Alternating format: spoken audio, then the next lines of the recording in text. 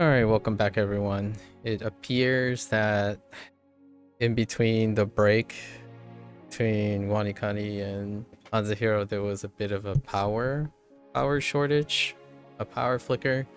So we're back. It was a pretty good place for the power flicker, so right in between the sessions. So this is just the second part of the day. We just completed our day 312 of WaniKani. And let's see, get back into it. I think everything is in order. Yeah, the power went out. Or the power got tripped. And then some of the things plugged in didn't register after the power trip. Took a little bit of time. Alright, so we're back. Let's get back into it. One item today was from yesterday was Zhao, right? Zhao, it's Omen. It only has one component.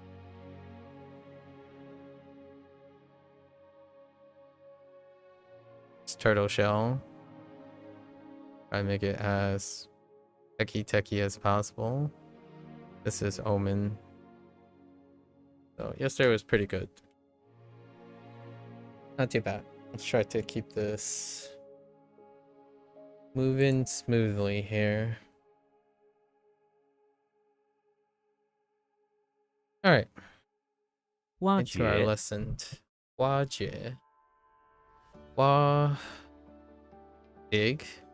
Dig. Oh, yeah. Wa is a weak one.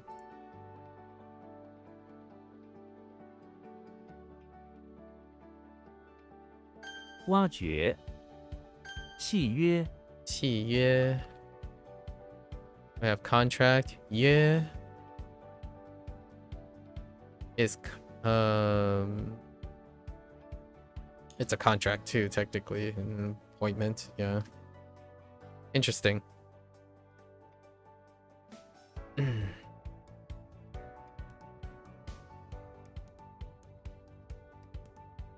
T is really weak. Yeah. 契约 Yeah is on the weak side too. It's a double weak. 催促催促.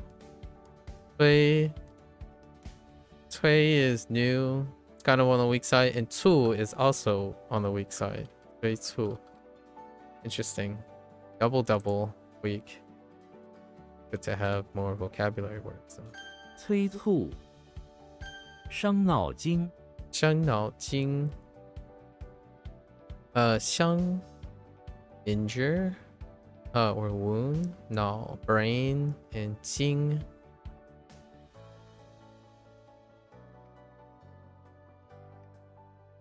That's the new one, right? Jing.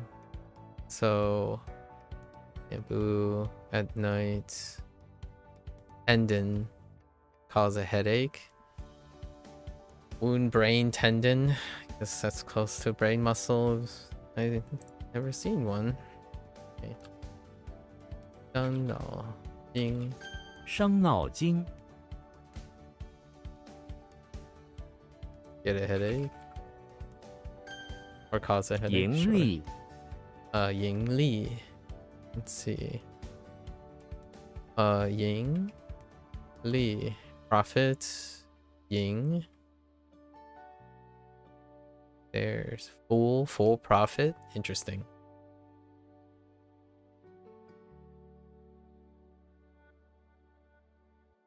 盈利 Okay. All right, let's take a closer look at these.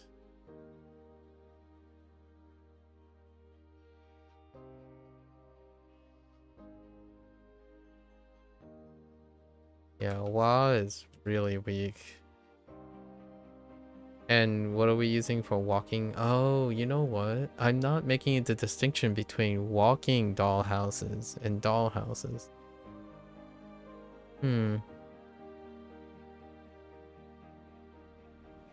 Maybe I'm gonna convert walking dollhouses to... Let's I'm gonna add that here. Sec.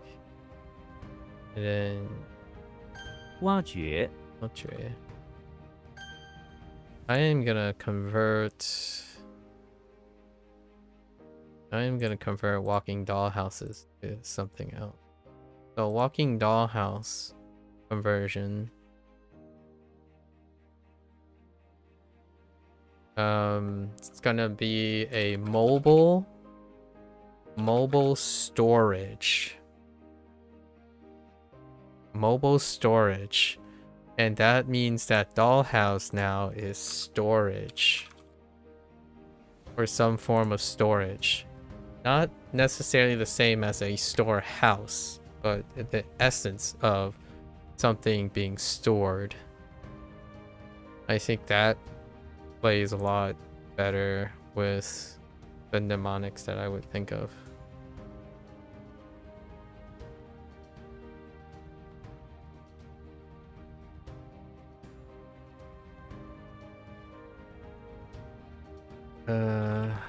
盈利盈利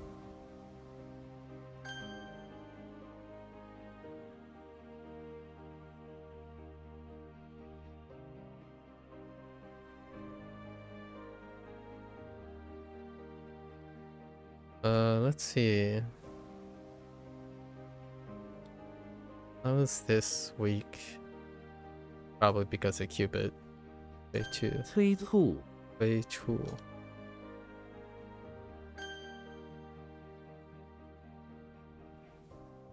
And this is double week because of 契约. 契约 I'm gonna improve the Kirby thing.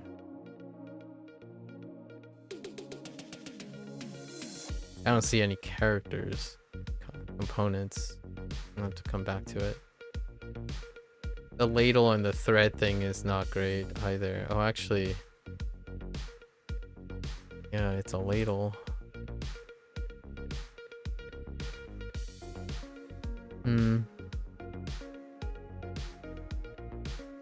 Both of them are kind of weak.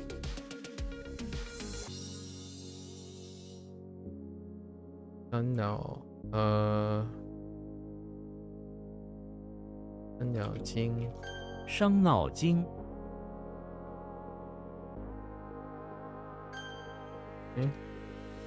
催眠 催眠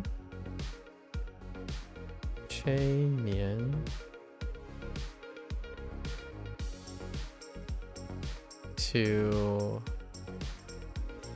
urge to sleep. Interesting. To lull. I'm hypnotized. Oh, that's interesting. Hypnotize is good. I'm actually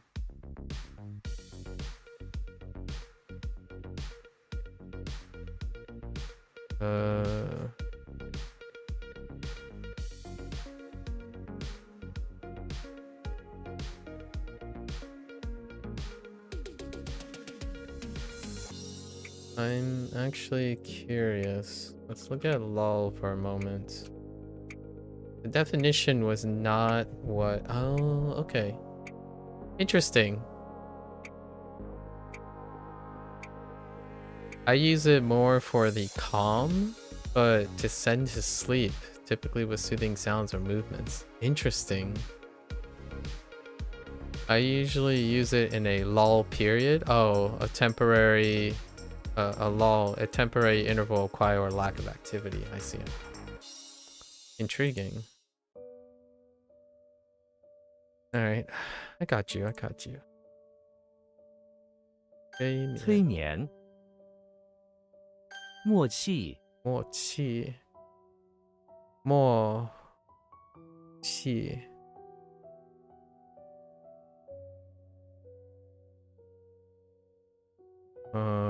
what the more? Black and then bulldog. That is silent. Silent contract. Tacit understanding. I'm gonna need another for tacit for the moment. Tacit. Understood or implied without being stated. Oh, okay. I can kind of. Okay. Interesting. You got any other words? Mutual. I like mutual. Okay. Tacit. Tacit understanding. Okay.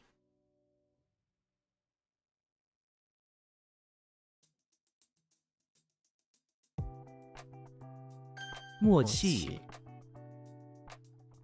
颗粒，颗粒. Well, we got grain. Grain is our new one, li. And then ke is our old grain. Ke li. Grain.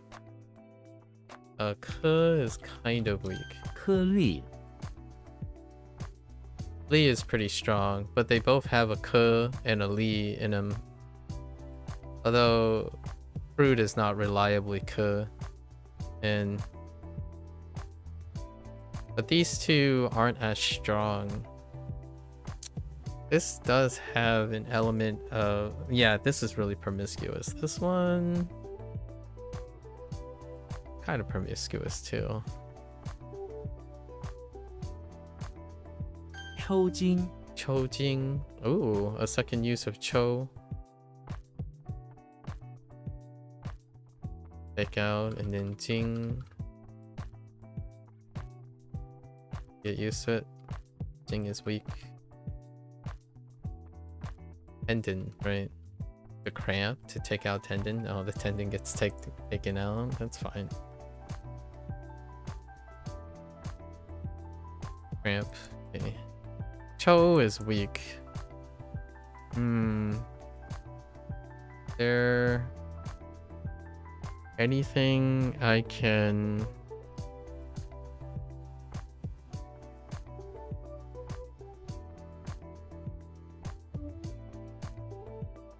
we'll see when it comes back around, but oops. Don't use cho too much.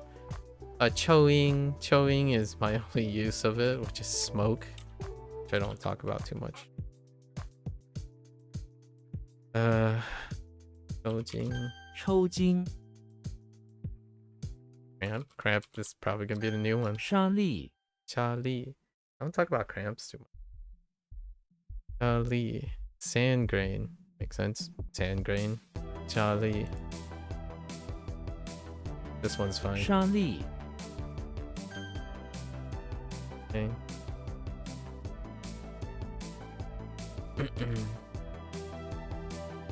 催眠，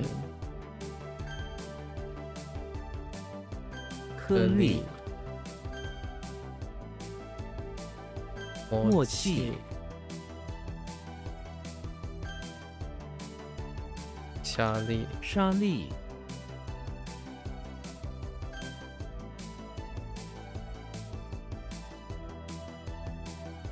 抽筋，抽筋 tendon, parts of the body. 轻盈，轻盈 I am not too confident I understand the nuances of this word. Lith. Slim, supple, and graceful if it's used as an adjective. Do we got anything other? Oh, specific adjective. Oh, that's interesting. That lith increased in usage recently. Or lithe? Lith. What? Lithe. It's lithe. Yeah, I was looking at that. Okay, lithe. Yeah, I am not sure. You got any other words? Graceful, slim, typo, and graceful. Slim and graceful. Interesting. What is this word? Hold up.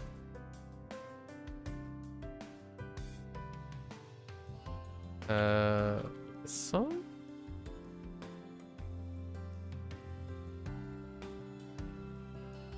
Lissome.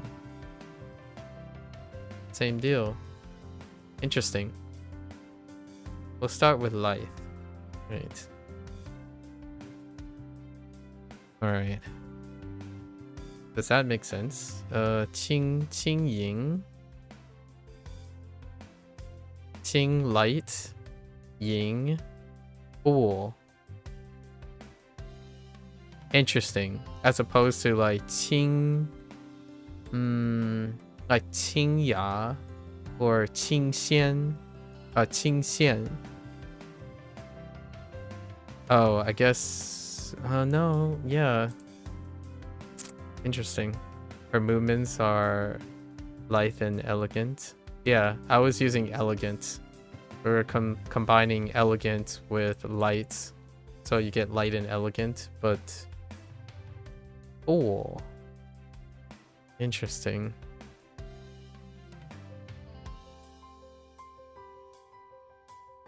Huh.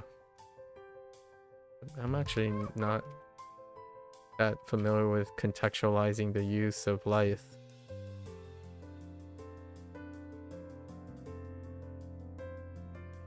轻盈，反之亦然。反之亦然。反之亦然。So opposite 之 of opposite of 亦 also so. Hang on. Opposite of also the thing, vice versa. Okay, fair enough. Fair enough. Yes.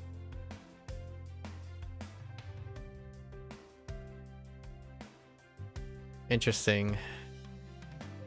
How often do I use vice versa?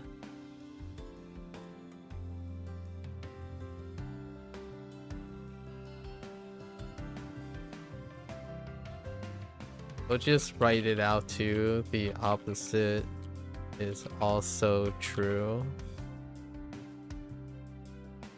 Or also so. Yeah.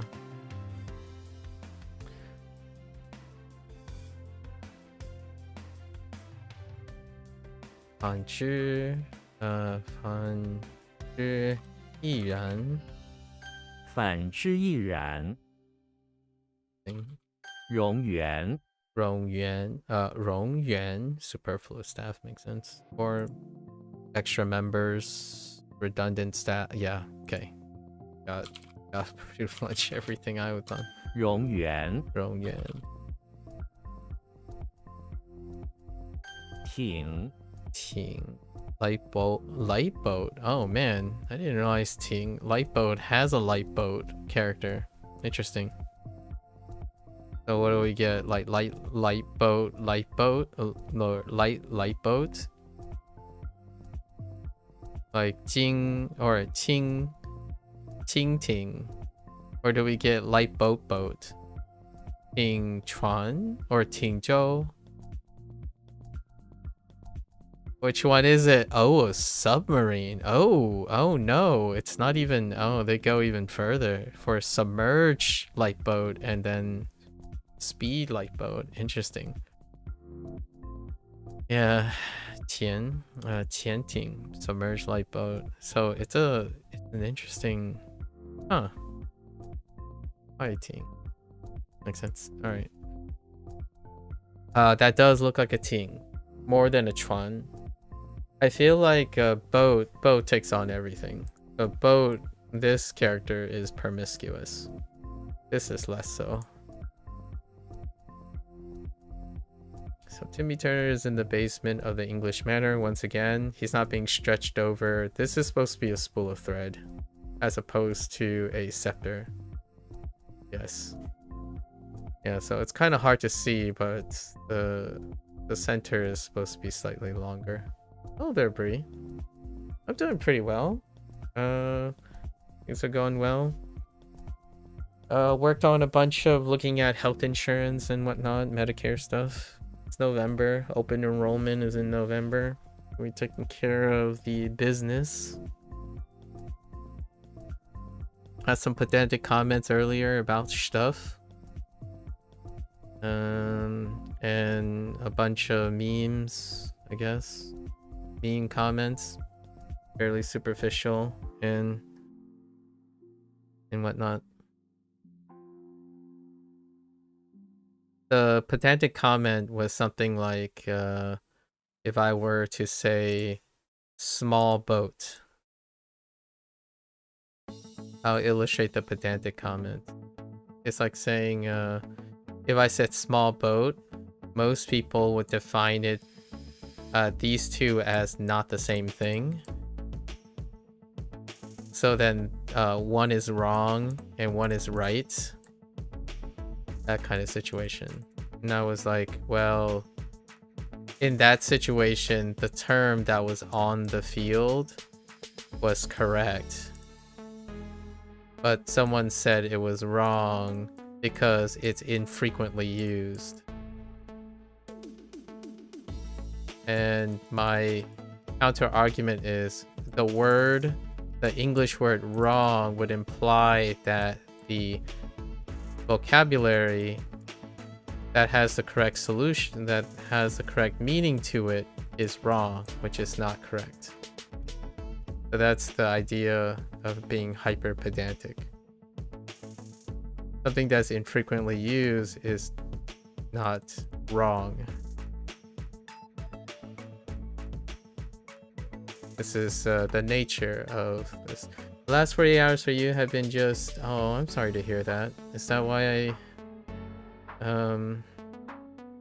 I didn't hear your greeting yesterday? Right? Hopefully everything is going better now. But 48 hours is awfully specific. Was it a 2-day affair that you already knew was gonna happen? Or is this a sudden happening?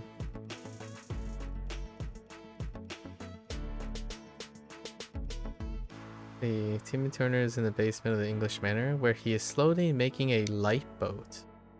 Lifeboat amongst the dusty statues and painting. That's okay.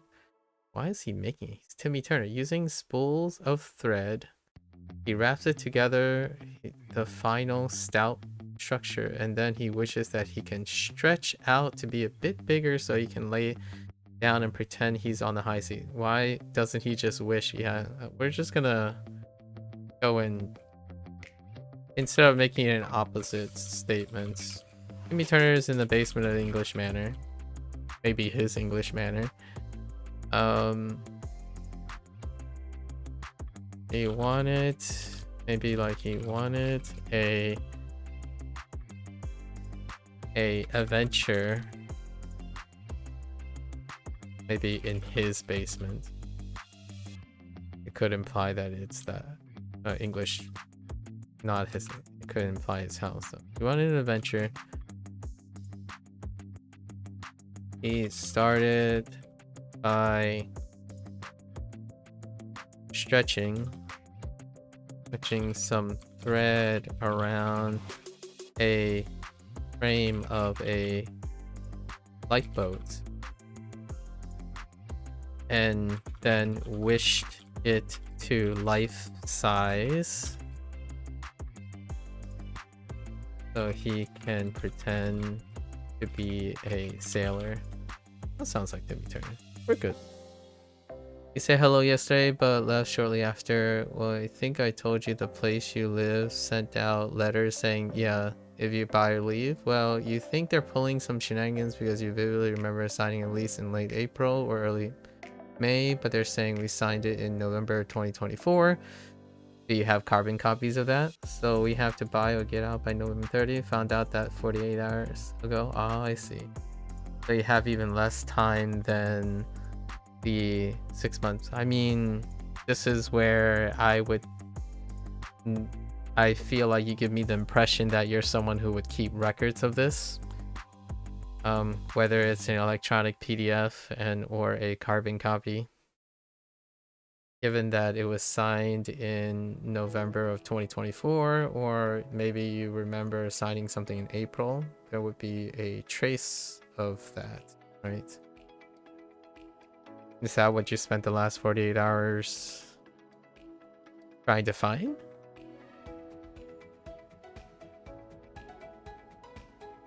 Ting. Deng. Oh. Oh no. Is this another dynasty thing? Why is that capitalized? What the dung? Is this the dung? Oh, it's a person's name. Oh. Actually, I'm not that familiar with using dung. Is it the... Yeah, okay, it is him. Yeah, I don't typically refer to them as their given names, but more their last names. Interesting.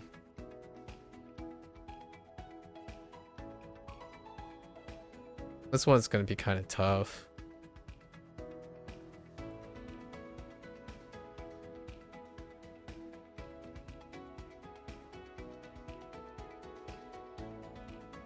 Yeah, this is the person that followed and reformed after Mao Zedong's communist regime. But it's just his first name. Or like the character is just the first name. It's not ascribed to anything else? Oh boy. Alright, Dracula's in the bath. This is gonna get a free pass. Most of these things are gonna get a free pass until we find another use case for them. Interesting. Do you look like a dung? Oh, you do actually. You do look like a dung. Or like this left character. Okay. Dracula is in the bathroom of the base of the English Manor. Sure. The bathroom of the basement. Bathroom of the English Manor, where he comes across a bunker, right, made of marble. Intriguing. All around it are hills of beans. Yeah, hills of beans and bunker. I think we could make this into a separate thing. Let's go and look at this. I think bunker beans is common enough. Yeah, hold up. Let's get bunker stuff. So bunker beans is the most common, right? And then there's the offshoot, which is the incense, which doesn't deal with bunker anyways. Yeah, bunker beans is easily the most common with an exception of fa related things, which uses the weapon and the bow. Right, there's 1, 2, 3 weapon on the... So bunker beans. And then there's a few bunkers, but... Huh. You never got a copy of it? They went paperless this year, so you don't have the physical, and you could have sworn you saved it in your email downloaded, but you can't find it anywhere in your email or on your laptop. You have your lease from 2019, but not this one? I see. Well, there's probably one reasonable explanation, right? 2019 is really far back, I guess, but that was your you signed a 5-year lease. Is that what you're suggesting? 2019, so that means 5-year lease. That's interesting. Yeah, well, unfortunately then you're at the mercy of whatever their records are, regardless if so what's the plan now? If you can't find it, so what's the plan now? You have 2 weeks, a little over 2 weeks. What can I do with bunker beans?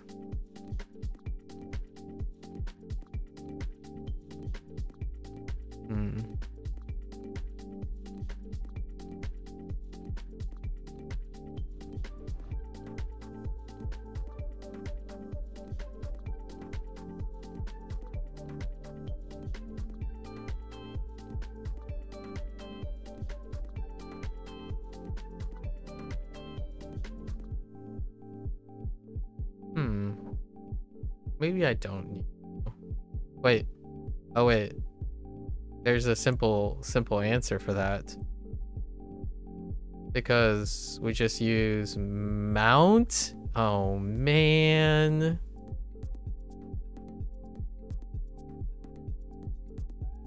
I guess we can use mount. Yeah, we can use mount.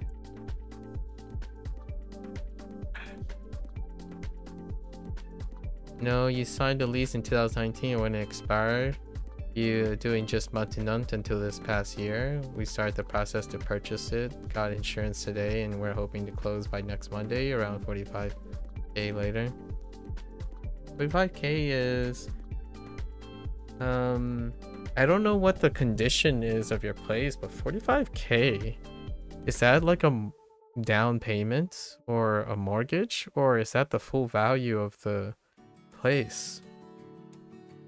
That sounds like a bargain. I mean, like from an outside perspective.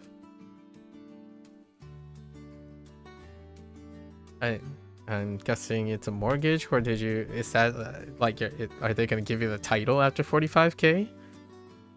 Sounds pretty amazing. You already mentioned that it's a but two bed, two bath. That's some sort of serious prorate. Oh, so you don't get. You did month to month, so you don't get a lease contract or a monthly iteration or a bi-yearly or yearly copy. I mean, there's also billing. You also have billing. So if you're doing month to month, you would have evidence of month to month rates, right? Because the month to month rate would change on a yearly basis. So you can actually prove a rate, a contractual rate. I don't know. There's quite a lot of ways, but it seems like you guys made your decision. Right? It's interesting. Alright, so how do we make this about mount?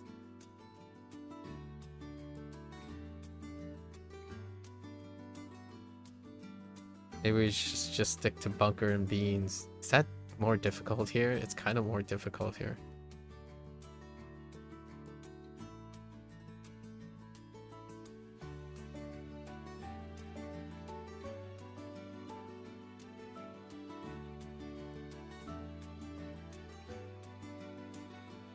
Dung's bunker of beans. We'll keep that, I guess. Sorry, snacking on some of the beans. Dracula is a vampire, right? Dracula went to the bathroom of the English manor. Of an old English manor. I guess surprised to see a relic of the past. I guess he's a vampire after all. And see an old relic of the past. Oh boy. It appears more like a bunker surrounded by piles of bean cans,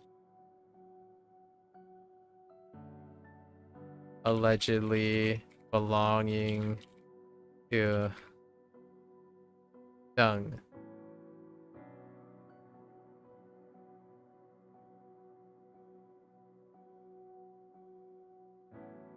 Stashed away in the corner.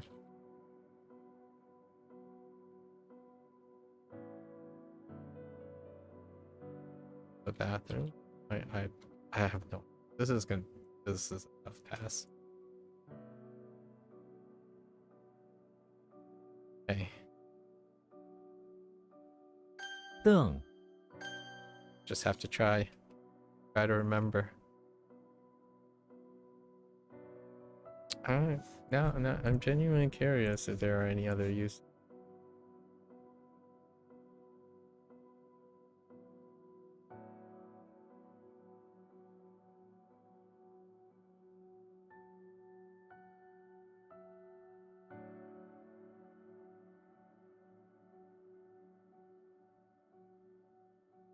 Nope. Here it is.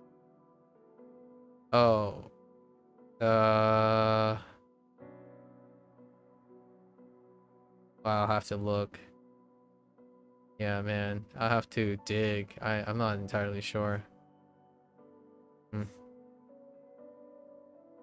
No mortgage, just cash. Is a manufactured, right? It's a prefab, right? Home, trailer home. You have 3 beds, 2 bath. Okay. The one in the park are going for anywhere between 40 and 70K, depending on how new it is. Right. Single, though, you have a single Y that was built in 2018, so it's relatively new. And to be honest, someone you know just bought a 2021 trailer a few months ago. It was completely remodeled and she also paid around 45K. Yeah, but you lived in the thing, so you feel like it should have been a bit cheaper, but I guess that's just wishful thinking. Yeah, however you're living in it. Uh Hear me out. I think the common one of the things about living in ownership stuff, usually these things appreciate, not depreciate. When you buy something, it would either have the ability to diminish or appreciate, but I get what you mean. So when you buy that, are you also buying the location? Because then it would probably get more expensive instead of less expensive. Usually. I can understand when you said the 2021 trailer a few months ago, it was completely remodeled and she added a 45K. I think 2021 was better. Like, was worse. Not better. It was worse. We're talking about like the location you're buying. So your ability to live in a place. Usually it gets like when you buy a place, the idea is when you resell it, it will appreciate in value. So I'm not surprised that when you're buying in 2025, right, this year, it would cost more than someone who bought in 2021.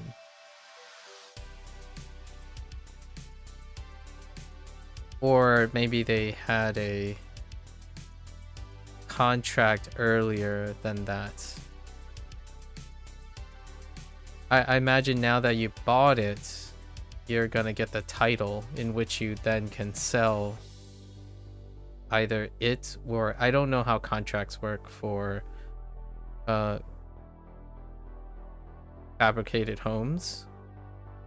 Not sure how you would sell or appreciate the value and whatnot. I imagine the ideal case is it would appreciate in value when you purchase it. She didn't buy it, she bought it a few months ago this year. Yeah, but it is earlier. It doesn't matter if it's less or how, like what I'm saying is it does make sense that it is cheaper that she bought earlier. The earlier you buy things, especially for the market, is that it gets more expensive later. And then when you buy something, it typically locks in the value. When you renovate, it actually gets cheaper. I don't know how that works, but generally when you renovate, it gets cheaper. Largely because there's, I guess, a reason to want to sell the thing or something. I don't know how to explain that part. But generally speaking, housing prices are supposed to go up the longer you wait. It's one of the things about renting and leasing versus ownership. And I can only imagine this recent month is very tumultuous. The last couple months were very tumultuous for the economy. Still is. It's kind of going to be curious how 2025 ends. And then 2026 is, I would have to say this is probably one of the worst. Like, the timing is not great. Q4 is pretty bad for the economy at the moment. No, you still have to pay site rent. Okay, so you only have the insurance, but you'll be saving around 500 a month by buying.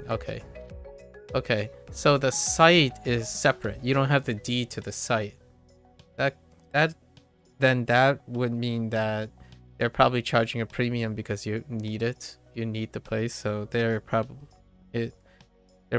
upcharging you for sure, right? If you are paying for the, like, if you got the title to the site itself, then it should appreciate. But since you're not paying for the site itself, then it's hard to overlook that they pretty much upcharged you. Unless there's something about the site that the house is on is of lower value for renting than the site that, like, for example, I have no idea about these things, but it would require in order to like assess the value, you would have to compare the site rental as well. If the place that your friend, like, you're using to compare to is high in demand, then, or high turnover, then the site you're occupying, which, because you live there longer than your friend, because they recently bought, more recently started and bought that, if it has a higher turnover, then they would mark it down. They would make a less asking price because they need someone to stay there permanently. The reason why I bring this up is that's kind of how, at least the impression I got when I was looking over, my family used to be part of they used to own apartment complexes, and my father used to be a landlord of the entire building. And generally speaking, the places that have high turnover, they have lower cost because they can't manage to keep someone there. And I know this sounds like suck territory. It's pretty much suck territory. When you have an occupant that is there for a really long time, it kind of allows them to ask for more, and then the ones that aren't occupied, they want to keep it occupied. So you can aggressively market places that stay empty or for sale, but if they stay empty, then it's a loss the longer the place stays empty. So it kind of sucks because that also means that it allows the landlords or corporate people to basically tax on individuals who plan on staying versus, I call it a tax, but it's more of a loyalty tax. And depending on the corporation or whatnot, you kind of want to land on a corporation that rewards loyalty and locked in rates. And the site that you might be comparing to, the only way I could rationalize if they operate on standard lines is that the place that she bought is constantly turning over.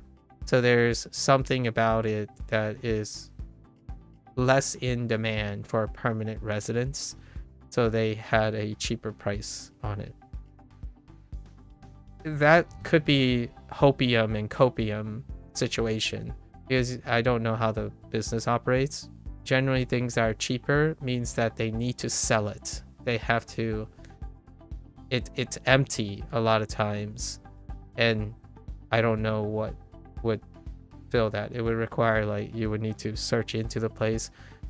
The reason why I brought this up is if you're looking for another place, like if you're deciding to move to a new place, those are the things to consider. Like that person that was buying the place, the 2021 trailer that got remodeled, my first thought is, if I look around, why is this so cheap? Right? oh, why is this cheaper than the other places with less modeling? And that often comes off as a business consideration.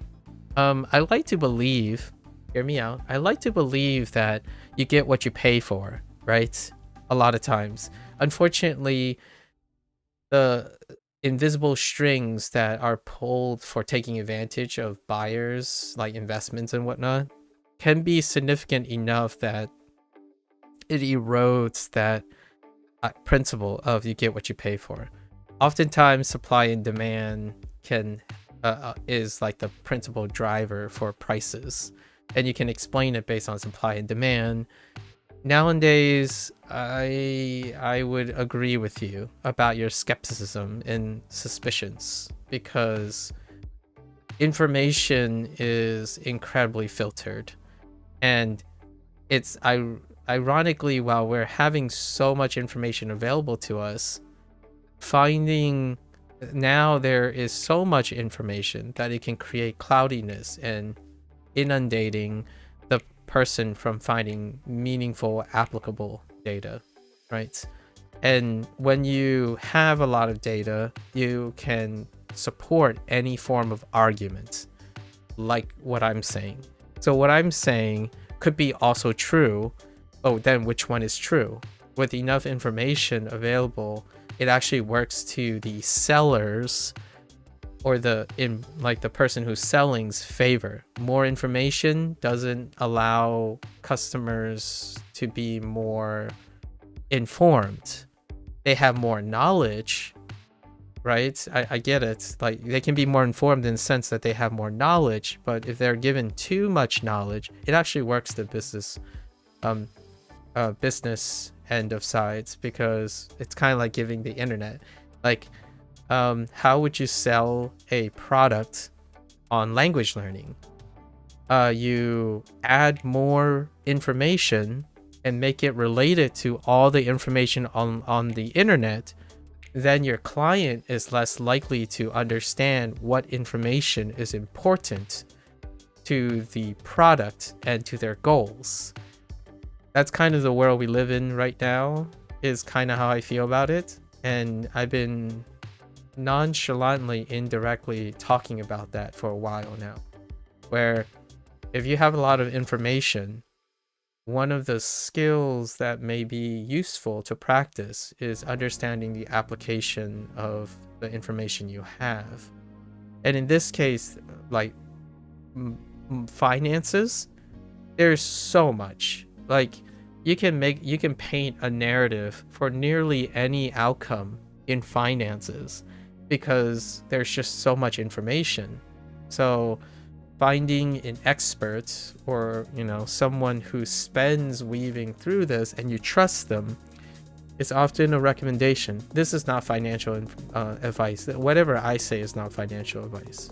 Probably having like a friend, or I understand that I'm not saying you have one right now, but it is nice to find someone who is more in touch with real estate.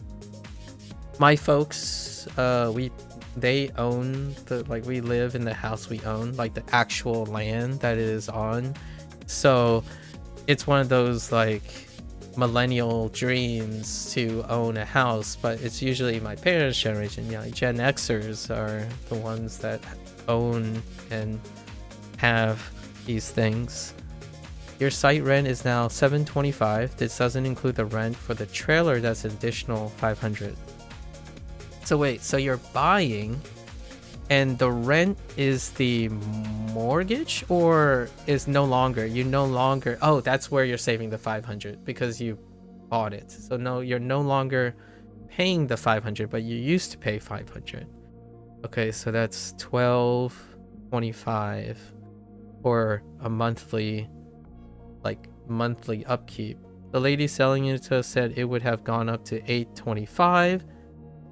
Silver lining, we were allowed to sign another lease, so she locked us in at $825. I see. That's pressure selling for buying the trailer. And did say they will not raise our site rent. Our rate is locked, so you guess that's good. Okay, so it's a sell tactic. I would say it's hard to overlook that it was a sale tactic. So she upcharged you for a lease renewal in order to make the deal for the trailer more attractive, right? And you said it was 45,000. So 45,000, that is, so if it's a 500 monthly, you have a 6,000 yearly. 45k, 6,000 is close to 8 years. Yeah, it's about 8 years. I don't know if you plan on living there for 8 years. I guess then you can also choose to resell whatever the retention of the value of the trailer is. So that would be offset by the value of the trailer. I'm guessing maybe your trailer will probably retain most of its value as long as you take care of it. So let's just say like in roughly you live there for 3 or 4 more years. That would take 3,000. I should write this stuff down, but here's my line of thought, right? When it comes to investment, now your trailer is an investment. I don't usually talk about these things. I'm not a financial advisor, but we can share some friendly thoughts, right? So 45k,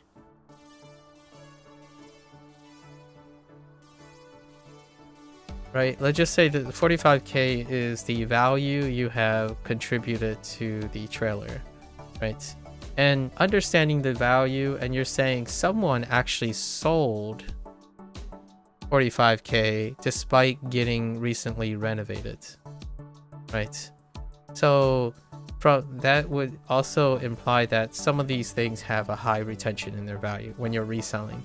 So let's say like in another 4 years time, the trailer itself relatively, like the trailer, not the site itself, but the trailer itself might retain most of its value, and including all your TLCs. You might even choose to renovate it before you sell it. If you ever choose so, it might actually go up in value, but relatively the same. So you'll have that as an investment, right? As long as you maintain the trailer. So if that is true, then one can say that every passing year you're basically you're saving $500, right? Now if your trailer starts to depreciate in value on a yearly basis, then it has to offset the savings. So the goal is to come out even in a specific amount of year. So whatever it depreciates, their yearly depreciation rate has to be either less than 500 a month. So you can expand that to a year, which is 6,000. So in 1 year, if your trailer is still worth above whatever 6,000, if it's above 39,000, right? If it's above 39,000, like you can resell it for 39,000 at the next year, like 2020, end of 2026 Q4, then you would have saved money because the rent you would have paid would offset the value. And that's kind of the idea of looking at the situation.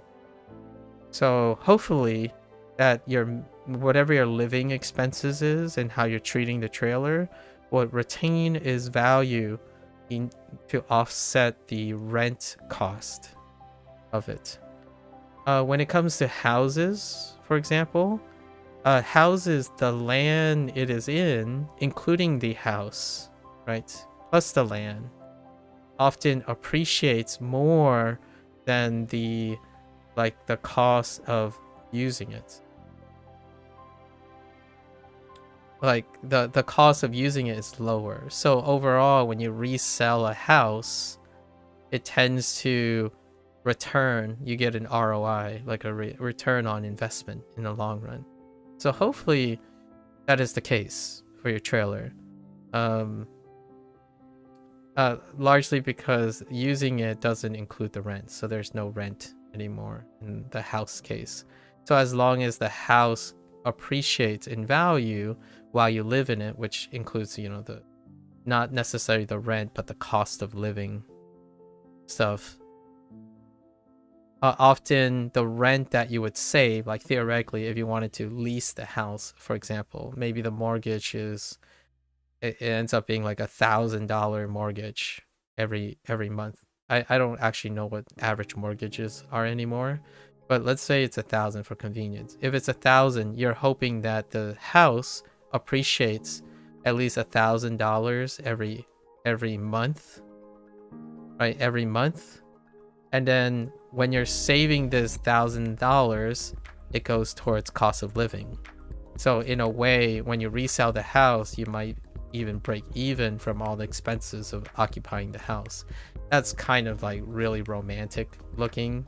Generally, the cost of living will exceed it, but it's a great way to look at how much you're saving, or even gaining. So that's kind of where, when people buy houses or when they decide to rent something, ends up doing that. Like, for example, I will share some of my rent. My rent back in the day when I was living alone, I had a efficiency apartment. Efficiency apartment, that means like one room with a sectioned off kitchen, a walk-in closet, and a bathroom.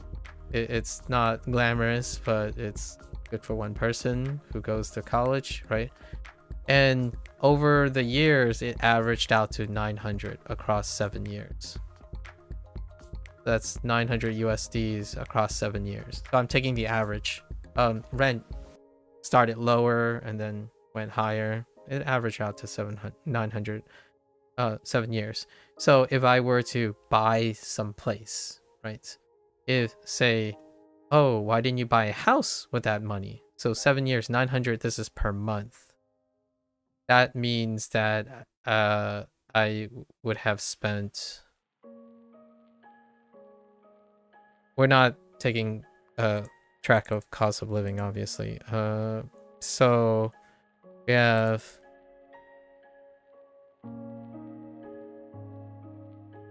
I spent, we're gonna just round, so $75,000, right? So if I were to buy a place, the average cost of the place around there before, to get maybe like, if we do some funny fraction, take a fraction of something in order to do that, I would say would be probably $200,000.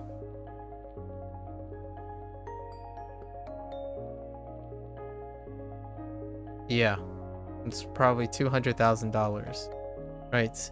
So if I could have afforded $200,000, which that doesn't exist, like in this type of format, you have to buy like more, live beyond your means. Basically, you have to live beyond your means. The alternative is to buy like a place that was $500,000 in the same location, and then mortgage that so you can collect rent. Like the smallest place would be like a two bedroom, two bath place, and you would share that mortgage, right? You would collect rent from a roommate because you own the place, but that creates complications. So $75,000 was the rent of the place.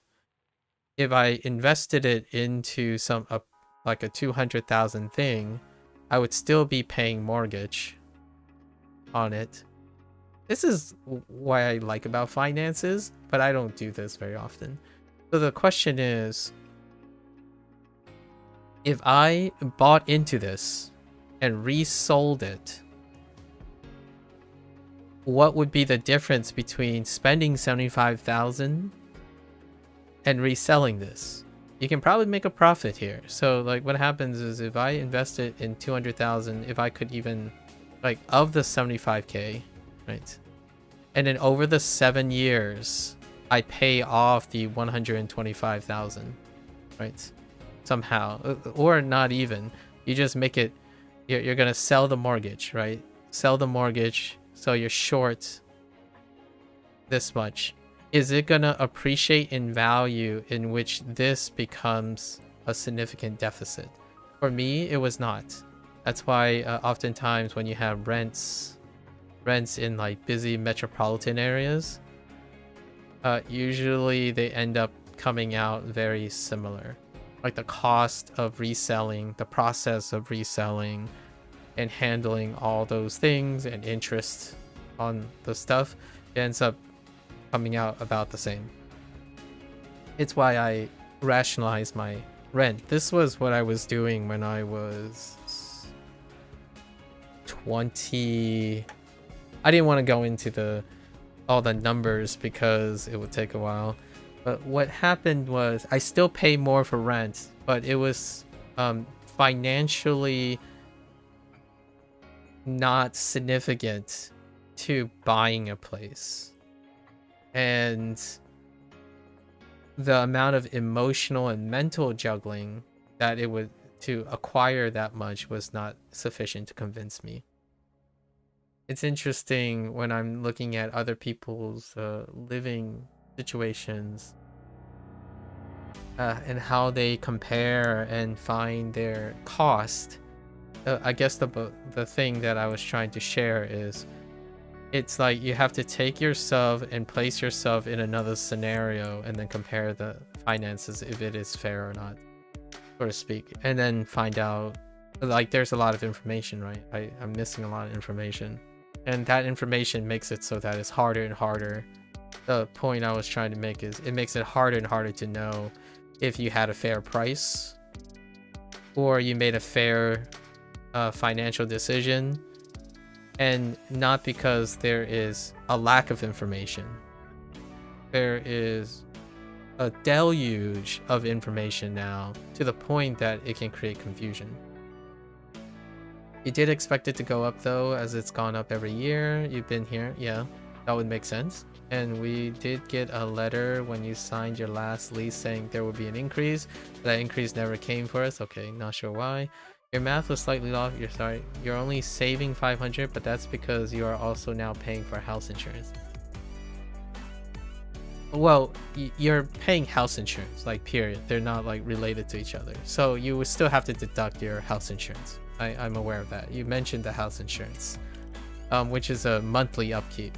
So technically, like, I want to be clear that insurance is on a different bracket. Right, your rent was a different bracket. Unless you're saying your rent included the insurance, then yeah. So some of that makes sense why you would mention that then. So some of the 500 is because you're buying rent and insurance, right? Or were you doing both already? Not like you had this is house insurance, but they covered the house insurance when you're renting. Is that what you're saying?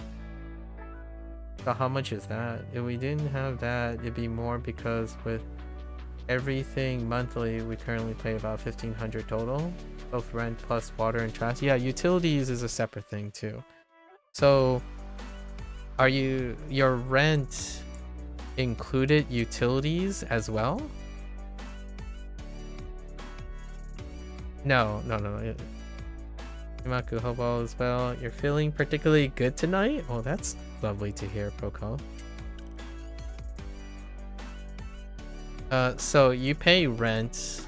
When you are renting, you pay rent, utility, and insurance?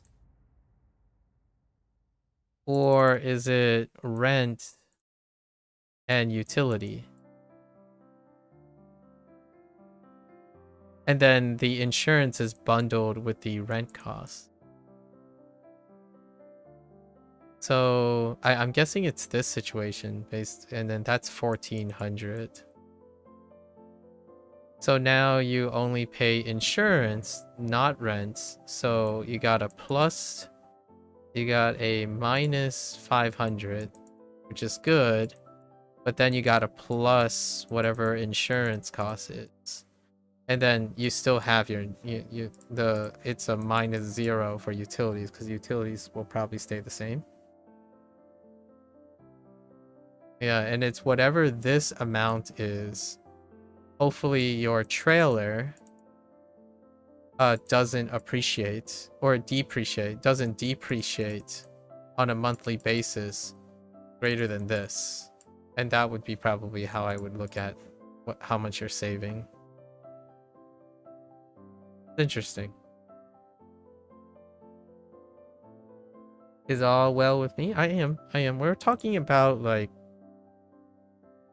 Bree is freely sharing their situation about housing right now.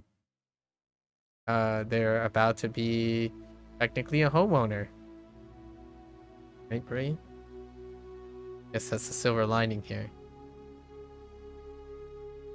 What's a free lease? What do you mean, what's a free lease? Did I say free? Wait, what's a free lease? I don't know if I said free lease. Oh, Bree, the person. Bree, the person above you. I was referring to Bree, the username.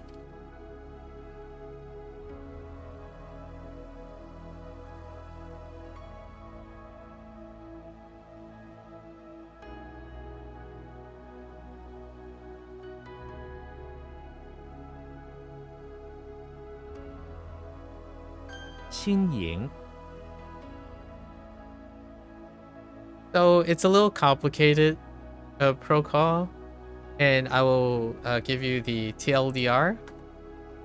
Yeah, I know I said it's complicated. It's kind of a fun jab of yesterday or the day before is common. So what's the complication here? So it's pretty much clear that the owner probably strong-armed them into buying the fabricated house. So they have a fabricated house, right? But that's owning the fabrication of the house. They do not own the site, so they still have site rental to the land it's on, right? And usually when we talk about the homeowner, we're often talking about the appreciation value of owning both the site and the house that it's on. So they still have to pay for a site rental, which is still rental. So the idea is the value is still like they're still paying for something, and then the house is what we were talking about. The actual fabricated domicile, and that has a depreciation value. It tends to have a depreciation value. The question is, they also had to rent this too by a lease system, and it seems like it's somewhere less than $500 as the net. So the net for their investment of $45K to buy out the fabricated house is going to have to offset, and we were talking about the value proposition here, or at least I was talking about the value proposition, where how much of this $45K is going to be savings in the future. The future would be that whatever their net monthly upkeep is, it's got to keep most of the value, if not all the value of the trailer, in order to start saving money. So if it's a 500, we'll use 500 as a convenience. At the end of a year, it would be 6,000 in rental costs. So hopefully whatever they invested did not depreciate more than 6,000 a year. And that then it would be considered savings, right? You would be saving money at the difference of 6,000 and 6,000 in the depreciated value of the thing they invested in. which is the house. Everything else seems to stay the same. Like the site rental stays the same, the insurance probably stays the same, and the utilities hopefully stay the same, barring inflation, right? Cost of living and cost of living expenses going up. Barring that, what would happen is, I'm genuinely curious how well fabricated houses, I'm calling them fabricated houses because I am actually quite interested in a fabricated house myself for various reasons. But I'm also interested in buying the land, a site to place the fabricated house. Like, so I'm interested in buying a land of which I place a fabricated house. Are you asking me? Am I planning on renting the trailer out? No, I'm planning on buying a trailer, like buying a prefab place and placing it onto a land. I like the idea of having modular things placed onto a piece of land because I expect to change them out in the future. So I'm not looking for like a brick and mortar bunker built 3,000-year-old thing. So I'm opposite of what a British person or like the UK or Europe would say about American housing. I'm actually deliberately looking for prefab things because I expect to change the place I live in over time and radically change them to adapt to future needs. So I want to buy a small prefab onto a piece of land and start modifying it as I go on a yearly basis. So placing down a brick and mortar place, you know, in the site would be inappropriate or not to my use case. And I'm curious how well those things retain their value, because you can technically resell or recycle or however you want to for the value, like the value proposition, how well they retain their value. I don't think they retain their value that well. So it's a new thing. It's a newish thing for mainstream. So the data is like not out, you know, there's not enough data to know how these things go. You didn't have health insurance when we were renting. Oh, okay. So what you're saying is that it's okay, we're currently pay about $1,400. That includes site rent, trailer rent, trash, and water. Site rent, trailer, okay. Those are all on our rent statement. Okay, so they're itemized on your rent statement. And if you buy, you will only have, okay, site rent, water, and trash. Oh, okay. And then you have an additional payment of house insurance added. Okay, so the house insurance have to offset the difference in your trailer rent. I see. So you'll be saving less, about 148 less, as that's our insurance payment. Okay, I see. Because you're not paying trailer rent. Oh, we're paying insurance now. Okay, okay. So then you have a net savings of, or you have a lower expense. I don't want to say savings. Savings is kind of deceptive. You have a net gap of like 352. So hopefully your trailer doesn't depreciate in value by 352 a month. And that means that whatever you gain on preserving your place and its value is any savings that is offset by the value of your trailer. It's kind of like your car. I don't know if you watch any of those, like, I don't know if you watch Financial Audit 3, but oftentimes one of the major focuses are on cars, right? When someone buys a new car, the proposition value is that if you buy like a 40,000 USD, we're talking about USD here, so in case internationals, USD 40, when you ride it off the lot, there are specific cars that retain their value better over the years than not. Like if you buy like a $60,000 Tesla, for example. Sorry, Tesla, but Tesla usually is a punching bag. It's more of a flex for living with good extra money. So you buy a Tesla and then you roll it off a lot within like the month, it will probably be worth like 30K. So the goal now is if you had a value proposition, you're hoping that in the next however long you use this vehicle, you're making up the value of an instant loss of 30,000. So you didn't anytime you're thinking about savings, sort of like your value proposition of the way you save on what could have happened, it deals with the current value of the investment you made. So if you bought a car, like a nice recertified vehicle, for example, that has maybe less than 20K miles if you're lucky, usually it's like less than 100K miles, and you can buy it for like 15K. When you resell it in like another 4 years or more, it will probably still be worth like 10K. So that's would be good value proposition, right? And then you get all the utility of the vehicle.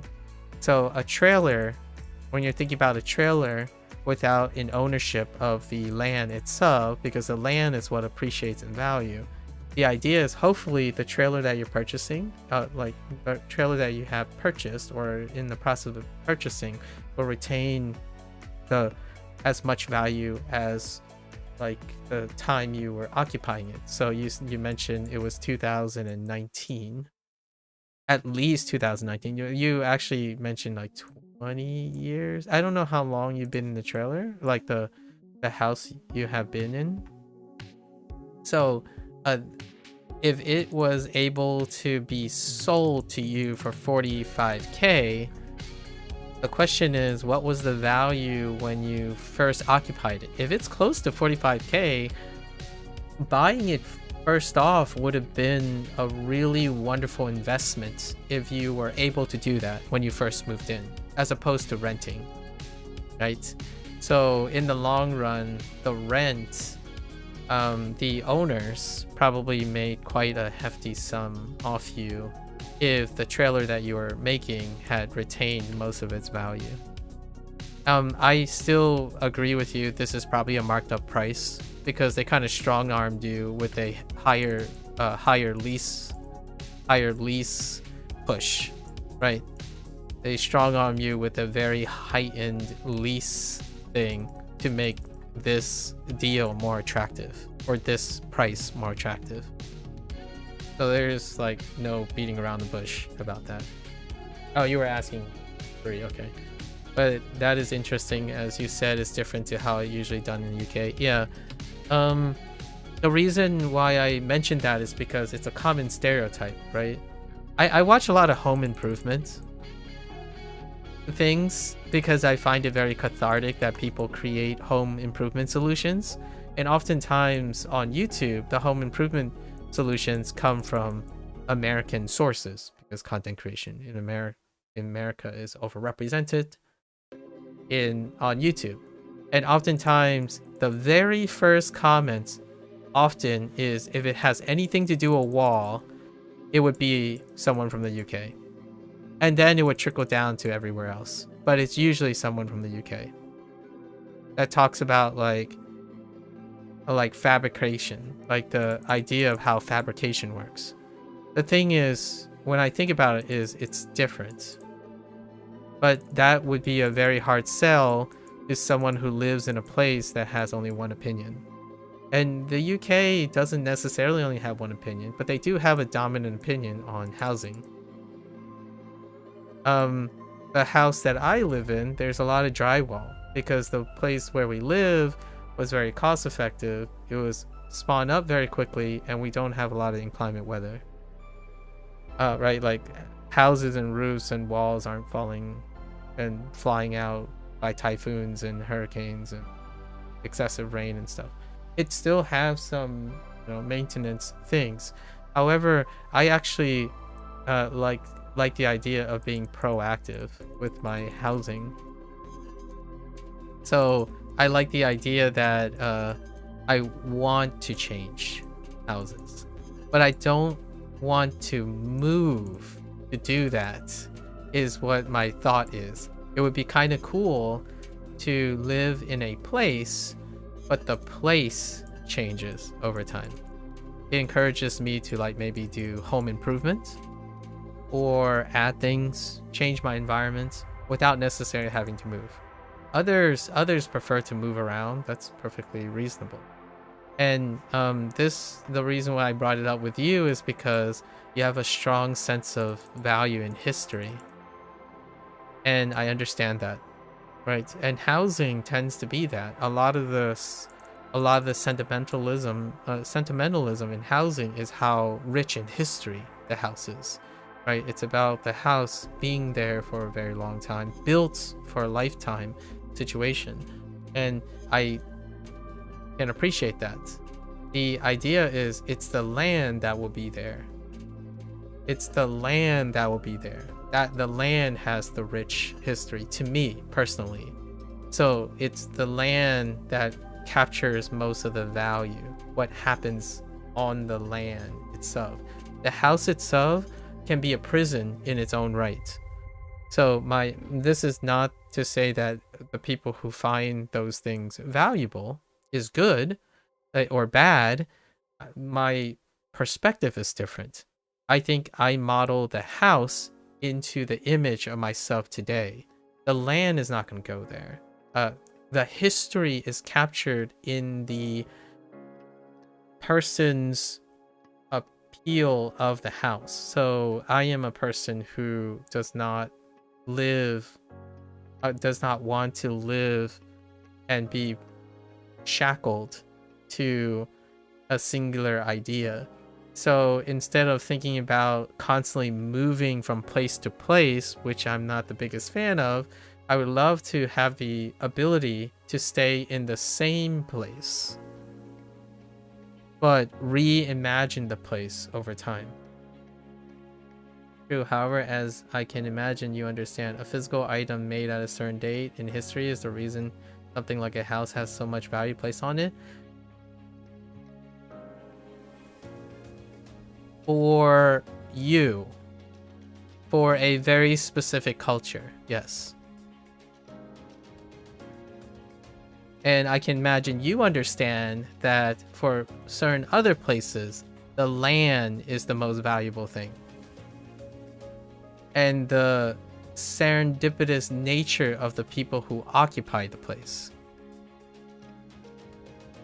So like, you can decide like to maintain historical things, but we have to keep in mind that I'm not taking a historical place and changing it. Like, I'm not going to demolish a place.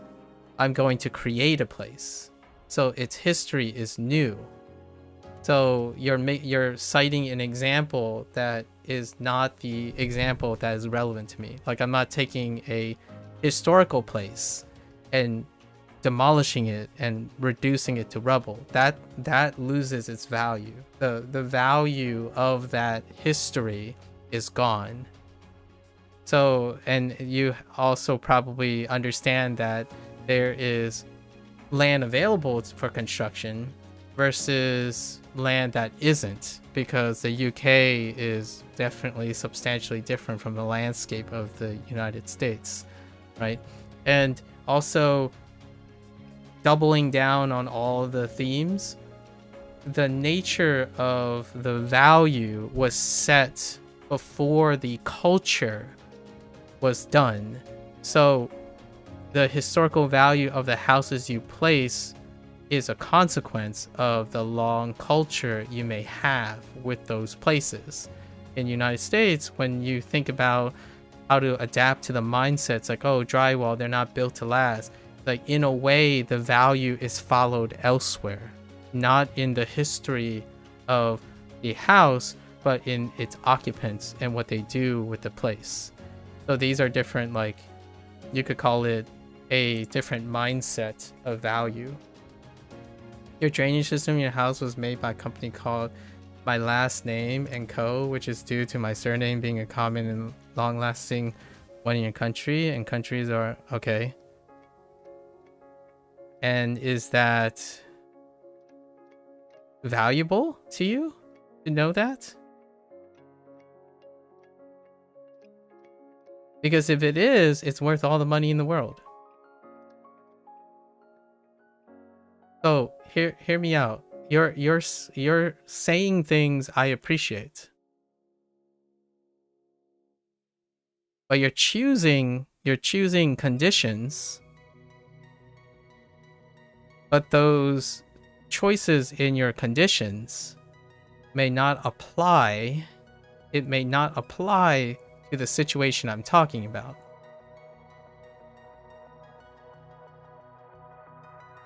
So do you think that having history as an immigrant of Chinese parents would encounter your condition that you stated about history, especially even your specific one, the long-lasting situation? Culturally, we're making roots here. You have roots.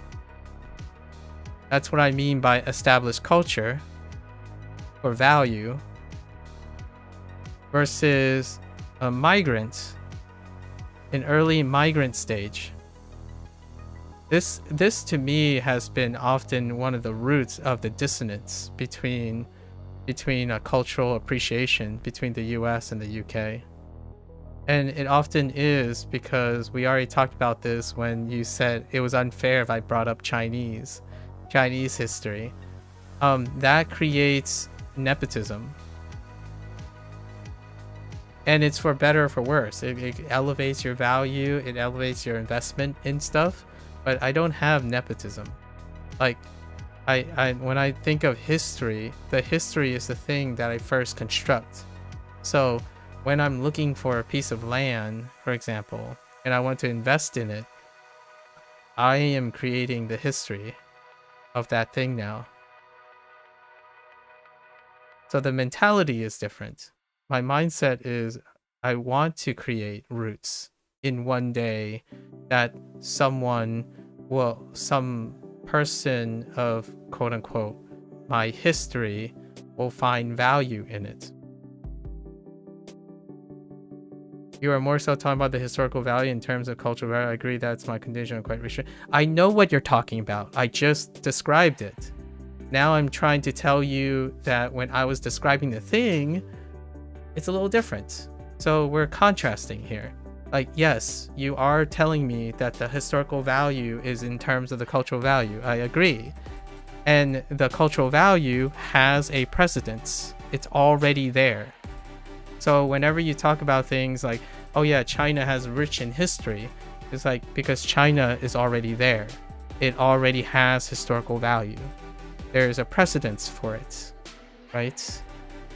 And now the difference here is I'm creating history.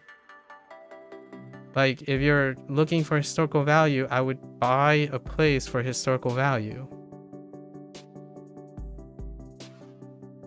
And that historical value is how much you think it's worth. So if you're really placing all of your knack for historical value, I keep in mind that the longer our relationship is, for example, it would appreciate in value, right? But every new relationship would be worth less than the longer lasting relationships. And that is a very common way to look at things. And I think is the one that I could empathize with. For sure. What is different now is I can empathize largely with this. And I also have a different perspective on creating history too. I thought you were talking about establishing rather than including potential. No, I'm establishing history. Established history is set in stone.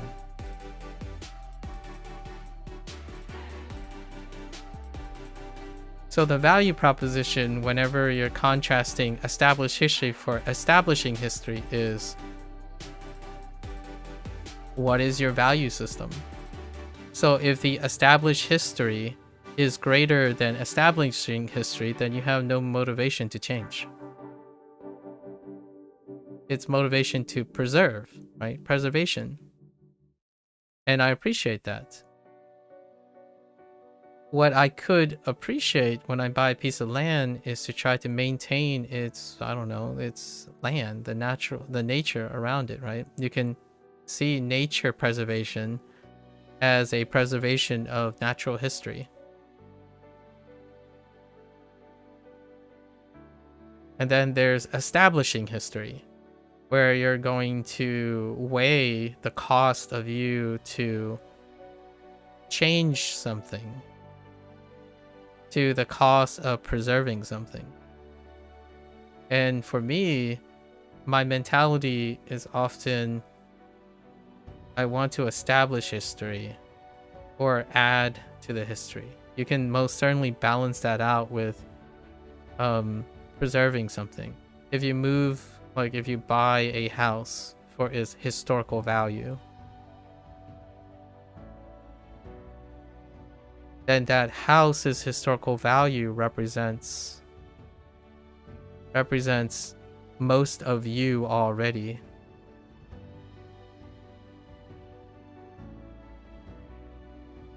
That's what you mean? You were referring to your condition for how you value history? And yeah, and I was acknowledging that. You wasn't saying I value established history over establishing value. I didn't say you did.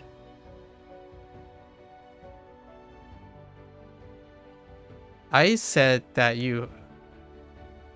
I said that it can, like, I'm contrasting between them, and I think you do actually. If you want my opinion about it, I think you actually do value established history over establishing history. But it's not a competition. It's more like when we're talking, most of the time you do value history, established history over establishing history. But it's not 0 or 1. You can appreciate establishing history and established history. In terms of house, I think it's incredibly stereotypical that there's a lean towards established history versus establishing history. And in the United States, it's often the other way around. You still don't quite why you were applying your conditions to establishing history, though, is because you said, as you can imagine,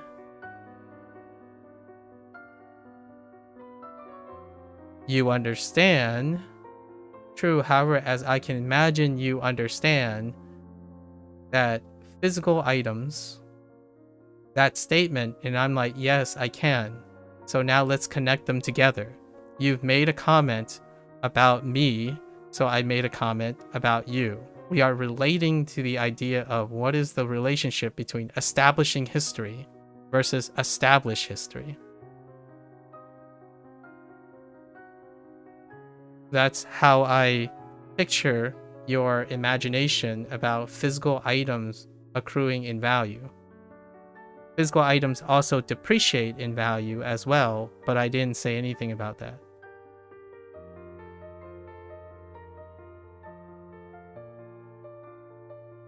I'm applying the condition because it's providing a contrast, a point of empathy. Like, being able to appreciate the difference between establishing and established history allows us to connect, because you have to get over here, right? I'm actually saying applying this relative to this is because you talked about this, and I'm going to relate it to this in the context of this.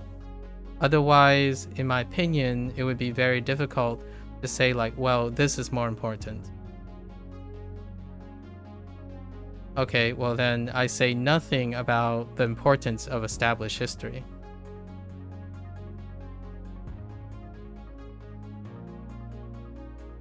It's not critiquing your condition, it's to help me express what establishing history means. Establishing history means it comes at the cost of de-emphasizing established history. That's the relationship between them. So like, I'm buying a place.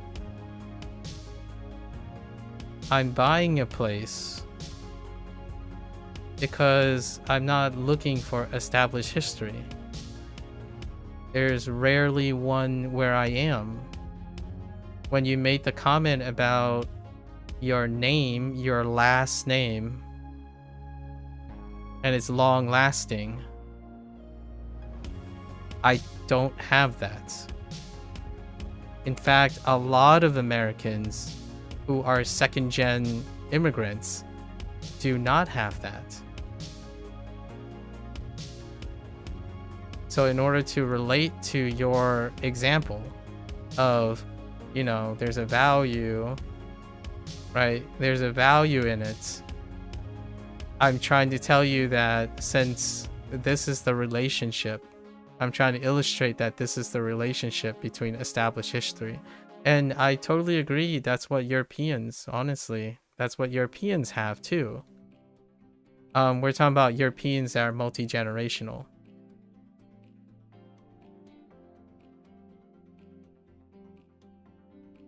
So whenever someone says like, oh, look at those roads, like they suck. Like, you know, oh, every house looks the same, drywall, is because they're starting to establish. Oftentimes the example you're looking for is they're establishing things. And then it comes from the perspective of established person perspective. And that happens like nonstop in home improvement. Where someone's like, well, clearly people don't value their domicile. Like, you have to invest, right? You have to make the thing built for a lifetime. And I often thought it would be very romantic that a newly built place in a new occupant has the mentality of establishing a history for a very long time. And that history has a vision. And it has a legacy. The thing is, well, you're a newly person occupying a space. So oftentimes the mindset is that there are going to be many changes coming in the future. Here, I still don't quite understand why you are applying. Oh, okay. Oh, okay. You're no worries. Like, I think I took too many leaps. I should have taken it slowly. So that was my bad. I should have taken it more slowly and like tied them together. Your comment on your, yeah, like you're true. Like what you're saying is absolutely true. It's how I connect with people who aren't immigrants. So my best way I can really associate with why visiting Europe and going to Japan and going to China is that they have a long history, right? All the things, I love, like my sister went to UK, by the way. My sister visited UK, and the beautiful thing that makes Europe and other places, let's just say, relatively more beautiful and rich in history is because they are literally more rich in history. Historically, right? Like, I can't contest that. So whenever I was talking about building a house, I look for something else of value, right? I look for something else in value. And the value is whatever I place into it. So that land that I see, I'm going to put money in it. And I hope that one day someone else will be able to appreciate the value that was on that land. Right now, though, when I'm thinking like, okay, I'm buying this person's house, they probably lived in it for like 4 years, and they probably ran out of money, and then they resold it. Not obviously, I'm being a little super. You might get like a 1 generation house. The house that we live in is I think the house that we live in is less than 100 years old. And you might be thinking, well, that's because houses were meant to be built to last longer. Like the house wasn't rebuilt yet. It wasn't ever torn down in the first place. It's less than 100 years old. So it can't possibly have rich in history, right? I don't actually even know how many owners there were in this house. I think there might have been 3 families of this house that we live in. So there's no richness in history here, which I often thought maybe like I can't. I'm gonna be honest with you. I can't afford old like classic historical houses. What did they go for nowadays? Like this much? I'm not even sure. What is the average house cost in the UK?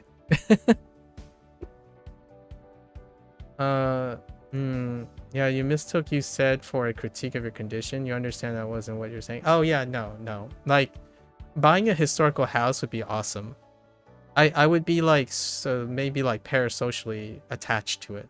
But honestly, when you look around in the United States, it's still a budding place.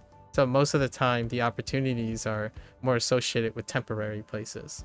Like Bree has a good example. Like the fabricated houses, those are temporary domiciles, as opposed to like permanent fixtures. And you have to acquire the land first before you can create like a historical place. At least they don't have that with the culture they currently live in. Yeah, they really don't. So the mindset is very different. The value proposition for buying houses is very, I'm gonna say it's unlike the UK. It's unlike China. Like my mother, I got a good example. Grandfather's place. My late grandfather's place. I have reason to believe is somewhere in China. I have reason to believe it's somewhere in China, okay? So it's not my burden to carry at the moment, but it does. This is my late paternal grandfather. So it is to the responsibility of the oldest uncle, right? He is the eldest son. So they kept talking about how they're going to maintain this place, right? Maintain this place because of history. We want to keep the history. But the problem I have here is I'm not attached to it. Attached to that history. It's very difficult, right? And that's kind of one of the things that have, a different mindset. I could choose, like my family could immediately choose to move back to China and maintain the history of that house. These are the tough decisions, right? They're tough because in both cases, to me, in both cases, has their merit. However, if I'm talking to like someone who lives in China, there's no question, there's only one answer. History greater than most things, because history, there's a lot of history there. And right now, I really don't have too much of that. It would be cool to establish the history for maybe the future people or like whoever is attached to me. It'd be great. I'm not even sure if the modern society really has that going for them in terms of housing anymore. Like most of the time now, it's like information about the individual, right? House is so interesting. The house question has changed because I don't know if you like the meme protocol. How do you feel about the meme nowadays where like, so Gen X, right, my parents' generation, are homeowners, and hopefully that home ends up creating value, right, in history. And then millennials, right, my generation, we're like, maybe. And then now we have Gen Z. It's like, what house? And then Gen Alpha isn't even old enough yet, of course. They're approximately 13 years old and less. So we haven't, but Gen Z is like, what house? So mentality has changed dramatically too. And I think the whole Gen Z thing, I'm referring to internationally. Internationally, it's being felt internationally, not necessarily just in the United States, but the meme that I'm really referring to is probably the United States. Let's see. At least, oh yeah, look at how ugly American housing uniformity is.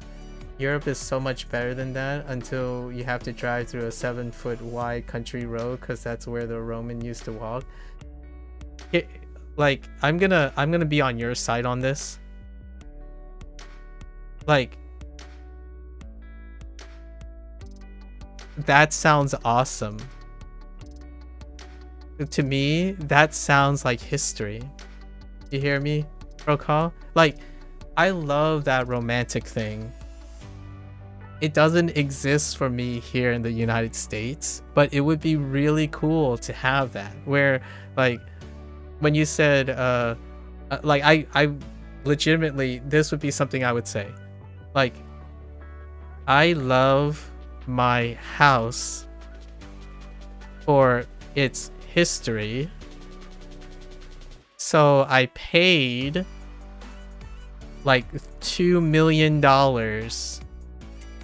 to have to spend for the privilege,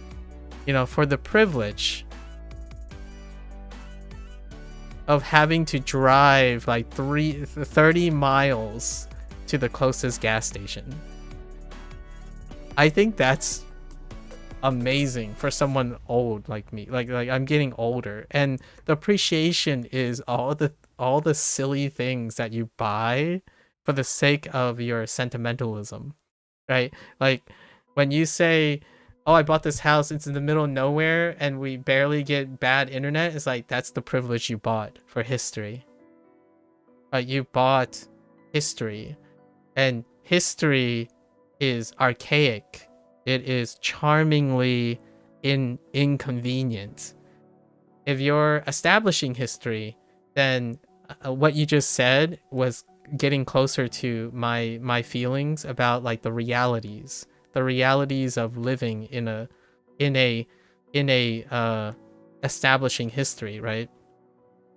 And when you're living in establishing history mode, all the inconveniences become conveniences. So like if I bought a prefab house, like a prefab, right?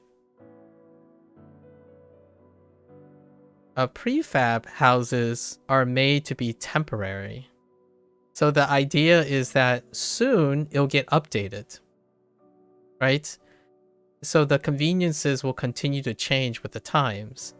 And that's pragmatic living, right? You have pragmatic living.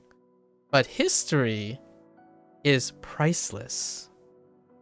History is priceless because it's impractical. It's impractical. Keeping things the same when everything else changes around you is irrational. And it's why we pay a lot of money. It's like the beautiful thing about humans. Like our relationship here, all our arguments, all our debates, and all our misunderstandings, it's not pragmatic. It's irrationally beautiful. And I totally get why Europeans, I acknowledge that British people, especially British, the UK, make comments about Americans' ugly, uniformed, and mass-produced baby boomer houses, because it's neat to think about like Well, what if you did live in a country where have like really established things that constantly is very difficult to evolve from or change from? Like, so it's the balance, right? If you're establishing history, you're current. But if you value established history, you're archaic. But the neat thing about value is that archaic things are great when people get older, because it's like warm feeling. It has value, you know, it has a lot of value. And current things become cheaper. As in, they're viewed with cheapness because there's not a lot of connection. However, whenever we go into cheap things, you know, things that are changing, that's when you have the opposite effect, where old things are inconvenient, and new things are convenient, which is really funny. So, hear me out. In the United States, when it comes to housing, they are targeted by two groups, and for very understandable reasons. If it's history, it's got to be a country that's older, generally older. And then for convenience, it got to be a country that's at the cutting edge of something. So in both ways, US housing is both viewed as old and new cheap. So new cheap and old cheap at the same time. And what is a great example of that? Whenever you like talk about a modern house, right? Like a modern house, they would go to something like, they would highlight something in the Japanese metropolitan area. It's like, look at this. All this stuff is automated. And then when you're looking at the housing, it's like, oh, go to Japan. And then you cherry pick something that, look at Japan's rich history of this house that lasts forever, right? Had lasts forever, this castle. But in that castle, it rarely has the automated things. So whenever I'm thinking about how can you reconcile this, right?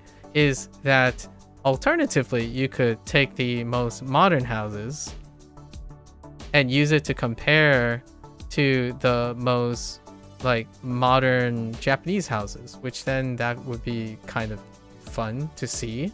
Like what does the most modern US house have that the most modern Japanese house has? And then what do you have left over? History. That's irreplaceable. Like, in my opinion, for the human value, is it can't be replaced. It can't be substituted at all. So ultimately, while we talk about modernization and contemporary pragmatism, it ends up being not part of the discussion. So I brought up, this is my motivation for bringing up the UK thing. Oh, and my sister, she did the London. I think the last time she visited, it was more for I'm gonna guess Harry Potter related things, like touristy stuff. I think she mostly stayed in London. My sister and I don't talk too much about our extracurriculars, so look at the how ugly American housing uniformity. I'm gonna tell you now, I live in the exact stereotypical, you know how the layout like this? I know this can look a little sus. Oh no, not that many houses.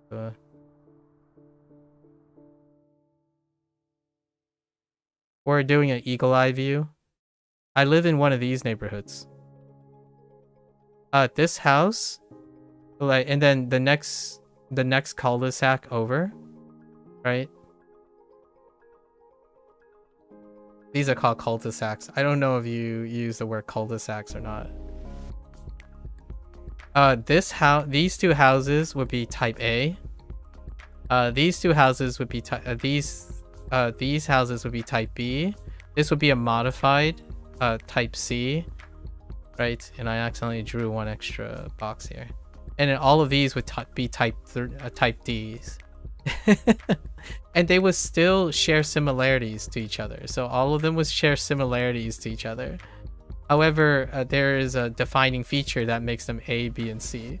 And you multiply this to the next street, right? The next street. So these are called the American suburbs, right? And then there would be a street that attaches to them. That's yeah, cul-de-sac. Your dad's house is in the cul-de-sac? Oh, okay. Yeah, so I totally understand. And in the UK, it's not the same. Because in my opinion, even if you're in a cul-de-sac, right, at least my impression, it's less frequent because buildings, the buildings that are built to last, right, they end up taking on characteristics of their history. So when a building stands for a long time, the longer the building stands, the more personality it'll acquire, aka the more history it'll acquire, right? So if you're looking at the history of a cul-de-sac in the United States, what does my cul-de-sac look like? Well, this house, if you look at the backyard has at least 5% overlap with the other things. When you all the backyards end up acquiring a characteristic of their history.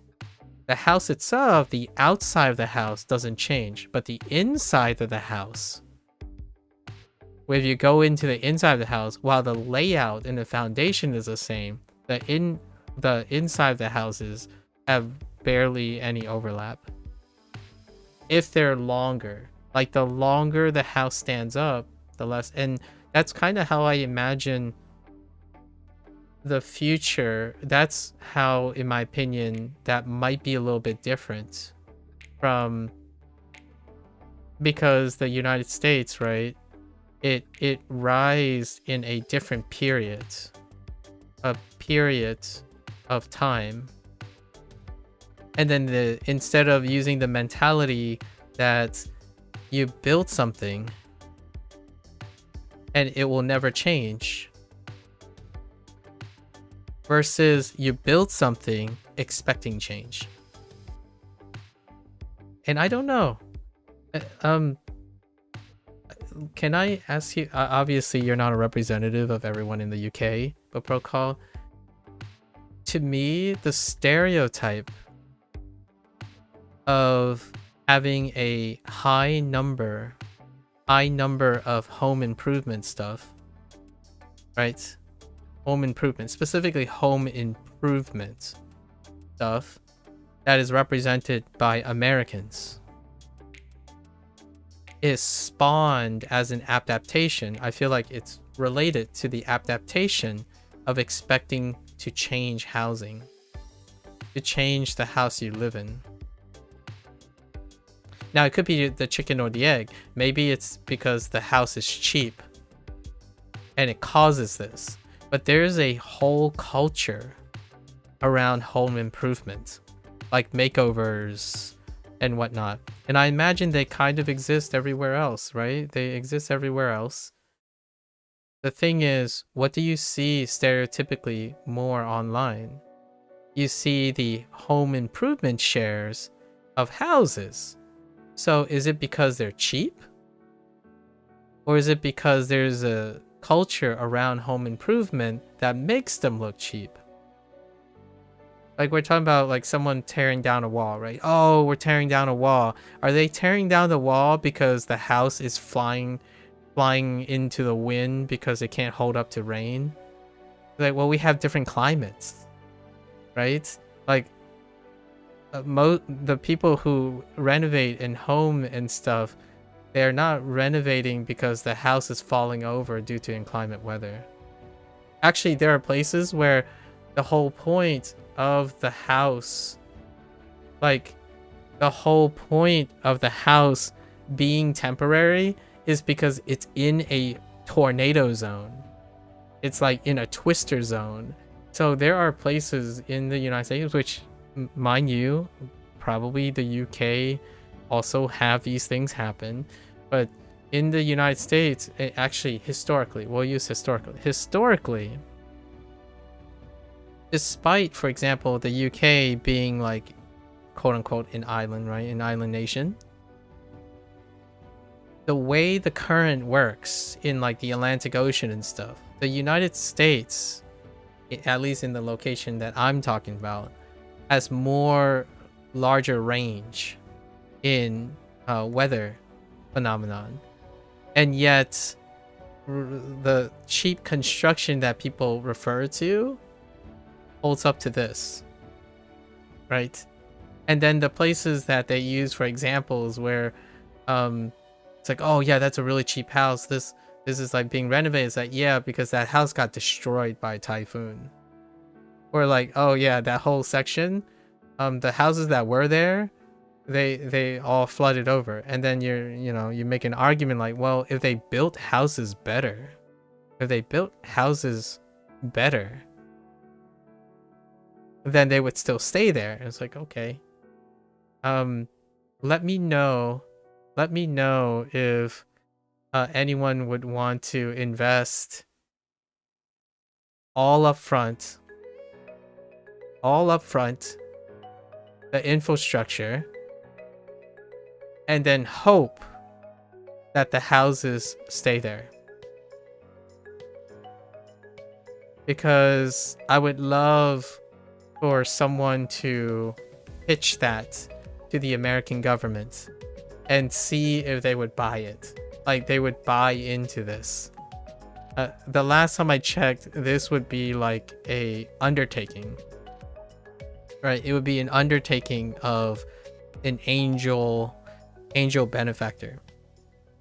I'm not saying it's not possible, because there are arguments. People make this argument quite a lot, like politicians and whatnot argue about this. Like, what if we decided to build house to stay so that they don't have to be rebuilt later? Like, in the South with hurricanes. What if we build a levee system that was meant to last for a lifetime, right? How much upfront costs would offset the future? I don't really know. What I can say is that historically, the mindset is different, right? Mindset of, I'm not sure if this is an Americana mindset or not. The idea is what can be built can also be rebuilt. And it's the people that has the history. Okay? I'm just putting that out there. And European, a lot of hot takes here, because other people will say like, well, we believe that too. Like, I understand. So if you can understand that the people have the history, then hopefully it makes it a little bit easier, or maybe empathetic, to understand that there is a reason for rebuilding, the argument for rebuilding housing, as opposed to keeping the housing. Not that it's a great clear picture, like you could build really great houses to stand like hurricanes and blizzards and typhoons and twisters, for sure. At the moment, the idea is to create a cultural connection. And I think when it comes to housing, you have to establish that. That's probably going back to why we have this tangent in the first place. I was trying very hard so that we can connect with each other, because I genuinely have a hard time feeling like there is this connection when it comes to housing costs, because there is rich history. My history just happens to be not in the place that I'm living. My mother talks about this a lot, like maybe we should go back and visit my late grandfather's estate before they decide that they can no longer maintain it and sell it, right? I think it's very romantic to think about the idea of having a physical object or a place that is maintained for as long as you're physically here. And it is tough to really empathize with established history, but it's my attempt. It's my attempt to establish with people who have long histories. My family, after the immigration, might as well, there's a lot of lost history there. Maybe not to a significant extent, but do you think you seek value outside of established history is at all due to the fact that you're an immigrant and envy generational inhabitants being able to take pride and highly value? Yes, it's both. The way I can empathize with established history is my desire to make established history. Yep, and that's why I mentioned both of them. So in the UK, the average housing price in the UK is far exceeding the increase in wages. Oh, okay, so it's very similar. It's 300,000 pounds, so about 4. Okay, yeah, that's really high. That would be beyond the reach of many of the Americans here as well, and in our like uniform cheap housing economy. Did you say that this is an interesting question to ask? You recently watched a video making arguments for and against some Western countries, specifically museums, having historical items that were made by people of other nations. Are you more or for or against it? I'm neither, because the idea is that pride and ownership is as powerful as the people who believe where it belongs, right? So if you're making an argument about what's the important, like where it belongs as the most important people, or the people who own the place, those are the one and the same. They can create a counter argument for themselves. Like bringing the place back to the people that own that artifact is making the counter argument about having to worry about where it physically is despite having the people there. So like, it's a cyclic argument. When people house them in museums, the people who are around the museum are the ones who can appreciate the value of the things. The other people who are arguing like it should go back to the place where it belongs, but if they truly value the history of the item, it would be dependent on where the people can appreciate the item the most, not where the physical place that it is in. So I have no idea how I would ever lean on historical items. And I do lean something, though. There is a lean I have. I lean the person over the object. So this could be slightly relevant to that discussion. So the object itself, that emphasis, the pride, the conflict associated with the object is disfavored, or a lean towards the meaning that object represents. So when someone says, oh, people own an object, I argue that people own the meaning. I am now, hear me out. When you say I'm more for or against, this is an argument of how I'm a little bit more apathetic. I'm a bit more detached from the idea of an object representing the value of something. It is the people and the meaning that is intended. So the museum itself is not the value. It is the people who appreciate the museum for what it is. The idea of the museum that's conceptualized into the object is the most important thing. So if I had to lean towards anything, like if I needed to lean on the artifact situation, I would say, where can all people gather in a mutual place to appreciate the object? Not that it belongs to whoever owns the object more. if someone is truly prideful, in my opinion, about their heritage, they would choose people over the object. So that object would go to a place where it would find the mutual ground for people in mind, not depravity of one or the other, or who's right or who's wrong. So I'm a little bit apathetic to that. I actually, and to illustrate my apathy, I don't actually know. Like, I haven't really asked myself. I would probably say, if I'm gonna lean, I lean towards more people. So I would take a utilitarian approach and say the artifact belongs to a place where more people gain value in meaning. So if someone can convince me statistically or something, or mentally or something, that there's a significant number of more people who can appreciate it in a different location, then it goes into that location. Again, I'm a little bit apathetic about the object carrying the value. It's the people. It's kind of also why it reflects my immigrant status, like a product of immigrant. I'm not the immigrant, but I am a product of immigration. And the idea of people carrying the value and not the place or the object. And that might be a personal bias, because until I experience a home or a place that captures that, like the namesake or something, that place and object doesn't have the value. It's the people that live there that has the value. So if the place disappears, I mean, you can preserve this if you want. You can try to preserve it so that the memory of the people is the most important thing.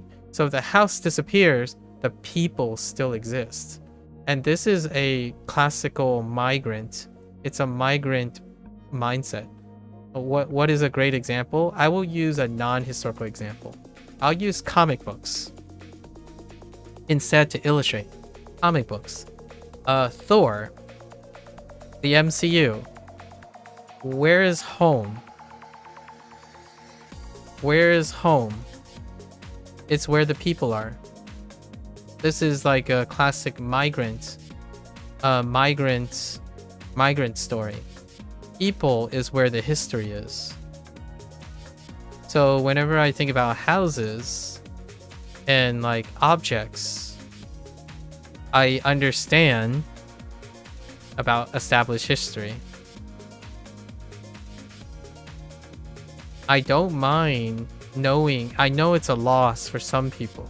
I don't mind knowing the people behind the established history through the objects, not the other way around. The objects do not create the established history and the value of the people.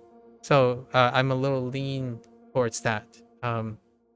Objects, paying a lot for objects without understanding the people who established the object's value, I'm buying nothing. Like, I totally get that there's people who would say like, oh no, but the architecture and the literal, visceral things, I get it. I do. I earnestly do. If you're telling me to choose one, right? Choose the sentimentalism of people, it is independent of its location. Unless somehow the location convinced me that it has something to do with the people's meaning. So, you know, returning an artifact to a place where it serves a lot of people's meanings, then I can rationalize that. I'm okay with that. Placing such a value on it over people, no. I am not for that. Where an artifact, for example, creates a schism, a conflict among people who want to appreciate it. I am not for this. This is not what I'm for. The whole idea of the artifact was to create appreciation by people. and you created a conflict instead, segregating people.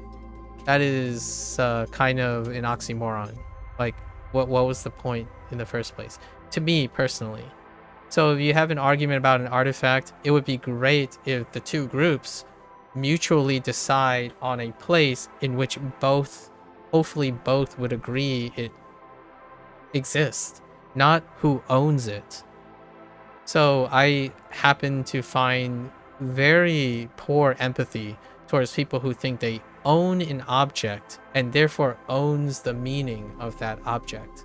And making that a priority to create conflict among people is probably something I am apprehensive about. Since your dad's been watching Caleb, he's been drilling in the importance of me trying to become a homeowner. You think that's also the reason he significantly contributed to buying your older sister a house? Is your dad loaded? What the heck, dude? Your older sister has a house? Where's your house? I'm kidding. Where's your piece? Is that gonna be like your 30-year birthday? 30-year-old birthday? Your dad sounds like a baller.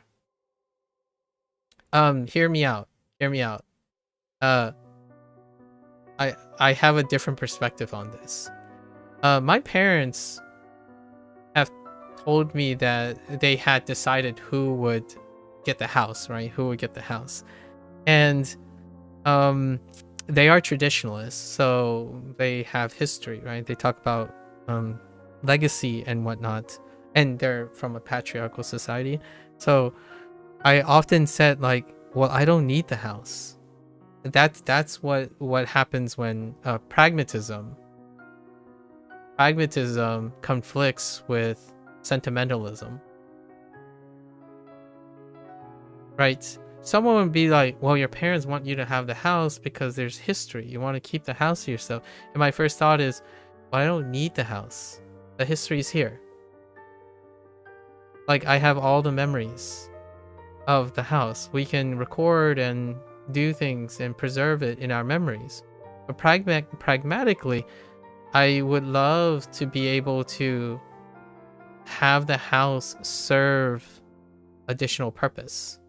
So you might be saying this might be an attack on materialism more than historical, like conservationism, right? And tradition. I have a conflict with these things all the time. Like they're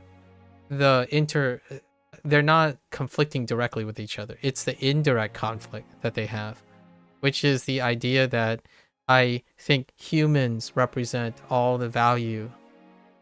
And I like surrounding myself with people who can appreciate how difficult it is to dispense with something historical, to balance anew. And that's what spawned all of this digression in the first place. I yearn for established history because I can appreciate it while not having it. And because of that, I can also appreciate trying to enable people to establish history. Like, try to establish history by giving up some of the established history you appreciate. So a migrant would have to understand that. Like, someone who embraces their migratory history will have to come into contention with this.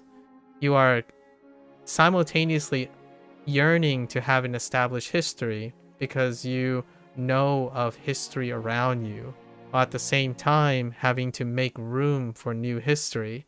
So the loss, like for example, one could see the loss of my grandfather's late estate to my family, my multi-generational family, is also the gain of new roots as the established history here in the United States with me.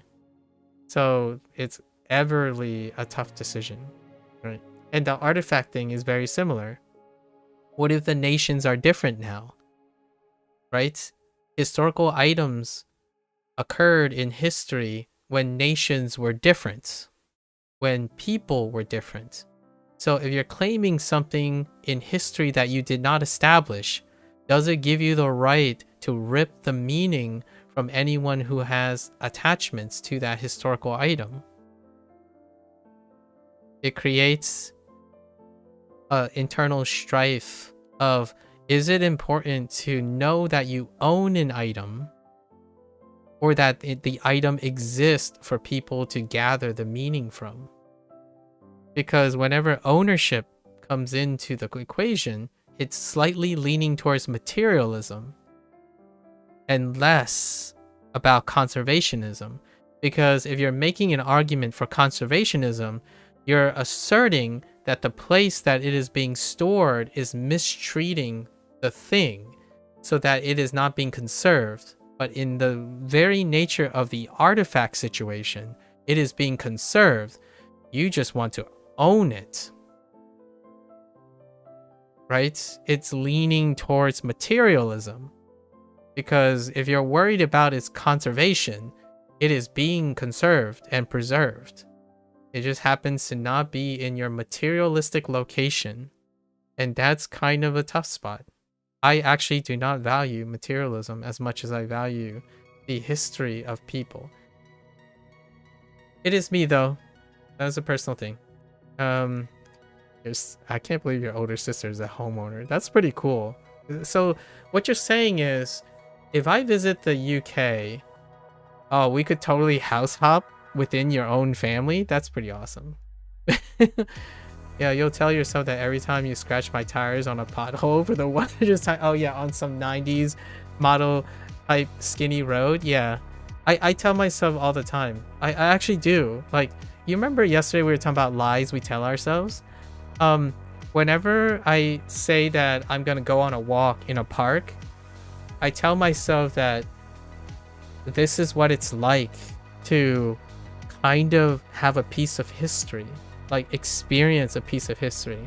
Like one day you could say, like another generation down, one day me experiencing the winter, right? Someone made a joke about, is it cold there or something, from Sweden or earlier on YouTube as a random question. They were like talking at me, not with me. I was saying, well, what is the weather like there? Because one day you might not have winters there anymore. Or maybe one day you'll have a lot of winters, and lots of the conveniences of like conservation of nature and stuff is that you get to experience it. So in a way, when it comes to materialism, it's a attachment to that. You can experience it, right? If you go to a house that once existed thousands of years ago and you touch the very house, that mental connection between literally interacting with the thing that existed before is an element of materialistic conception. If you're talking about like thinking about interacting with it, that's abstraction. It's sentimentalism without the material. It's immaterial, right?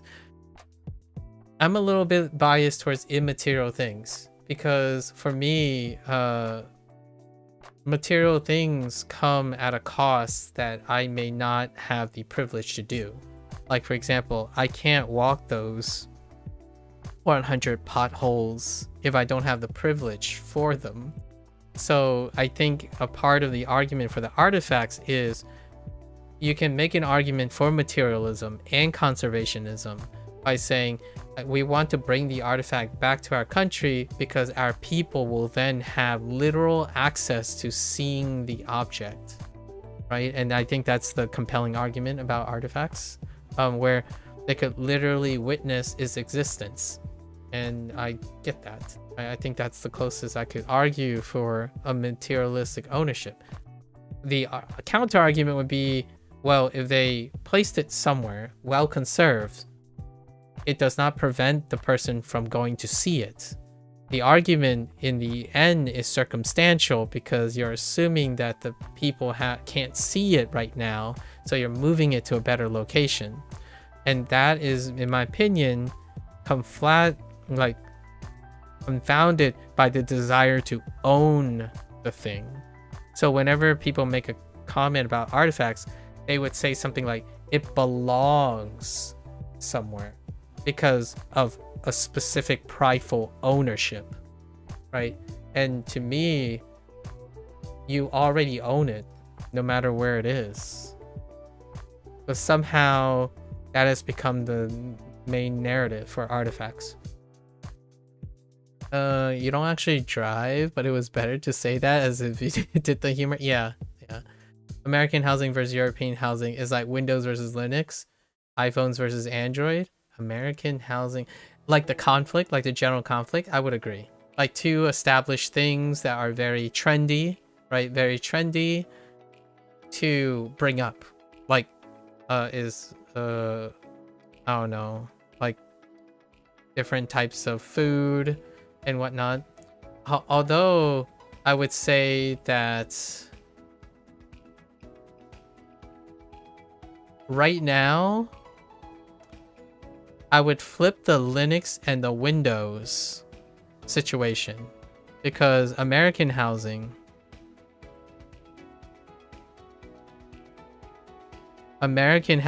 favors temporary opinions,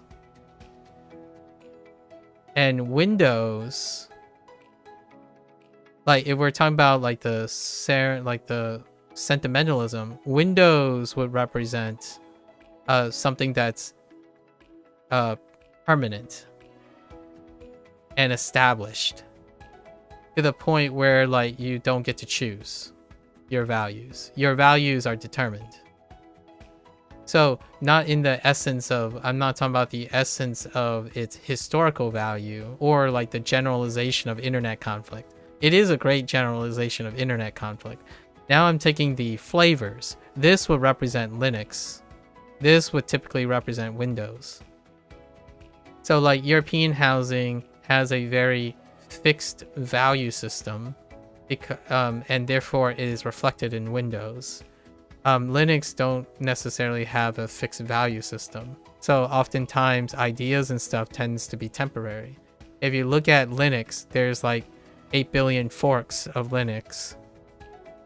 And then if you look at Windows, there's Windows 10 and Windows 11. Now, we're talking about the mindset here, as opposed to like the literal thing, just to make it really funny. And for sure, Europe, in my opinion, is more like iPhones. And the United States is Android. Consistent, reliable, clear visions with a long history of established iteration, curated very well and methodically to stay high quality. For example, the safe. Android is Wild Wild West, come with many flavors, hit and miss. Everyone has their version of Android, and you got to find diamonds in the rough.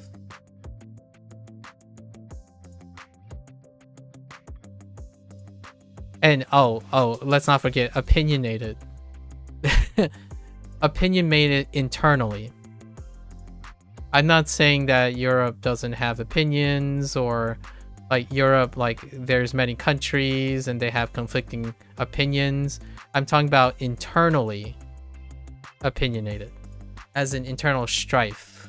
And yes, there are countries in Europe that has internal strife, but if we're talking about a country that is notorious for bickering among themselves because they have so many versions of their own their own versions and take of a singular OS and be able to not agree with it, is probably the United States. And if we have something to compare it to, the EU. I almost feel like even the EU has better agreement strategies and compromises than the US federal government. if I had to go even further than that. Establishing history has the edge over established history in the sense that establishing history will become established. Yeah. Yep. But established history will always be just that. Yep, exactly. So it's like a I lived longer argument, right? Or I am older. You can try very, very hard to make a surrealistic argument for this, like an abstraction argument. Like, oh, you lived longer, but I feel older. You can make a people argument. But generally speaking, this is what it is. If someone is older than you, they are older than you. And that's what established history is. It has that benefit and that consistency. You could say this is a constant. History is constant. Establishing history is dynamic. So it comes with uncertainties and all that stuff. And yeah, USA will continue to be one of the butt ends of the joke, because I like to believe that when you are quote unquote the youngest, while disproportionately having big influence,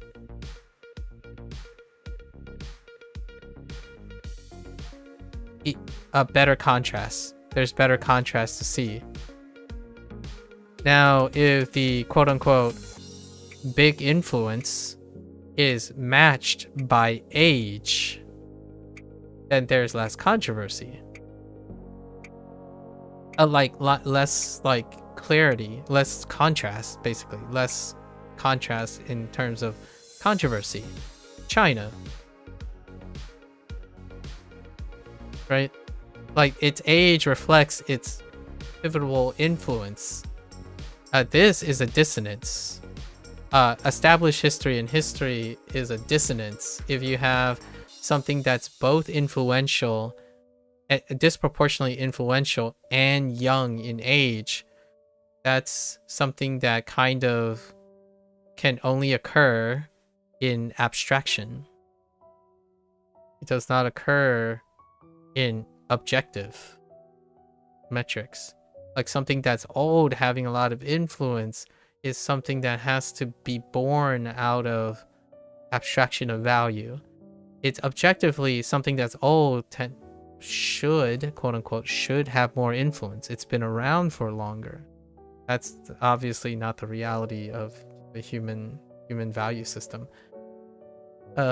Hence this huge digression anyways in the first place. This huge digression was the very nature. It's the contrasting a person who doesn't have a long history and still wants to find value in their limited history versus someone who believes they have an established history that they can tie back to, elevating their value. And yet for me, the person I value is the person I see now, the person that I understand now. I can understand that there are importances to establish value. However, it pales in comparison to the existing person in front of me and everything they represent.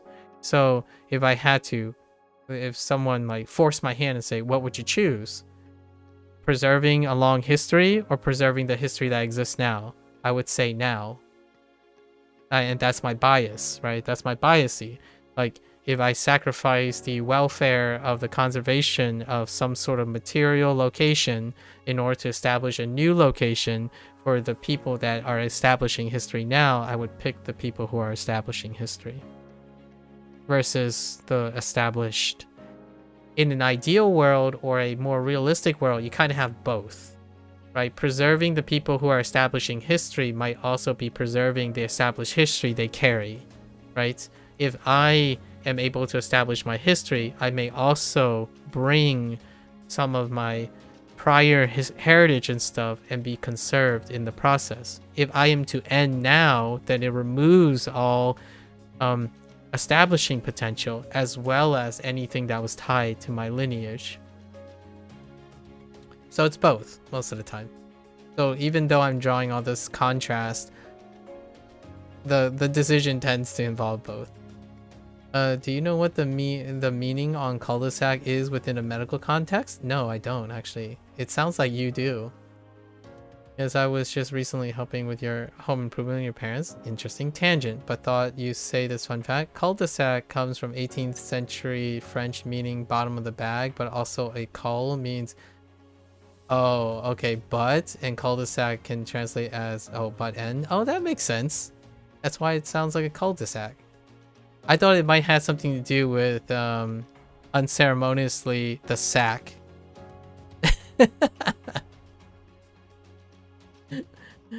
You know, like the other sack. Does the difference in American versus European housing cause a difference in the behavioral roles of landlords? I think so. Absolutely. Well, anecdotally speaking, I think so. Like, when you're comparing and contrasting what I've heard about, like what I've read, because I don't live in Japan, about, like, for example, housing in Japan and how landlords work, because I like the Japanese culture, and then Chinese, and then my parents who were landlords. It's significantly different on how the landlords approach their stuff. In fact, Bree mentioned about renovation, like renovating units, like renovating prefabs. The business model itself, now it's very difficult to know if the business model is, you know, there's lots of other things that go into how business models work, and they're all interconnected, right? Most of those are interconnected. What I can say is there's a correlation of how houses are made, or like places are made, that leads to something that you could cherry pick to be pros and cons. Like, for example, the one thing I often say is renovated places are remarkably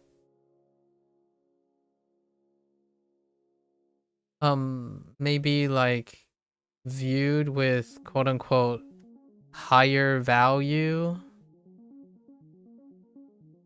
than older places when it comes to like landlords. Like landlords would deal with like rental and stuff, so oftentimes when you're thinking about that, it really shifts the value system of how you advertise things. Like a newly renovated place would often be seen as something more valuable than a highly maintained older place. I think that would be one of the major differences.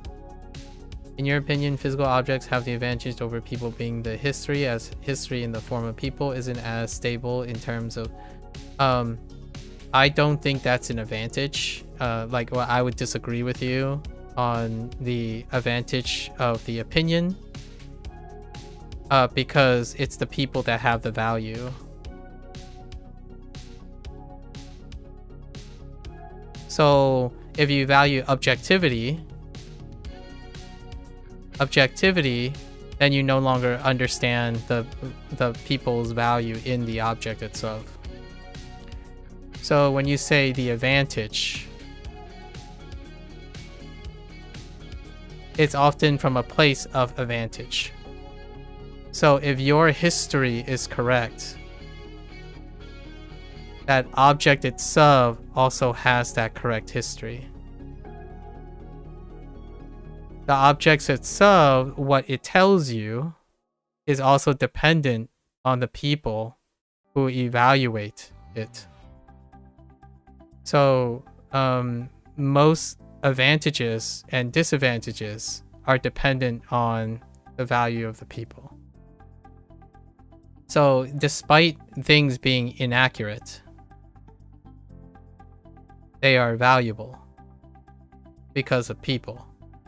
So if you're saying the main advantage is that it is a more accurate history, like, right, that's the idea. It has more accurate history. It doesn't guarantee that it has more value. That is assuming you live in an environment in which you believe that the people around you have the more accurate history from the object. So if we're talking about value system, I disagree. If we're talking about objective like accuracy,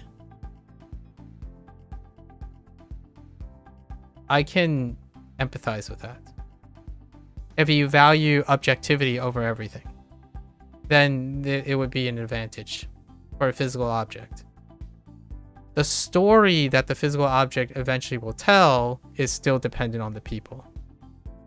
People maintain the objectivity of the object.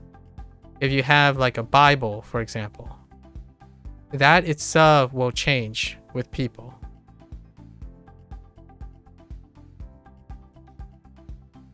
So no matter how much you try to preserve this, the interpretation and the value of it is dependent on the people. So the advantage you're referring to is also the advantage of you as a person. You believe that it has an objective advantage, and that advantage is the value of its accuracy. I mean, it's both. It would be nice to have both, obviously, but I still would counter argue with that the very nature of you able to say that the advantage in your opinion is because you are a person and your opinion is important, not the object. Let's see. Is your inability to empathize with established history more significant due to a lack of research into my Chinese history, or a lot of your Chinese history being lost in time? Huh. That's interesting. My inability to empathize with established history.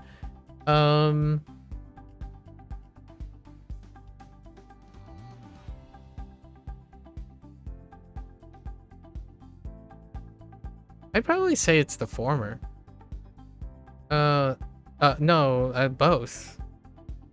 Both. I don't really research my background. I don't research my background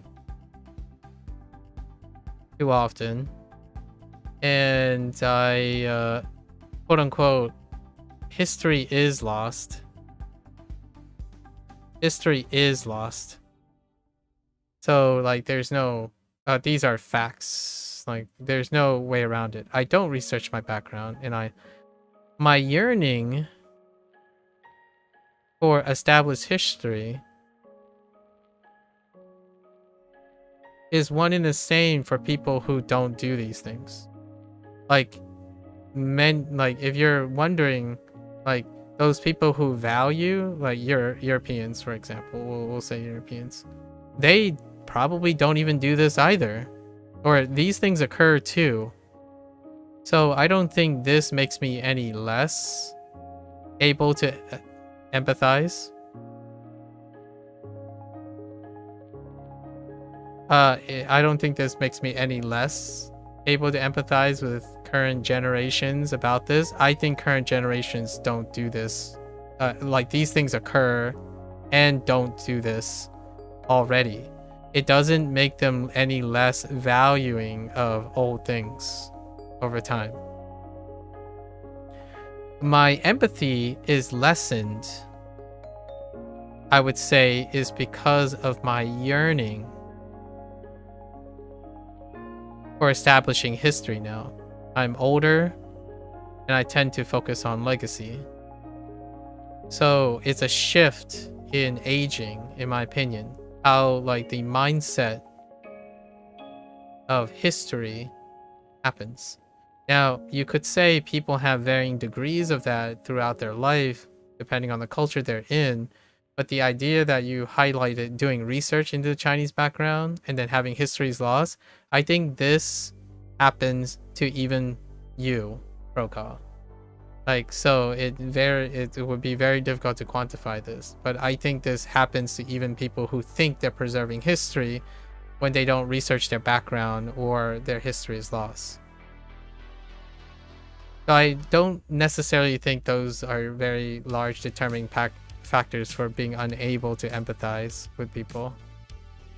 The having literal need to be attached to something literal does not create my empathy.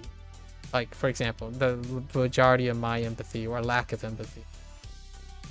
If I did a lot of research to my background, I would feel no less like a negligible way of feeling a lack of empathy with other people's established history, or like the established history of my background. I wouldn't be any like more connected, so to speak. Largely, it might be also due to the nature that I'm an immigrant, like a product of an immigrant, because my history is now more than that. It has become bigger than my lifetime, right? So we're talking about American history now, and Chinese history. So being unable to empathize is not necessarily one or the other, largely because there are more histories involved. And the history of Chinese, I would say the yearning comes from a lack of accessibility. So maybe I would say I don't research my background, not necessarily because I didn't try, but there's a lack of accessibility, which you could argue is a history that is lost, right? It might not be lost. I don't actually know. I don't actually know if the history is lost or not. Sounds like you're taking a realist opinion. Yeah, that's pretty much it. To me, your perspective seems fitting if you can empathize far more with establishing history. Yes, probably is. It's all about ET. Very generously, he said that any profit will be split equally 3 ways between you and your sister. He's not loaded, but he takes the view that I will get nothing back from it, but the duty of passing down, which will eventually continue once you and your sister have children. Yeah, that's what I want to do too. I mean, I'm not your father, and I'm probably not as old and experienced as your father, but much like history, we're going to talk about history again, right? Much like history, establishing history is what I feel your father just said there. Like, I want to give something to the next generation. Not necessarily concerned about what came before me. At some point in someone's life, it's someone after me. It belongs in a museum. Excuse me. Funnily enough, you saying you get that could have been the first and final answer to the question that sparked this whole conversation. Yeah, pretty much. Although it would be far too reductive for me, right? Far too reductive. And which I'll then pivot to, because I believe people carry value, not objects. The more I invest in a person is how the value of that memory goes up. Like, you constantly, right? One of the main core arguments here is if you had to choose, right? If you had to choose A or B, I would choose people. For better or for worse. You can make the counter arguments, right? You can make the counter argument, but facts don't lie and people do. And I'm like, I know. I still choose people. This is one of those like life and death situations. Like, oh, you can't choose both. That's cheating. Like, not both. You can't choose both. I choose people. I will always choose people. You don't know much about your Chinese history, but it's not necessarily due to not researching your history. How can that be? Because I don't have access to it. You recently made an argument, right? You recently made an argument about objects, right? Telling facts. That is one way to get at accessibility. And again, I mentioned that I choose people for better or for worse, right? But people restrict access to that. And then now we're going to connect it to the artifact situation. So wanting to do something doesn't necessarily mean you have the privilege to do so. So when you're asking me, did I do enough research about my Chinese history? I did what research I can. It didn't necessarily guarantee a condition in which I can empathize with people of established history despite it. And it can be due to a upper limit problem. So you have upper limits and lower limits. Right? Your upper limit could be like the most you can do. And then you have a threshold in between. And my upper limit is that my threshold is above the upper limit. So when I was asking you the question, when you were asking me the question, did it significantly impact my ability to empathize? Or like me not researching, right? You're stating a binary, right? So let's use a Likert scale. What is considered not researching to me? So not making an active researching thing.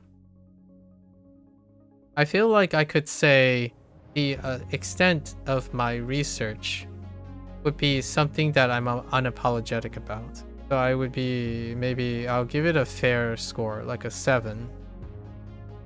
However, I think it would take me a 10 to result in some sort of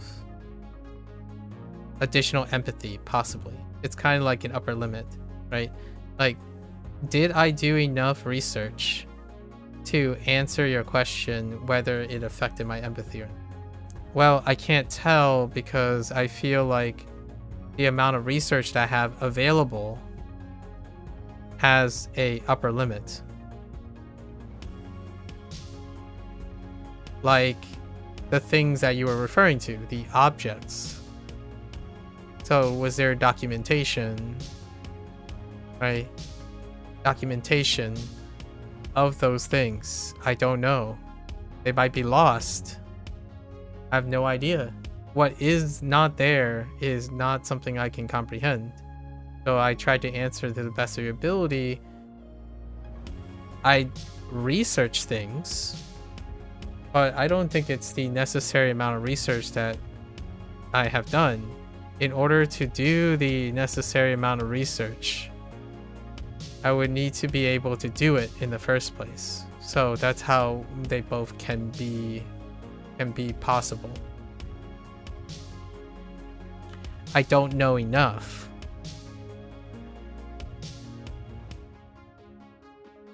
So now we're talking about Likert scale. So what is enough to me is less than what I'm telling you. So as much as I like to reach a threshold, like say my threshold is a 7, I feel like it's somewhere less than 7. This is where I am right now. So I don't know much about my Chinese history because I don't think I know a lot about it. Despite trying to do some research.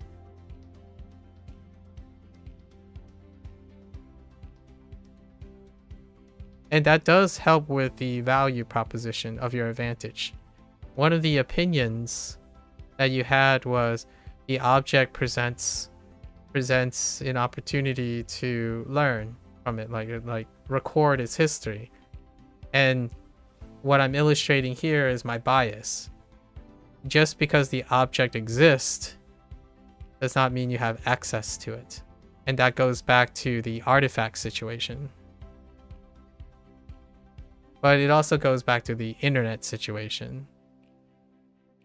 You can have all the information in the world, right? You can think you have enough information, but how much of that information is related or applicable to your situation?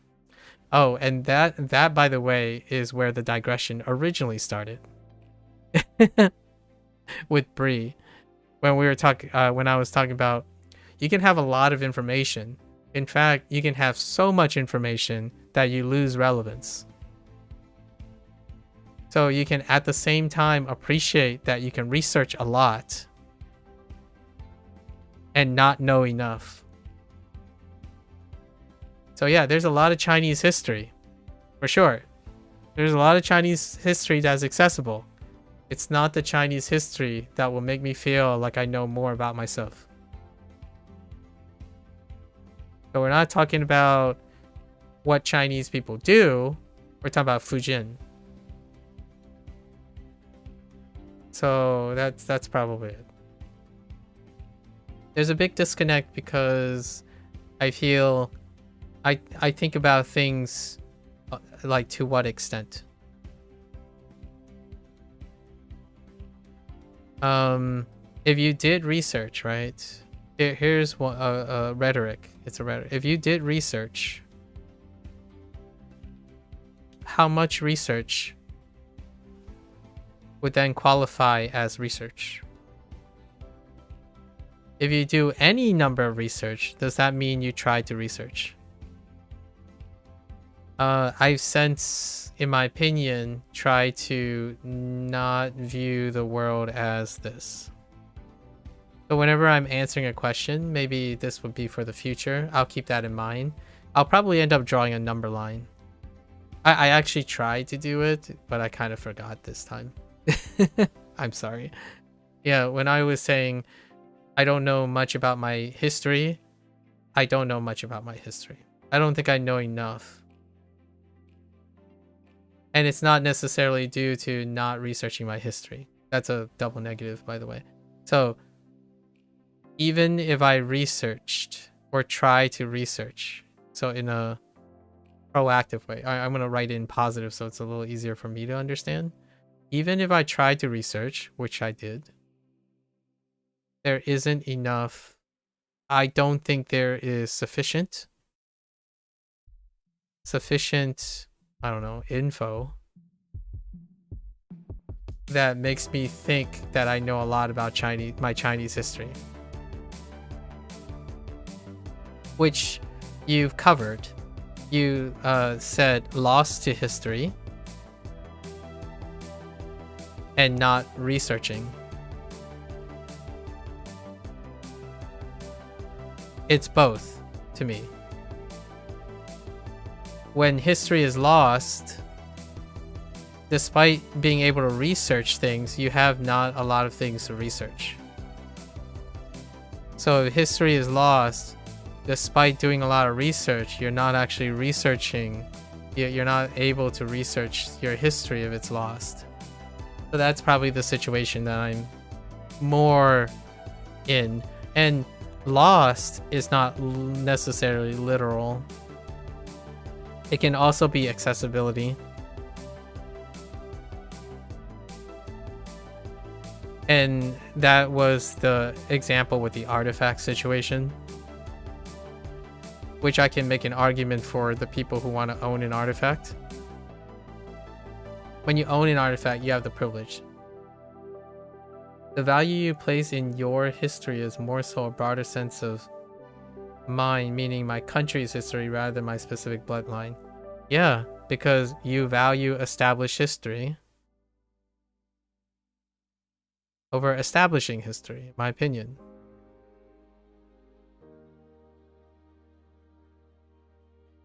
And then we come full circle.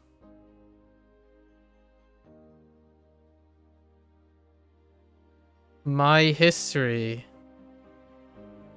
is not represented by my history. It is represented by the people related to my history. Because I don't belong specifically to a country history.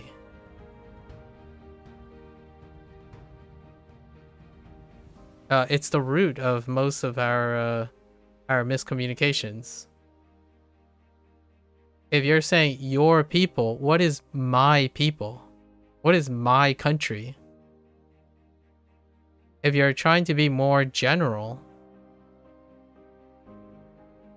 then my people is China. That's not true.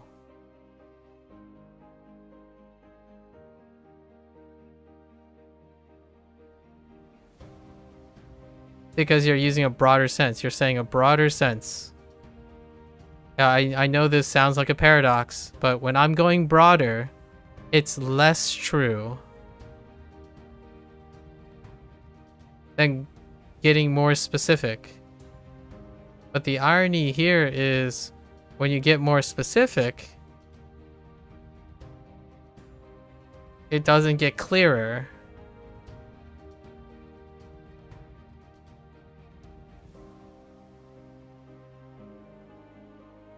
I'll give you an example. I know you do this as well. I know you can empathize with me because we're talking about your differentiation between the broader sense of UK versus England.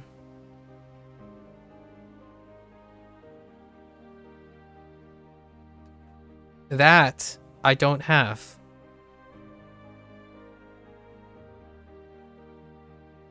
Because I can't relate to the bloodline of a generalized China. Yeah, I hate to ask interrupt, but what's the tool to scribble on the screenshot? Oh, it's do you use Chrome? If you use Chrome, it's called Web Paint Tool. However, there's a lot of clones for this. But this is the plugin for this one is Web Paint Tool. 3 words, Web Paint Tool as 1 word. Yeah, no worries.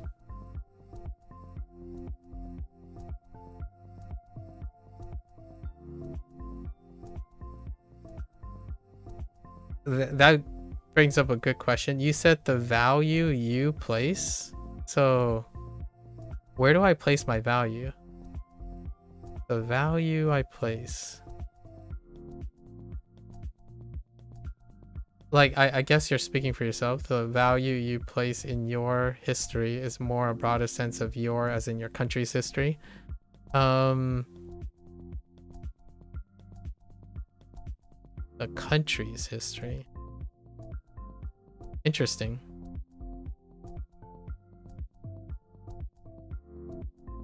But doesn't your statement mean you can research more of Chinese history than you said? Doesn't your statement mean you can research more of Chinese history than you said? From the perspective of your ancestors having a generational history in China, you want to clearly state that I'm saying that on the assumption that your ancestors have spent many generations in history. No, it doesn't change the, because it's still accessibility. Even if you broaden it, it still hits the accessibility. My comment was focusing on the people that I want to research. Your comment now is about the country's history. Well, there's a lot of information on China's history. Yeah. You asked me if that helps me with empathy for established history, right? No. The answer is no. Because the statement you made is now that established history is not that important. Like, what type of established history? Like the history that is established to you. Like when you say your last name and co, that's empathy that you're saying. Being broader in Chinese history, despite not knowing where they are and whatnot, doesn't bring me any closer to the empathy for established history. Like, I'm answering your question based on my opinions. This is an opinion, not a factual thing. It doesn't bring me closer because there's less empathy. You realize you really can't empathize with the historical value you place on people. Yeah, pretty much not. I think that's where the difference is. Like, I think the people are the most important. So like, I want to know about Fujian people. I want to know about the generational people for sure. Like, it is involved. Like, what I mean is, the country's history includes this. It includes this. So I totally agree with you. I definitely agree with you that in a country's history, you can find the people. But China, much like you would say, has lots of history, right? There's lots of generational people. So because there's so much of it, and you're taking broader strokes,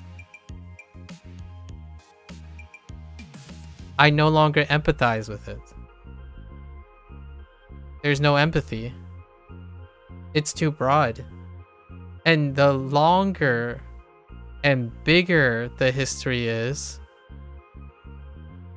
less and less intimate.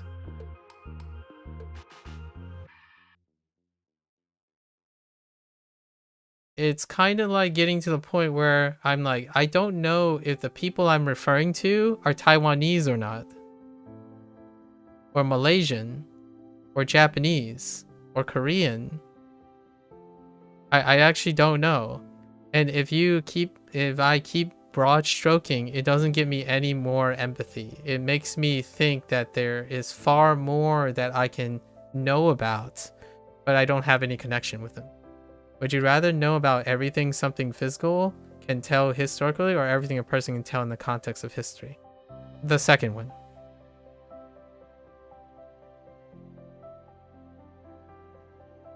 Yeah, physical things are not of the value of me.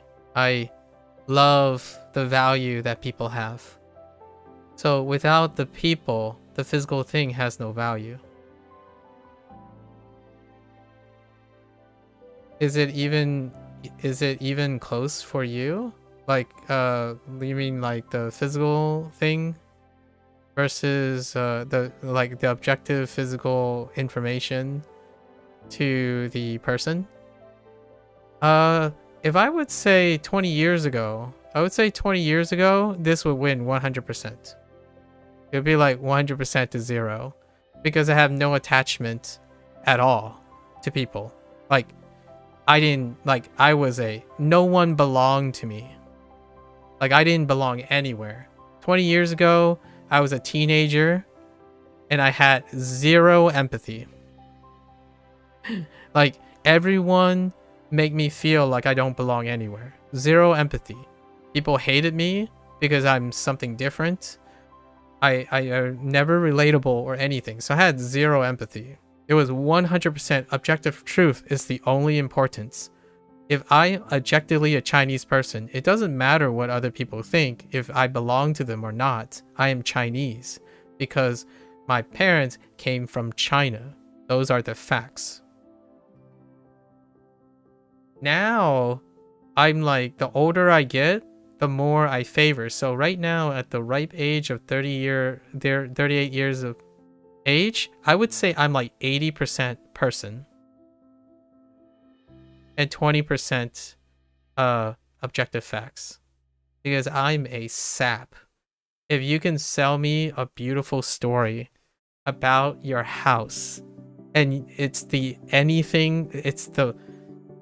how you remember it, and it can be something that is inaccurate with whatever it really is, the person that you are carries all the value, because that's what I'm blessed with. That's what I'm privileged with. I don't care if you're right or wrong in the sense of its historical accuracy. It is what you pave it. Before, I would be that person like, well, you know, what you're saying about the chimney is incorrect because historically that's what chimneys are used for. So you're wrong. And therefore what you said has less value to me. That I can't do. anymore. I rarely can do that. I'm like a squishy. I'm a squishy softball. I'm far more squishier than I was before. I was like a rock. 20 years ago, I was a rock. Solid like the object that I rely on.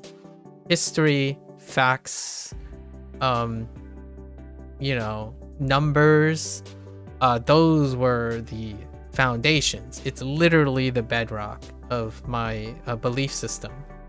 Now I like hearing people about their spiritualism, like their superstitions. It's the reason why I no longer have anger issues. Honestly, it's one of the biggest contributors that I don't have anger anymore. Because to me, you can't be online and be happy if you don't value people. You're gonna be very angry most of the time, in my opinion, if you value objectivity. Because the moment you value objectivity, you're gonna sit there and start to correct people over and over again. And you're gonna be that person who can't overlook someone's fanciful story because it's not historically accurate. And I've come to terms with that. I mean, 20% of the time, I'm still flipping a table.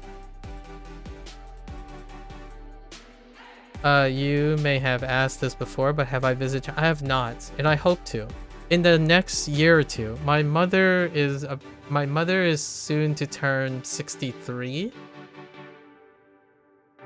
Yeah, she's soon to turn 63, and both my parents have decided on early retirement. 63 is the retirement age that she can retire. So we might go and visit China, possibly.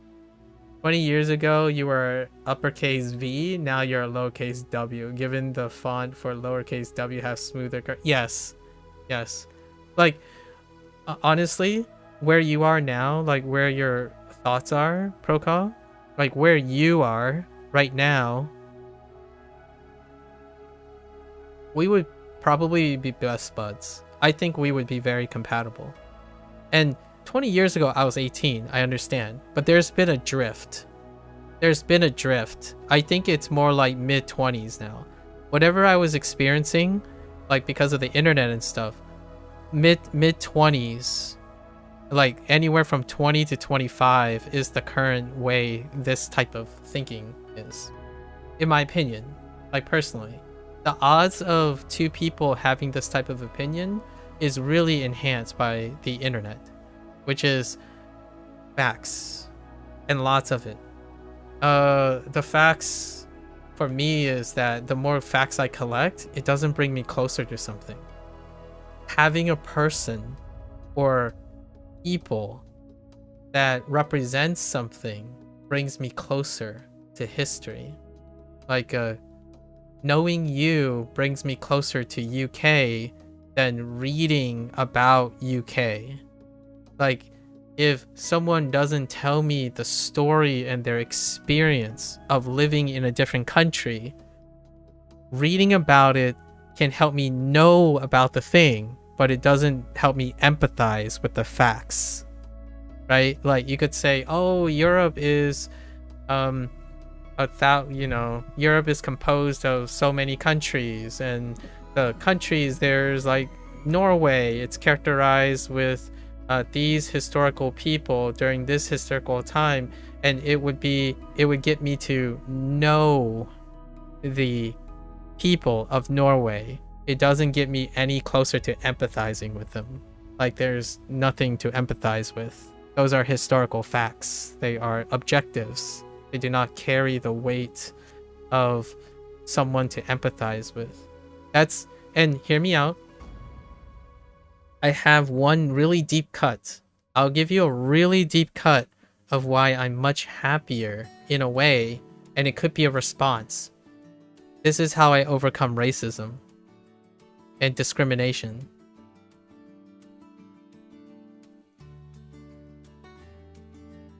Knowing my past, that people hurt me because I'm different, doesn't mean that the people I know today will inherit those empathetic points. Like, I don't hate the people of today because people of my past hated me. Because the fact is, I was discriminated against. People were racist to me. It's not that anymore. Thanks for that deep cut. Probably gonna pass over for blood loss. Like, this is one of the deepest cut that I can go with. Like, I can still love the person, the bully of my past. Like, if I meet the bully of today and they are no longer the bully of the past, I can love that person. Like, I can be friends with that person. Because the fact is, history is great to tell us the things that we did and did not do, etc. But the present person, I'm hoping, is establishing a potential history that is future seeking. So I love history. I do like talking about like language and stuff at the same time, but I rarely ever value it more than the very moment that we have now and the potential the moment has for the future. And it does sound like an old fart, like a grandpa or something, because I think I'm kind of grandpa-y now. Like, I only work, like, most of my value is about the people of the future. So you, being younger than me, are more important than the people who existed before me. So, like, for example, if if I had children, they are more important. At the risk, if I had to choose, I would choose my children. I wouldn't choose preserving my past. Like, I understand that history is incredibly important and valuable, but I wouldn't choose tradition over whatever if my children decides to choose tradition, right? Like, if me sharing my story, my history causes them or allows them to value that, then great. The thing is, I don't want the past or whatever concrete thing that happened before be the very reason for something to have value. Yeah, that's the deepest cut. I think for me, it's a coping mechanism. I don't hate people who hated me. I don't project anger because I don't want to empathize with history in the way that history can be a double edge. I see people suffer in history. Should I feel guilty for that suffering because I'm attached to that history? Or can I learn from that history objectively and stay unattached to it and build upon that? So history is treated as it is. It is objective. It is free of emotion, in my opinion. Like, I cannot ever be emotional intelligence, like emotional memory is tenuous in the human experience. I could try to pretend to be upset about history, or I can project, project privilege, project guilt, project things from history. I choose not to spend most of the time. History is very useful because you want it to be objective. And of course, we already know that, history can be written by people and stuff. So objects of the past provide objective reason. So because they're objective by nature, I can't empathize with them. It would be very inappropriate to empathize with something that is objective. It doesn't have any emotions. It does not have subjectivity. You can wield it. You can choose to wield it as something subjective. And that goes back to my value of people first. So if I have an object, like an artifact, the first thing to create empathy is I would go and give it to someone and I would say, what does this object mean to you and your people? If you can explain that to me, that's where my empathy comes from. A person who is able to create the emotional thing that I can attach to. So whenever you say, like, I'm not a representative of UK people, you're not. but you are also my tether and my empathy source for someone who is from the UK. I don't have empathy towards anyone I do not have a relationship with. So you can keep telling, like, a lot of people say like, oh, but these people, you know, the conversation I had yesterday in the Discord, like, oh, other people do this. I'm like, what do you do? Why do you quit? Why do you think you suck? Why do you think you are unapproachable from the lens, you know, like, can you place yourself in someone else's shoes? I'm not talking about what the other people are. I'm talking about what you are in that perspective. Because I can't empathize with someone who keeps talking about something that is not their own. Because when they explain the stuff, it doesn't help them understand themselves anymore, in my opinion, personally. In my opinion, it's hard for me to say when someone says, oh, most people do this, so therefore I do it. I'm like, so you're doing this because you want to, right? So when you speak about you want to study Japanese, for example, you're studying Japanese because you want to. So all the examples you're telling me is how I'm going to connect with you. Instead, a lot of times what the internet does is everyone will use an example that is objectively true, but does not give me any subjective information to connect to the person. So that's a way to guard yourself. And I do this when I was 18, like maybe 18 to, I want to say I did this since I was 7 to 19 at the latest. What I use is I use facts, and facts help guard me. If I don't have empathy, like I can't empathize, right? So I can't empathize.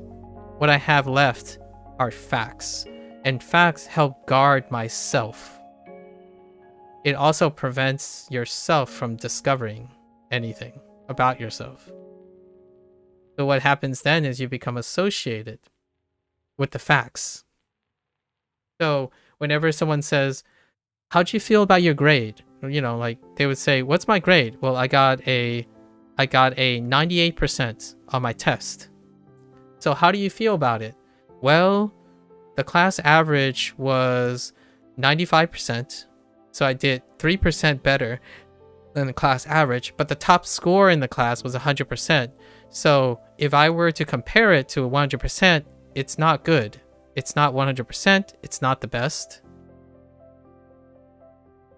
And it is 3% above the average. This is a mild significance.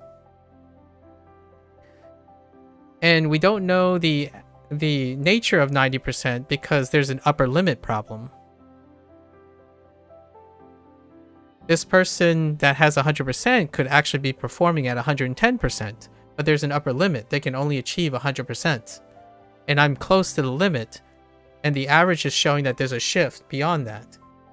And you explain all of that, right? It answers a question. But when you hear me say this, did that answer how I felt about my grade?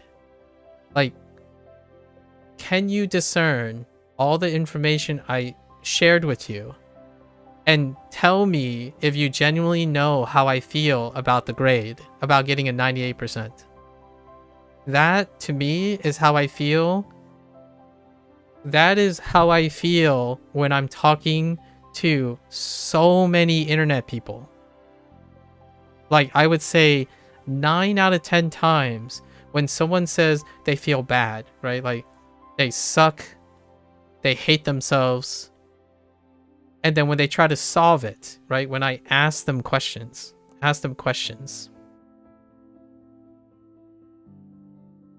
it would be something that sounds like this. They would say, well, you know, my schedule starts at 5 a.m. and so, and therefore I'm tired then, and then people did this and people did that, and usually normal people do this and normal people do that, and what I get is I don't get a sense of finding relevant information that you empathize with. I get a lot of information, for sure. Like, the people I talk to, they're brilliant.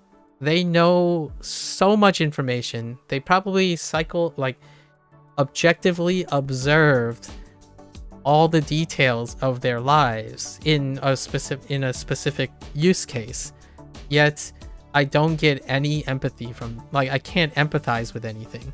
Like, okay, I can't empathize with 7 a.m. I can't empathize with, this generally sucks. I can't empathize with this is generally complicated. Right? And the question is, I'm not convinced that they even know. I'm not convinced that they are empathizing with most of their observations. Like when someone says, I suck because I can't do studying, what aspect of this statement is telling me that there's something that they're empathizing with? What is the thing they're empathizing with? Studying? So let's go ask them. Let's ask, what part of studying makes you feel like it sucks? And they might say something like, well, I have 51 words today, and I have 51 cards to make tomorrow. So the number is what it sucks, right? No, it's not that. Like, okay, so are the words not important to you or something? Is it because the cards are laborious and there's something unfun about it? This is what I mean by a lack of empathy. Objective minds are fantastic at finding objective answers.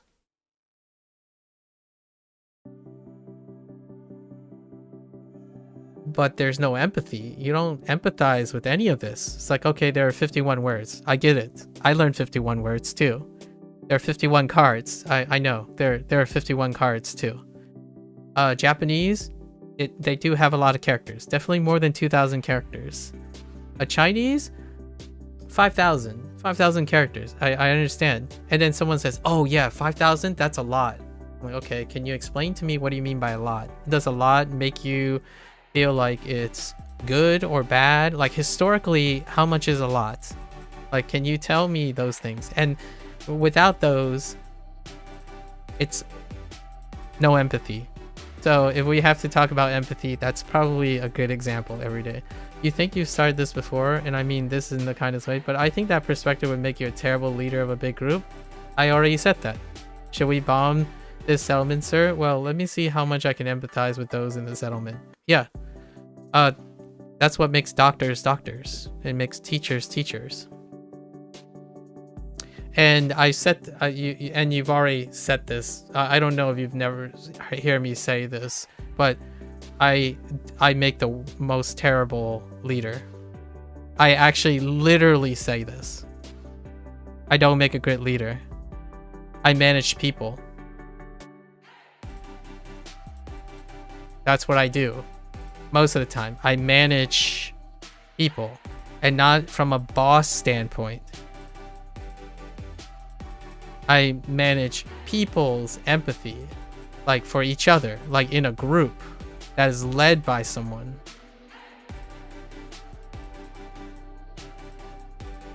There was a lot of times when people say, oh yeah, you're good at debating. I'm not good at debating. Like yesterday, that was a little comment made by that person, or like two days ago, they said, I'm good at debating. I'm not debating anything. I'm empathizing. Or I'm attempting to empathize. Debating is what leaders do. I don't have the characteristics of leadership. Like, I don't make hard decisions because they're the right decisions.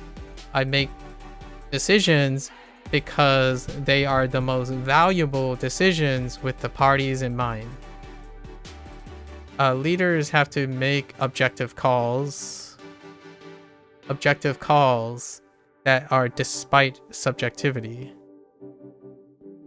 Being a boss. Oh, I remember. You asked me about like what kind of boss I would be. Right? That was a good example of why I am not a boss right now. Because what's going to happen if I need to empathize with my employees?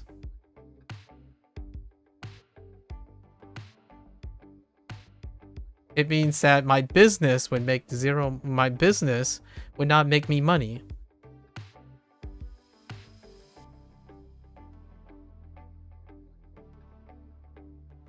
It's probably not going to make me money. and so how do I fix that? Or how do I start a business, at least temporarily? I start with money, right? So where did I get money before? When I was objective. Like when I was objective. I'm not saying I'm purely empathetical. I still do like the 20%, 80% thing. Like for example, if I can't connect with someone, if I can't empathize, right? You've probably seen me not empathize. I've done it before. I've done it today when we were talking about established history versus establishing history, right? Oh, we didn't empathize there. I wasn't empathizing with you. What it comes off as is incredibly cold and calculating and aggressive. Some people like that. I actually bumped into people who are like, oh yeah, that's really good. I want the facts thrown in my face. Like, I want that tough love, that aggressive debating style. Actually, Gecko kind of enjoys it. So me and Gecko kind of has this more of a aggressive, neutral kind of like scholastic approach. And then most of the time I try to empathize first. But if I can't, 20% is pretty good. And what I mean by that is this is the amount of time. So across time. So at any one time, I can be aggressively objective when I need to. That's why I make a terrible leader.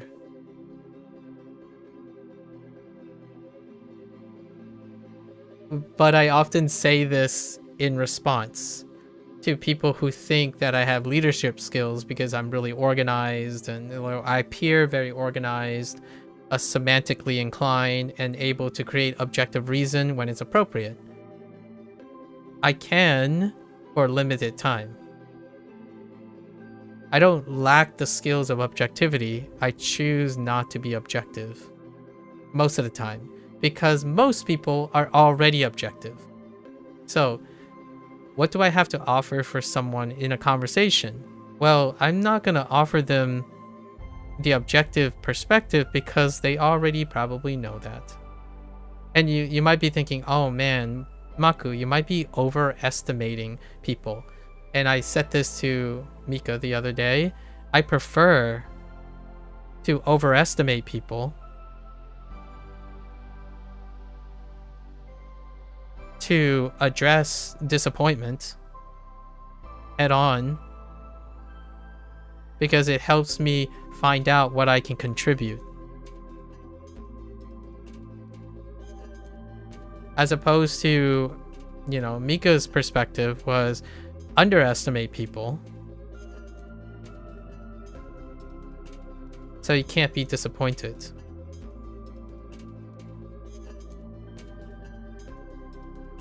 I will always overestimate someone. And you know, the pleasantness about overestimating people, I would say that I don't have to admit that because of my limited experience, I'm usually, I don't get disappointed as much as people think. Like, I say I often get disappointed, it's more like 30% of the time. Like, in the long run, it's less than one would think. The people who underestimate people feel like 100% of the time everyone disappoints them. So their coping mechanism is to lower their expectations of everyone so that they can't be disappointed. And how low does that go? It is proportional to how percentage it is. If it's 100%, then everyone. If it's like 80%, then most people are underestimated, and then 60 and so on. For me, I try to overestimate 80% of people. Not everyone, but 80% of people. And maybe roughly 30% of them are disappointing. And then now I found out what I can do. Because your disappointments are also potential areas of your strengths. Like, we're not talking about, we're talking about potential here, right? Not what they are, right? So you could be disappointing today. But I'm not giving up on you because I don't know where your potential is yet. Eventually, this number comes at 30%, not because of not trying. It's 30% after trying. And then even then, we continue to work on it. The reason why it stays 30% is because eventually those people leave. As in, if they give up, this is a two-body problem, right? If the other person gives up, then I failed. So where is the disappointment coming from? It's a disappointment in me, actually. And you know what? I can do that. I can handle my own disappointment. I'm far less able to handle other people's disappointments, right? So if I can handle my own disappointment, I know how to work on me. And this is my current model when it comes to these little things. Oh, that's very interesting. Comparison yourself with the boundaries of the test rather than the other participants. Yeah. Well, it is the other participants, right? But we're doing the internet thing. This is the internet way of comparing. I'm doing the internet thing. When I was 18 years old, I show the symptoms of most people who spend most of their time, 13-year-olds all the way to 25-year-olds who spend their time on the internet. This is the coincidence, right? This is the coincidence of consequences. The coincidence is, the symptom is what I said is how people measure themselves. But the difference here is I'm no longer emotionally unstable. Like, I'm not emotionally unstable. I have an identity, a very, very strong identity that value people. And who's part of that people? That includes me. I value me and all the people I speak to the most. So when you're doing this like comparative analyses, if someone tells me, oh yeah, I failed, I got a C in my exam, and I'm like, okay, so what can you tell me about the exam? The first thing the C student would say is they would tell me the parameters and distributions of their exam, right? The C student will say, oh, here's the grade distribution, and that's how I feel, and then that's what I'm going to do, and then so on and so forth. That is easily accessible. Easy. Like, what I mean is easily accessible from the sense that people will provide that information. It's given by default. Like, when I ask you, what do UK people, what is UK housing like? Immediately, you would have a ballpark way of describing the statistical average, because there's a lot of info on that, right? And then right as the moment you reveal that statistics, I would try to use that statistics to ask a personal question about you. And it might not seem as personal anymore because it's related to the stats that you were speaking about. The stats don't tell me anything about you. It does tell me about like the facts and potential facts of the general audience, getting you to explain how those facts relate to you, right? Like your example of established history, and you mentioned the I guess the power company or a utility company that bared your own name, or maybe the building, the construction company that, no, the people who build that owns your name because it has a common name. You have a common family name. That is interesting. That is where I can start talking and sharing and building upon it. If someone tells me like, oh yeah, most English speakers struggle with Japanese or Chinese. Okay. You remember I mentioned the thing about talking at someone versus with someone?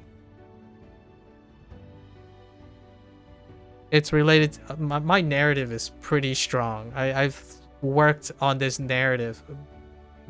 Every topic that we can possibly talk about up to this moment deals with the connected narratives, and one of them is talking at versus with someone as well.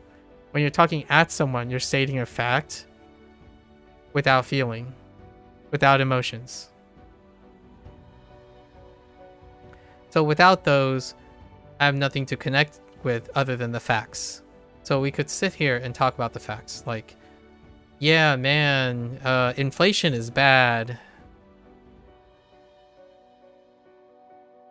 Inflation is bad. I mean, okay, you think it's bad, right? This is a legitimate conversation thread. Someone says, yeah, man, inflation is terrible. And I ask, you're saying you believe inflation is bad, right? And they're like, oh, no. It's I'm not sharing my biased opinion.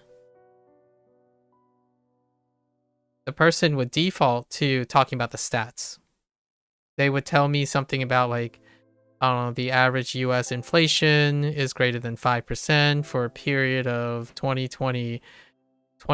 These are made up facts because I'm very terrible at remembering facts, honestly. Usually the facts I remember are the things that are important to the person, right? So clearly whoever shared this fact with me, I didn't remember the facts because it wasn't important to them. They were just stating it because they think that it was objectively what I was asking for, right? I don't remember things that aren't important to me or to people I know. I only remember the things that people and I share together. So yeah, it's useless. The irony here is it goes back to established history. The relationship establishes that I establish are the most important things I remember. So I don't remember the correct answer to a fact that you got wrong. I remember how you got it wrong because that was the thing that we empathize with. And then you can use it to learn something if you want. You can develop on it. Like, for example, this one. Or, hear me out. Yesterday, I was talking to Churn. And we were talking about weird things. Like, weird words. And I shared the Japanese phrase for entranceway, right? I'm just going to write it in Nomaji so that it doesn't look... It's easier to visualize Proka. So, Genkan. So it's pronounced Genkan. And the characters, it doesn't matter what the characters are. The characters represent mystery, mysterious, and connection. And I remember who I talked to because Churn said, oh yeah, right, I feel ya. Like that is a good example, right? Like, oh, whenever you see the characters, entranceway doesn't really come up that well, right? And then we talked about other things, right? Like water spinach, and he told me about how to say fraternal twins. Fraternal twins, and one boy, one girl. One boy, one girl, twins. fraternal twins, and they're kind of different. And then we talked about Cantonese, right? He wrote I like to eat in Cantonese, and it's was something sit fan was something what, oh no, how to say like in Cantonese, but the phrase was I like to eat, right? And then 我喜欢吃饭 is the Mandarin version. It's the Putonghua version. The Cantonese is something like 我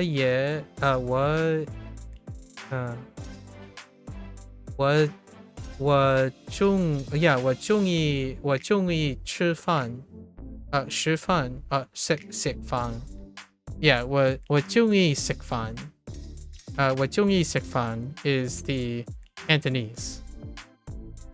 And what he did was he wrote it in traditional using the characters that I already know in Mandarin. But it sounds nothing like the Cantonese that it was supposed like that the characters represent. So all the characters had different outside of Wa. So same characters, but when you read it like Mandarin, it doesn't come out like Cantonese. So that was a conversation. Also in that stream we had the conversation, what if your viewer count dramatically increased? Yeah, I would.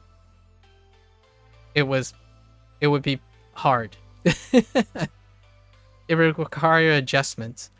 Yeah, if the viewer count increases dramatically, I would have to greatly find I think in that same conversation I would talk about how like I need to scale up how to create feedback, because without feedback I lose my intended purpose of streaming. Streaming was to create empathy,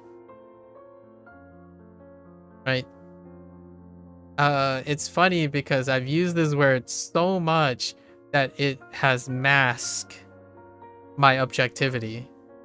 And what I mean by that is people do not get to see my objectivity.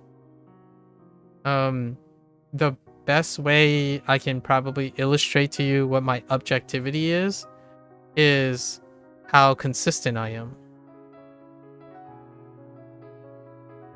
The consistency is how is a representation of my objectivity. So if you're wondering how can I do this for like 300 days straight and continue to do 300 days straight, it's not necessarily because I'm empathizing with anything. It's my objective nature. The things I've spent like the first 20 years of my life cultivating are with me. The thing is, I'm choosing not to work on them anymore. Like they don't, like I think they're good enough. So like what a schedule is, finances, how do I make time management, how do I tell someone what is the objective truth to do something, right? And you know what's kind of disappointing about that? And you witnessed it too, Procol. Whenever I became more objective, it led to the person retreating. Like what is an objective thing? If you don't have XP, you can't know for sure.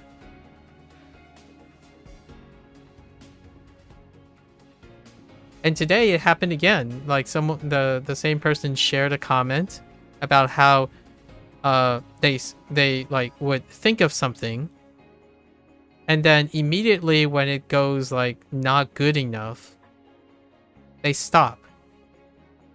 And the person that I have spoken to quite a lot, who I don't think have a problem with their self-esteem and confidence, what they do is say, you got to start somewhere.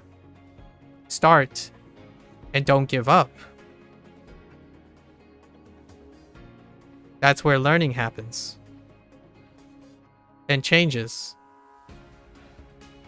Right? These are kind of empathetic, sort of. They're as minimally empathetic as possible, right? It's stating facts. And I didn't have to do that. everyone else does. I don't think that's where I have something to offer. I no longer I don't need to offer this. The internet does it very well. And the people in the internet does it very well. They will tell you simple steps. And I think most people can agree with it. Is this what you want to hear? I don't know. Right? Like something like nothing's perfect.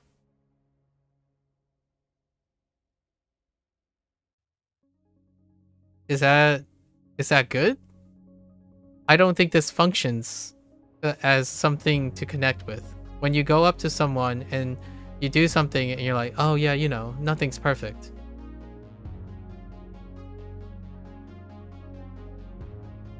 Cliche terminating.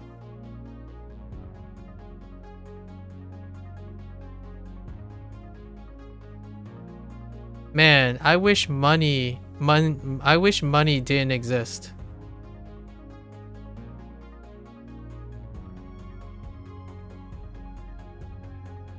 This one's a little bit better because there's like wish in it. I actually added wish.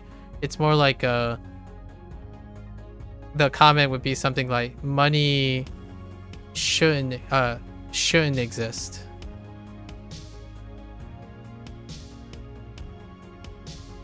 Or maybe a little bit more than that is like something like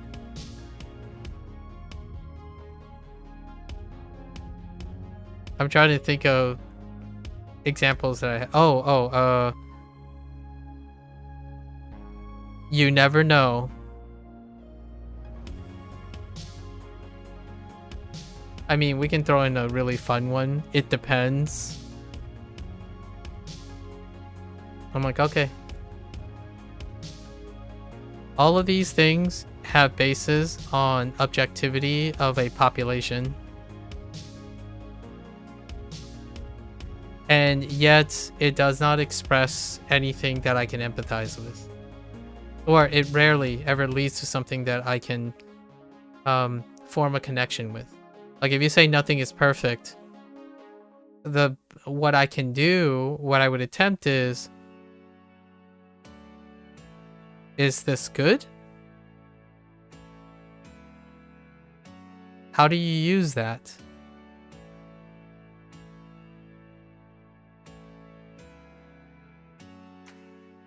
Tell me something that it depends on.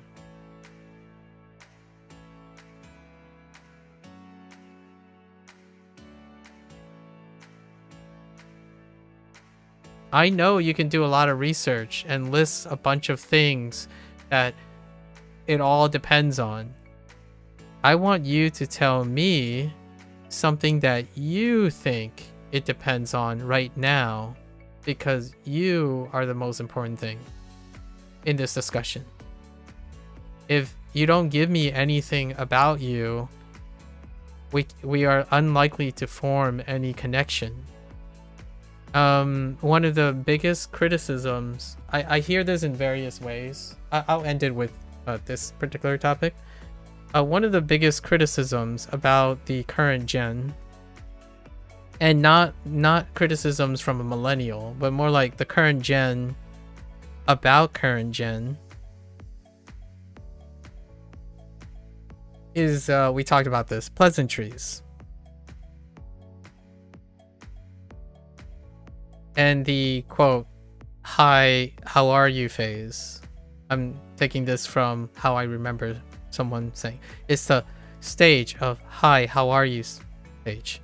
And the "Hi, how are you" stage deals with exchanging facts without any emotional attachment. The very nature of "Hi, how are you" does not have an emotional attachment in general. Like, how are you? Like, I exist. You exist too? Awesome. We both exist. Carry on.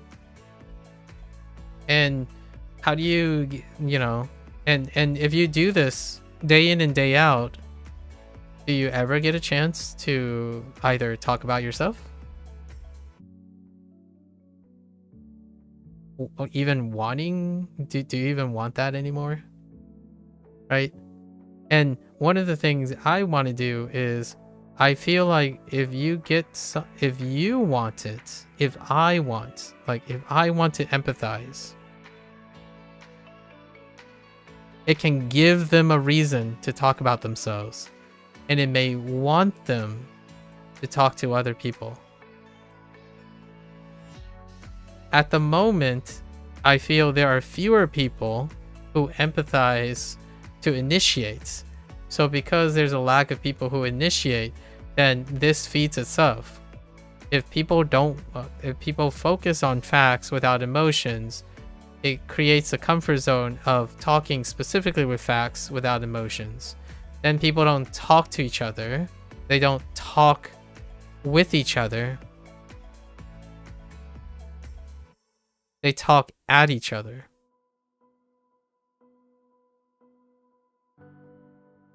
I did this yesterday unintentionally because I was I heard myself do it because I was like preoccupied with finishing a lesson and whatnot. And one of them was like I mentioned my personal example and I forgot to respond to it. I talked about the Valve thing. There was Valve hardware, right, that was coming up, or it was announced, and that person's like, oh yeah, they saw the video too. I forgot to follow up with the question by saying like, was there anything particularly interesting in the Valve video? Because I shared that I was very excited about the controller and I didn't get a chance to explain why the controller was very interesting to me outside of like the VR headset or the Steam box and whatnot. It stuck with, oh, there was a video that covered these things and one of the controller was interesting. And I'm like, I'm pretty sure lots of people found those things interesting, right? It didn't give much for someone an opportunity to critique you or criticize you. In fact, I'm more than welcome to have someone psychoanalyze me. Honestly, that would be kind of a really fun experience because it also means that they have to pay attention to me, right? And if I have their attention, then I will reciprocate.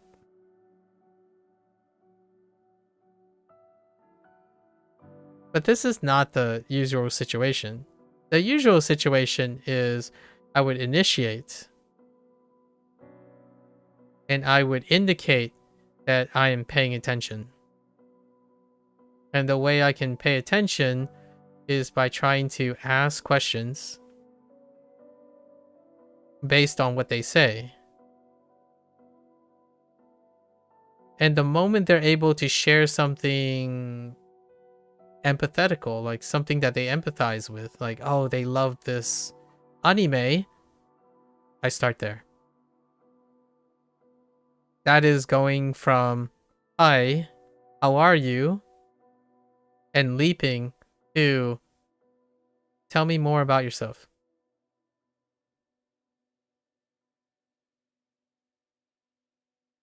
And then I can share something, right? And then it's like, here's how I relate. Empathy. Here's how I relate. And that strategy is something I work on every single day. For now, it comes in different forms. What I said was fairly reductive, but I think it does the job. I'm still... Legends are always born from establishing history. I didn't read that at first. I like the blood loss thing. I think that's pretty fun. I don't know if any of this is going to radically change anytime soon. However, I like to think that we have more to explore. I'm genuinely curious how different we are. I mean, like, Procol, if you haven't got like fallen asleep yet, I'm genuinely curious how far apart we are when it comes to more interested in facts versus what a good story is. And the reason why I say that is we can say things are bad and things are good all the time. Like we can know a lot of things that we can agree upon and disagree upon, right? However, if one doesn't have stakes in what is agreed upon and disagreed upon, it often comes off as we're making a transaction, right? Oh, the right answer to this is that. Okay, I agree or I disagree. It's like, oh wait, you're right. I've learned that this person maybe care about being right and wrong. And that's as far as it goes, at least in my opinion. Like, there's not much more to tether here other than, does this, I could ask you, like, does it bother you that I'm wrong? And they could try to explain that. Oh, okay. And then from whatever they explained there, maybe I could expand upon it or something like that. That's an example from today. It actually literally happened today. All right. Let's go back and see if I remember any of this stuff. Oh, is this like the new word? What was it? Lithe? 瞪 Oops. Wait. Oh, whoops. That's not the... I was starting to type in Japanese. Fan no. Yes. No. Yes. Fan not true. Yi. Fan yi ran. 反之亦然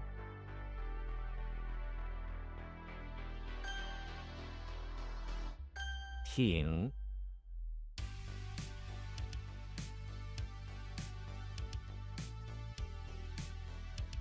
He wishes, he's just wrapping things around and he wishes a boat into, it is actually the boat.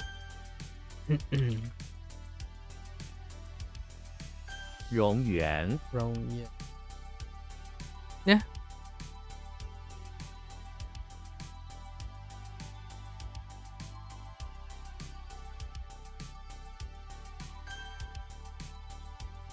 All right.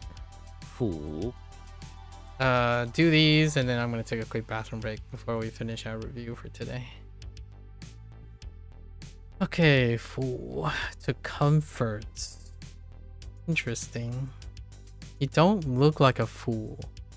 In what way, in what universe do you look like a fool? You look more like a fool.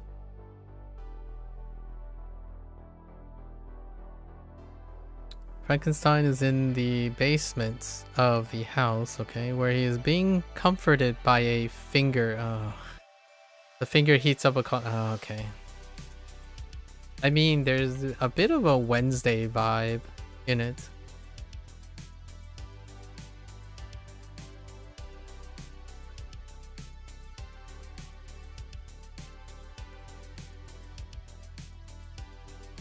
We'll make it a little bit weirder.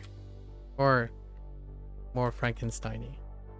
So Frankenstein is in the basement of the house where he is trying to understand the comforts of a warm cauldron. He places his finger next to the cauldron. Like cauldron fire. But unfortunately, he is a monster. He's undead. Right? He's an undead monster. Alright. To placate Anfu. I think I still know what placate means. Maybe not. Let's go and check.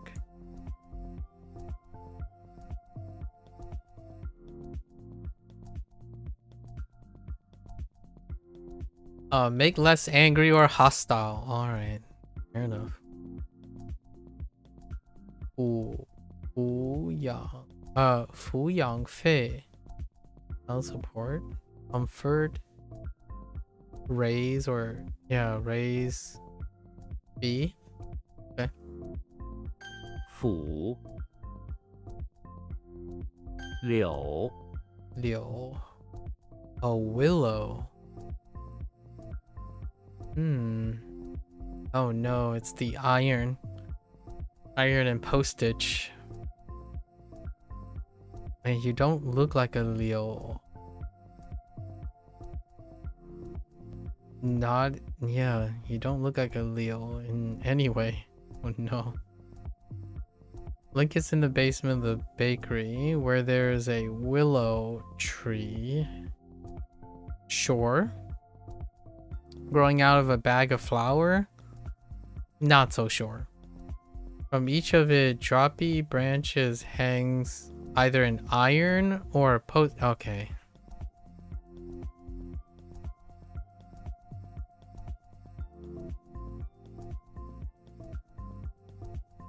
Alright, so Link is in the basement of the bakery. Iron.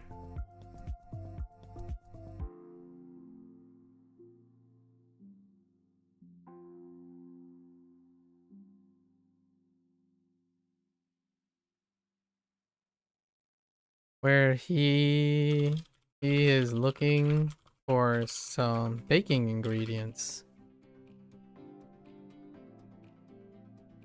that are located in a wooden like a willow, you know, willow wooden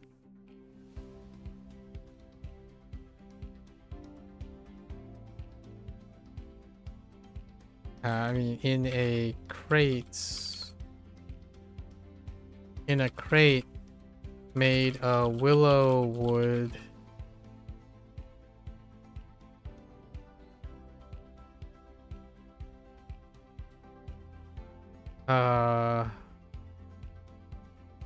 With on an iron rack. We'll use that type of iron then. On an iron rack that was recently delivered. Covered in postage stamps. Or his fetch quest. Or his fetch quest. Alright. I should have started with the fetch quest. Liu Shu, okay. Liu Ye. That's okay. 柳是 Shu. Pass away. Another one? Oh man, you don't look like a Shi. There's Jing, a bit of Jing. There's also a bit of Che. Che. Oh no, Je. There's, oh man, that's tough. What? Yeah, that's really tough. Chuck is in the bathroom of the house where he discovered his best friend, which is a finger. Oh man, finger again. Alright.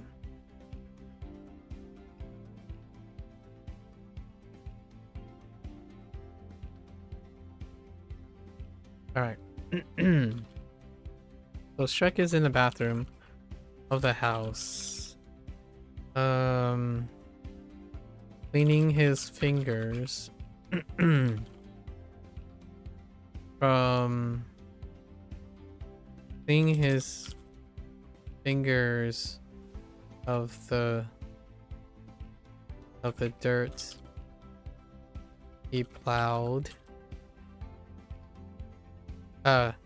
Dirt from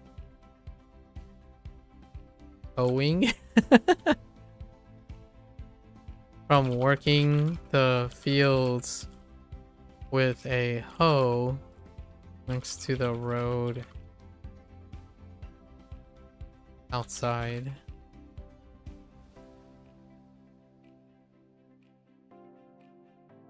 He replaced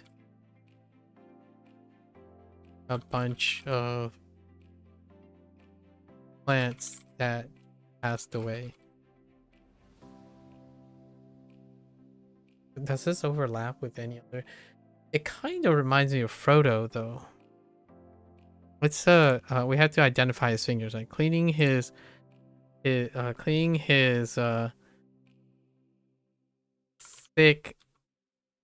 cleaning his thick, stubby green fingers, right?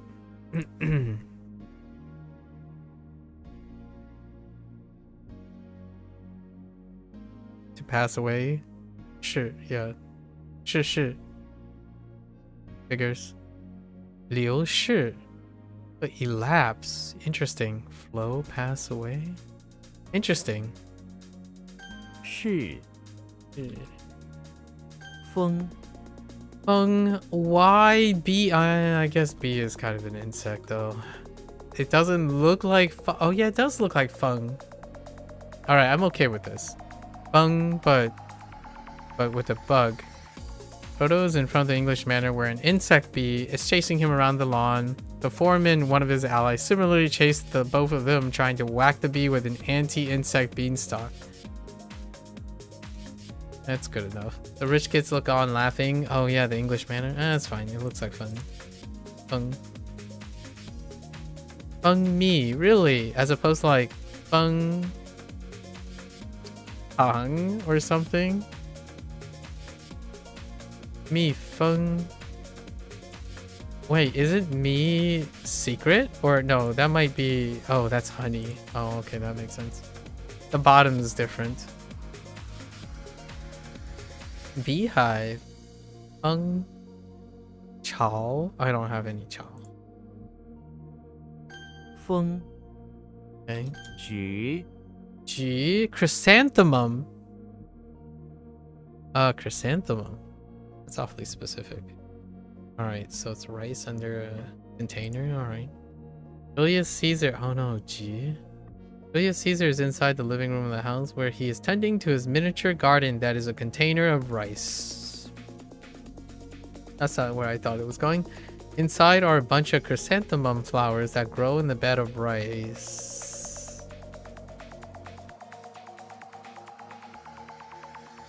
Okay.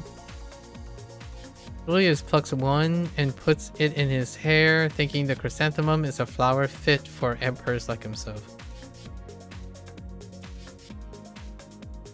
We're gonna try something different here. So Julius is inside his house, ordering his subjects to embellish his house with chrysanthemums, fitting of an emperor. So the subjects start preparing containers containing the rice grain thing is I'm not so sure about. Containers with a bunch of rice to house the chrysanthemum flowers. I can kind of see it. Okay.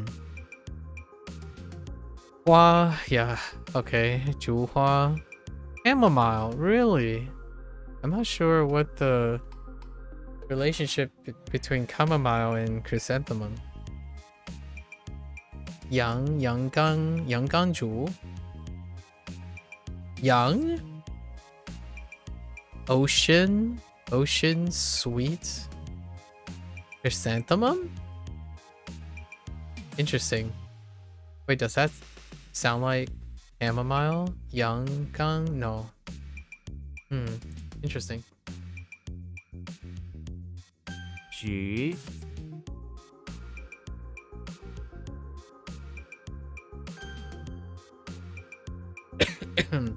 Alright. Excuse me. 府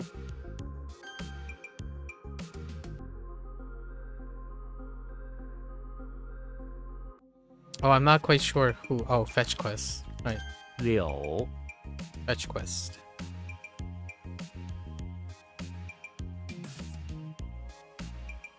That's gonna be tough. That one's really tough. 菊 This one kind of screams like a flower, so that's a plant. That's kind of nice. This one's kind of sketch. 是 Yeah, because I'm sticking it all the way. Okay. The things that are near the road are the things that are passing up, right? Or pass away. And this just looks like fun. 风 Alright. I digress quite a bit for some time. Like 3 hours, 3.5 hours. I'm gonna take a quick bathroom break and then come back for the reviews. Thank you, thank you.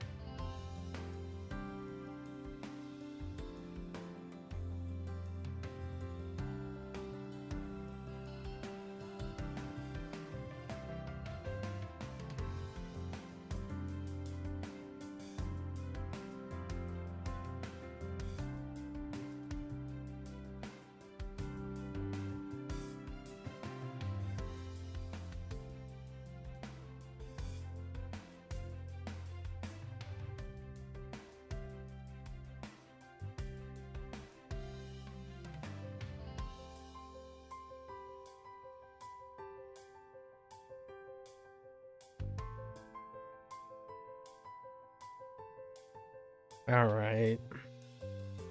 Let's put our head in the game.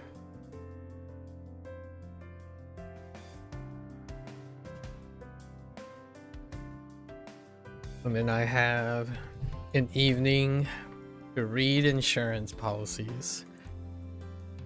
Okay.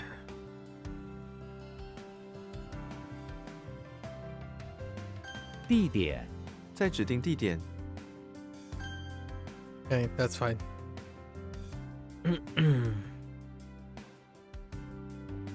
眉毛 他的眉毛有点 Whoops. 在乎 你真的在乎这件事吗？ Wait. 赤红 秋天的叶子变得赤红，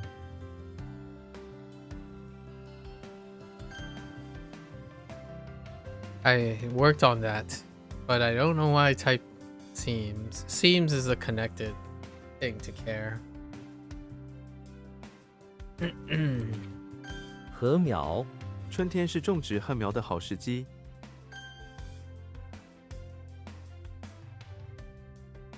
Heck. I kept going back and forth. Oh man. Seeing bathroom written on there is, man, 鼓 so foolish. So foolish. 撬开 他用工具撬开了木箱， Oh, this is where the digression from yesterday happened with Churn. Chao Kai to open up. To pry open. 赤字 我们必须减少吃字。 That's a special one. 加州 加州的天气通常很好，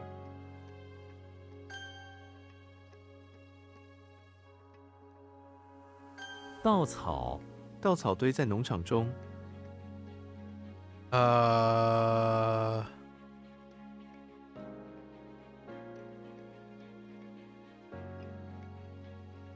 Oh no, wait.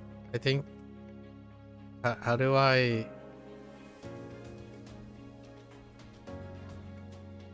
How do I generalize this? Oh yeah, the straw of the plant. The straw, the rice straw of the part. That's fine.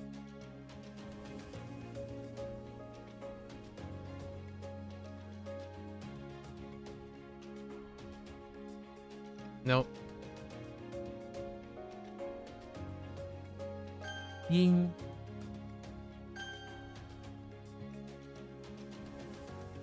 Nope. No, it's not. It's her. Man. 行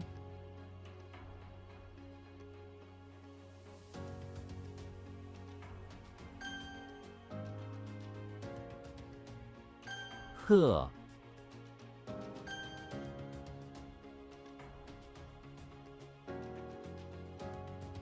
翼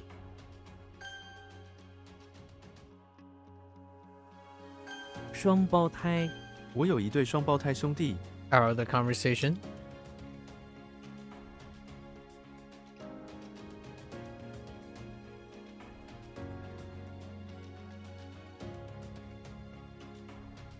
静脉 静脉中的血流比动脉慢， What?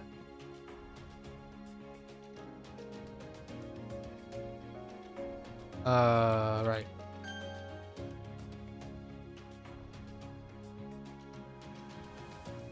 零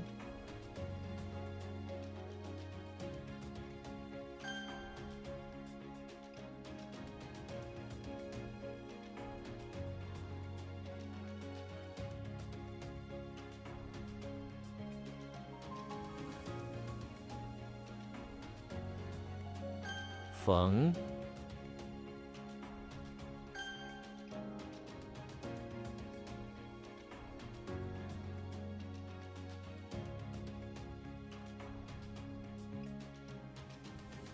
胎儿 孕妇要保护胎儿的安全。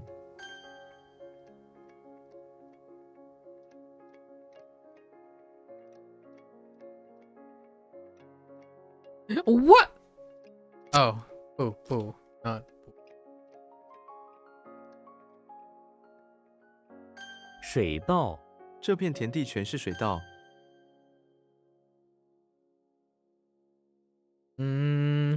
Yellow? 烟，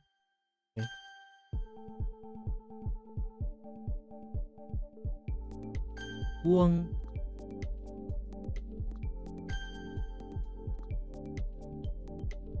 踢开，他踢开了门。儿女，他有3个儿女。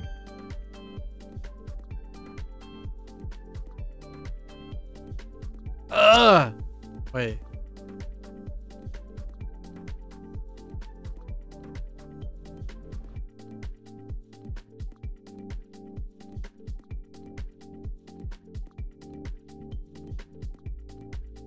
Hmm.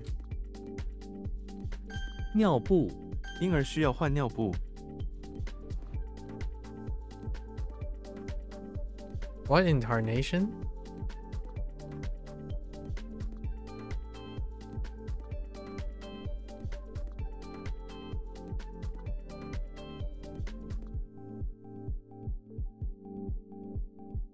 Uh-oh. I don't know. Excuse me. 春假，春假开始了。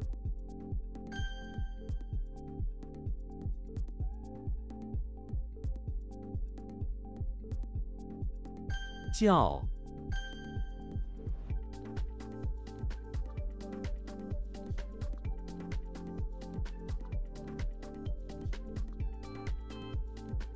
糖尿病，糖尿病患者不能吃太多糖。 Egg.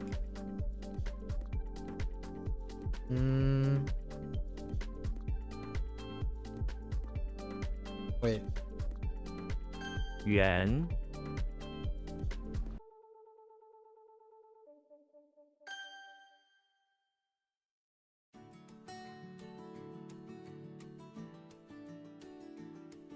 Uh-oh. I'm gonna go with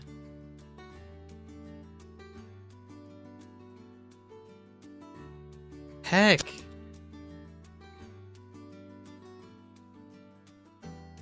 Oh man. Fingers and a. Is that a hook or an umbrella? That's an umbrella, right?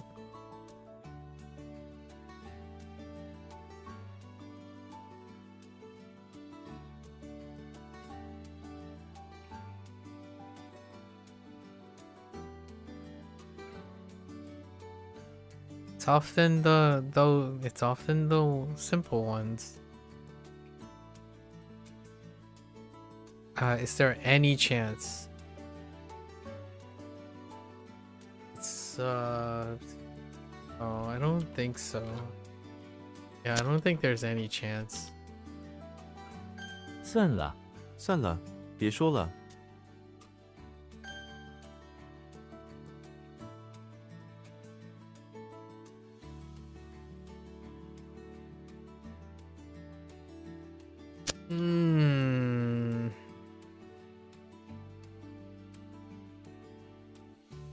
浮云，浮云在天空游移。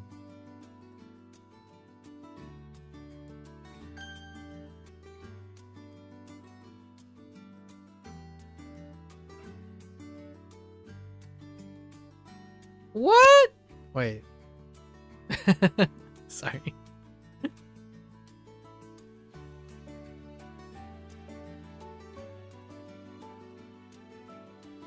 杰出，他是一位杰出的科学家。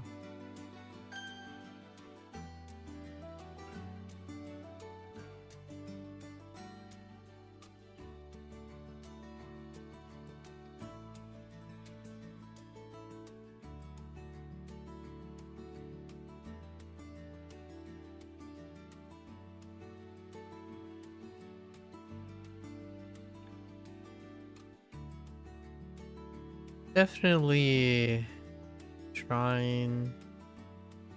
Blade.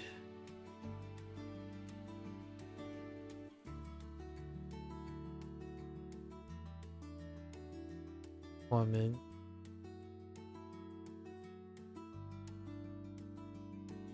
Woman, wavy. Wavy. Yeah, woman, wavy. Something. Pretty sure that's C.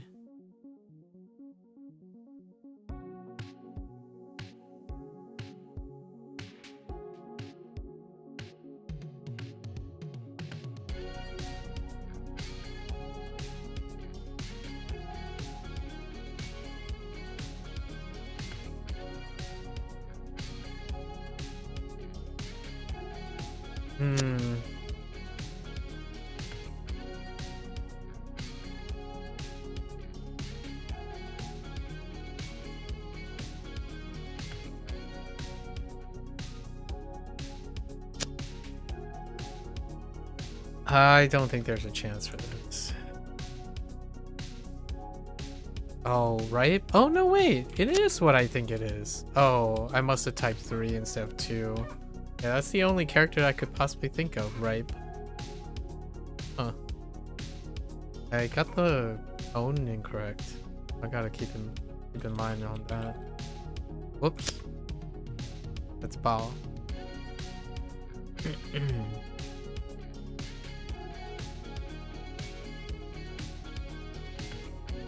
What in the world? Oh no. The department with the kid. Oh wait, I think I got it. Oh, Shin. 报 What? Oh, explode. Yeah, this is what I think it. 熟悉 他们彼此很熟悉。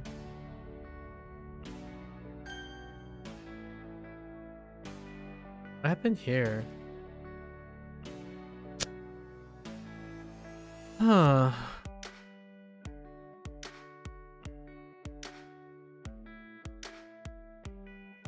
What? Wait, what? Oh.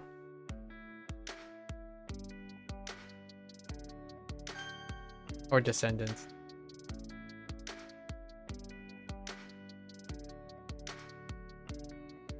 子孙赢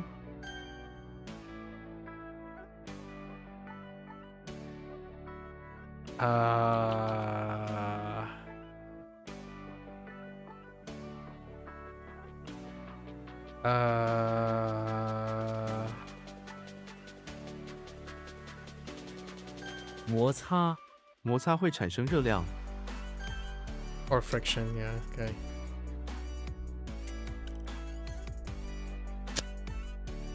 Oh, what? Wait. What? Oh. Oh, I'm misreading the left side.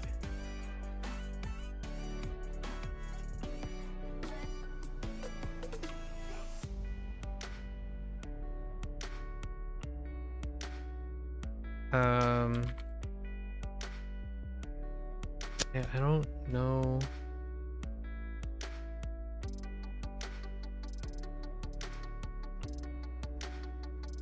地震 学生因为地震而感到害怕。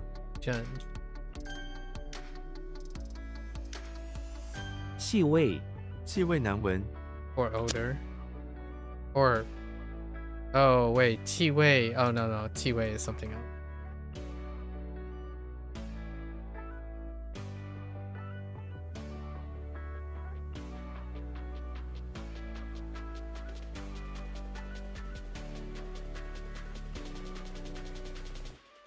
Something makes me want to type like... Oh, no, wait. That's chaos. But maybe like... Dang it. That's so disappointing. 不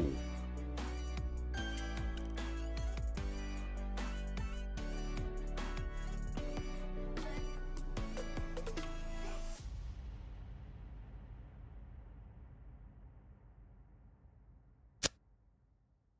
Trellis and metal.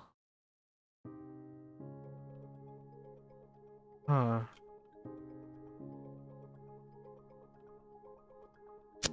What?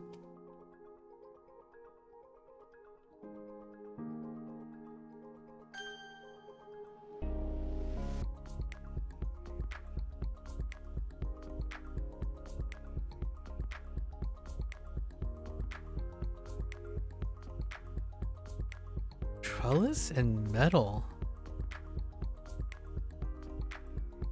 Oh man. Who? Ooh, oh my. That's good. That's bad.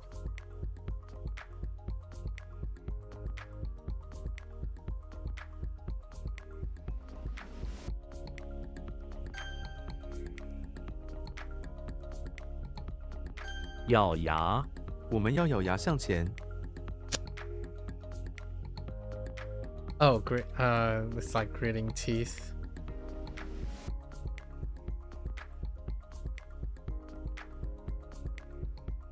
I genuinely have no idea where the umbrella thing comes from.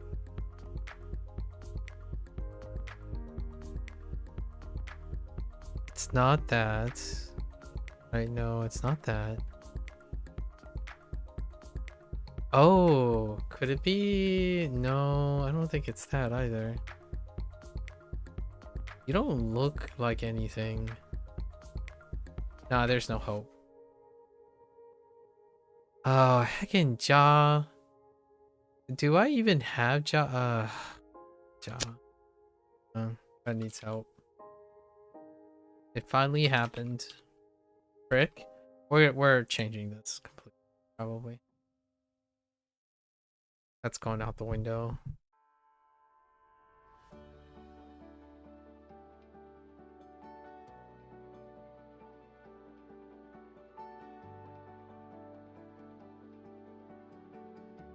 How in the world?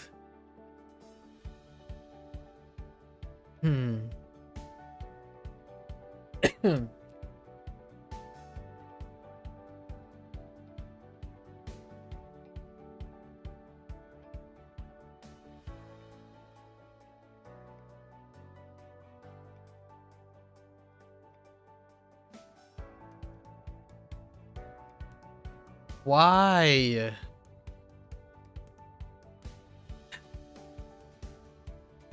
I want to say it's probably still goo. Who? Yeah. It looks like the new goo, or to look back, not turn.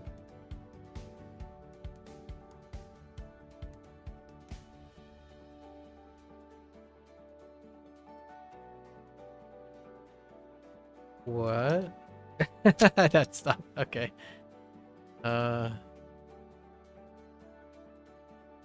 学费。你们学校的学费是多少？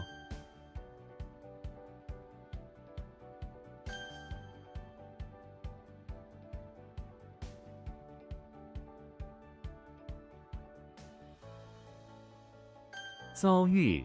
他的遭遇让我感到很同情。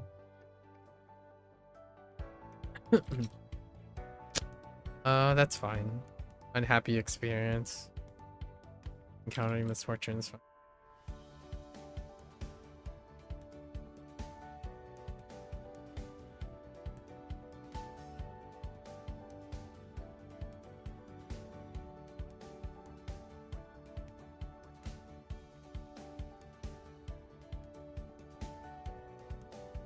What?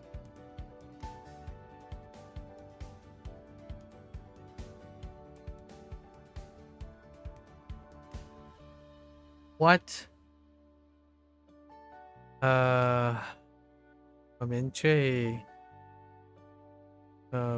最终 oh no 对 yeah 我们最终在一个小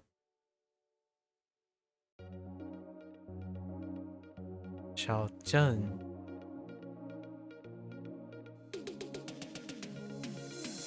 OK 护了你护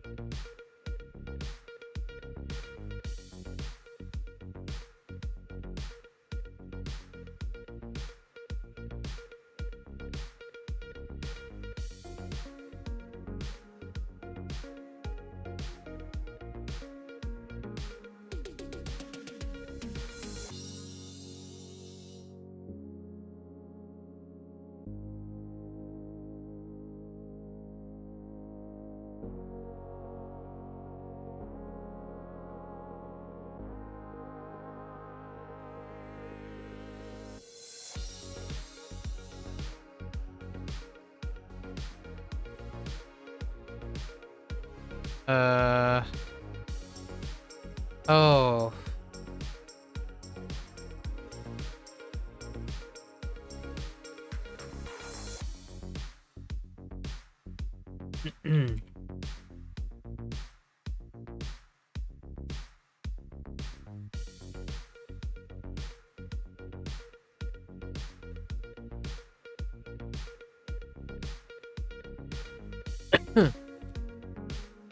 What?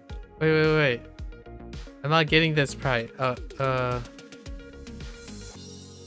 Oh no. I'm not. Oh no. I'm losing it. Oh, I'm losing it. It's it's slipping.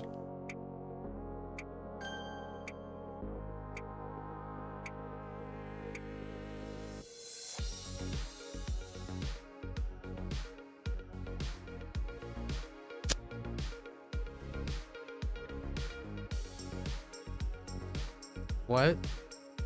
Oh, that's a misspelling.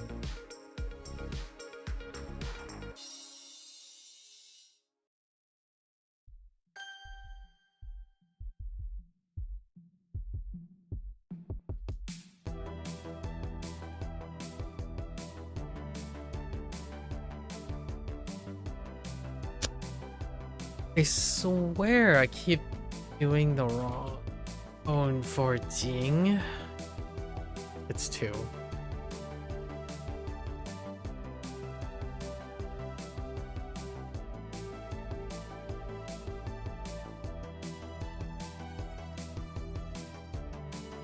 中秋节，中秋节是一家团圆的日子。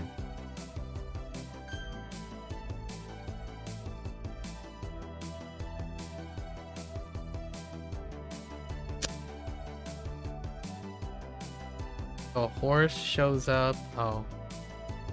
Hey.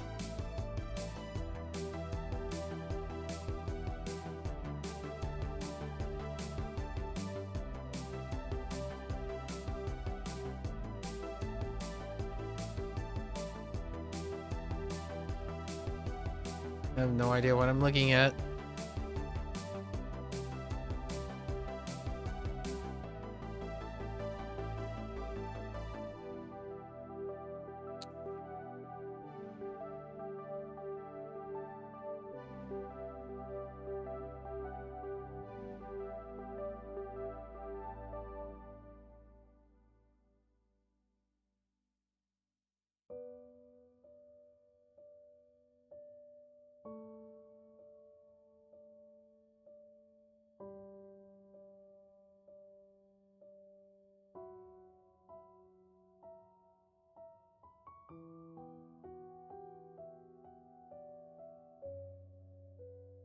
Oh, wait.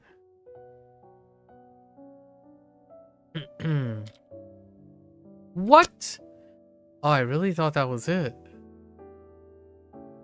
Oh no, I have no ideas. Oh no. Gotta reevaluate that one.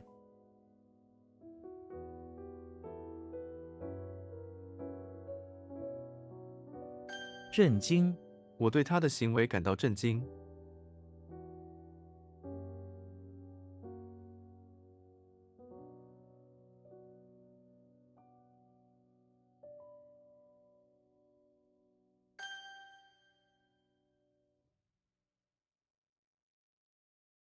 Is this not what I think it is?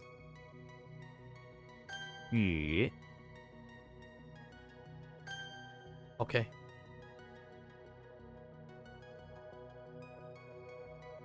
港口，他在港口工作。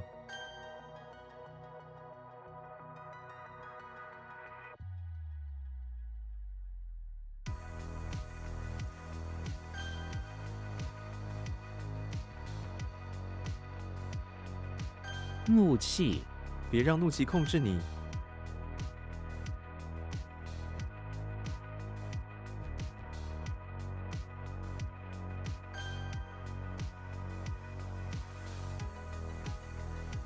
渣，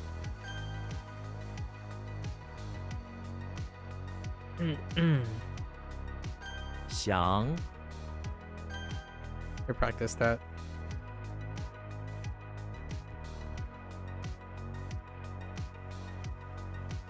祝贺，我祝贺你通过考试。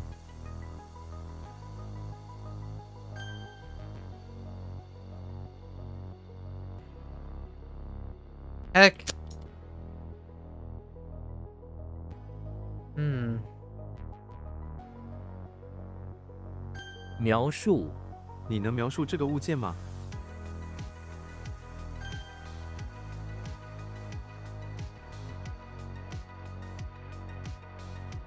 子弹，让子弹飞，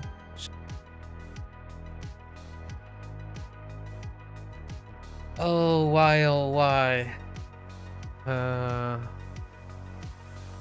Beanstalk? Where does the blade come in? And the thread? All of it is so combobulating.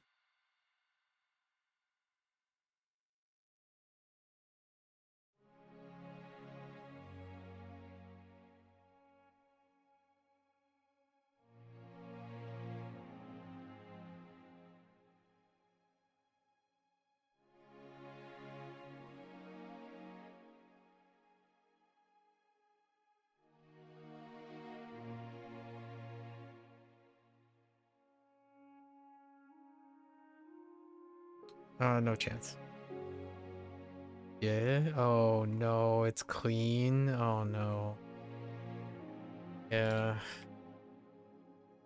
It pairs with purity. Saw that coming. 免，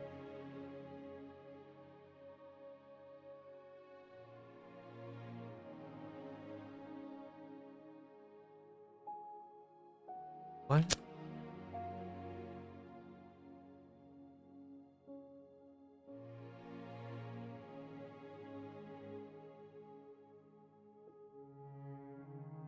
Huh.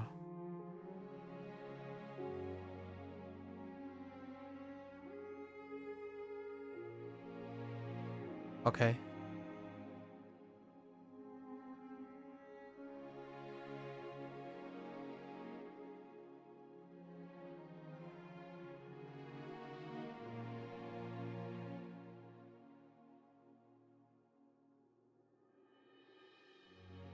No.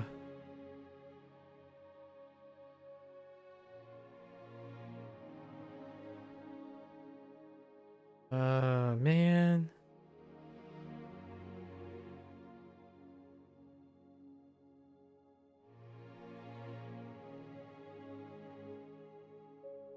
尊敬，我们应该尊敬老师。 It took way too long. 见，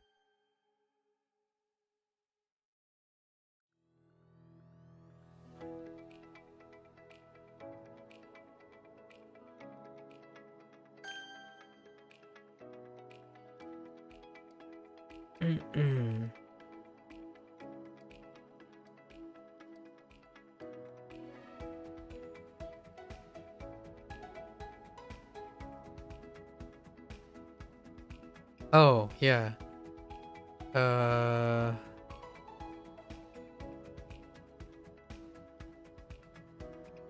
No.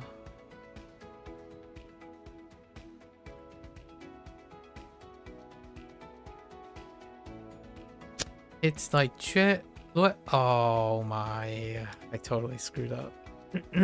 It's fine.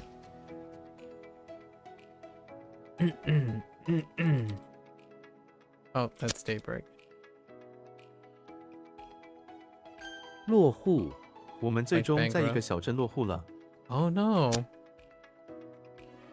Oh wait. No.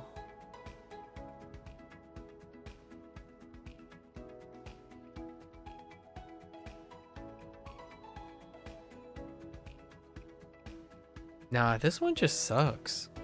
Like, settle down. Okay, we're gonna put Loahu as a... Need something. Need something.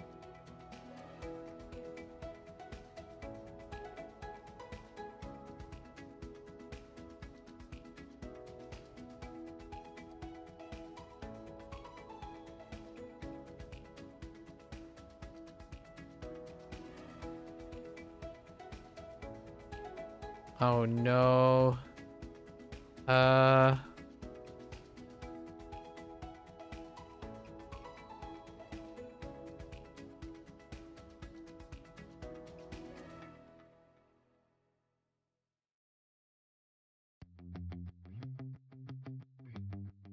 Oh yeah, I don't. Dang it.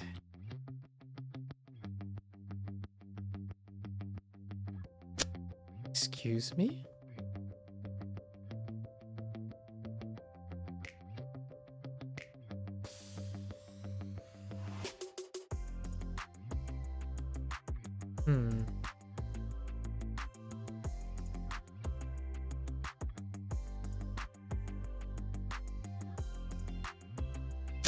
Okay.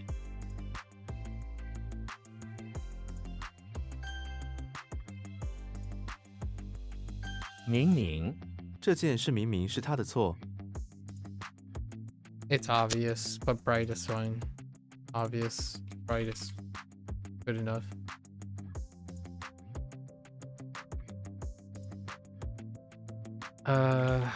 What was this? 结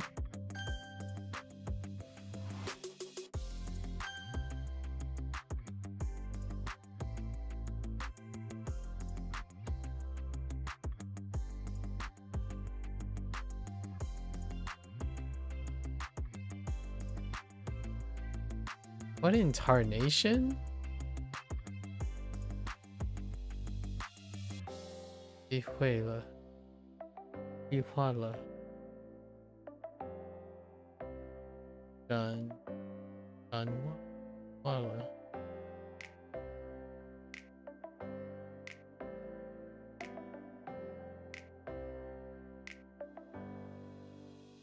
捡拾。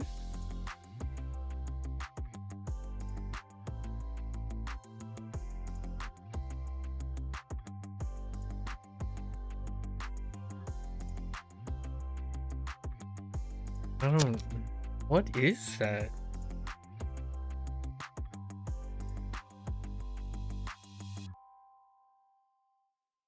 Hmm. 煮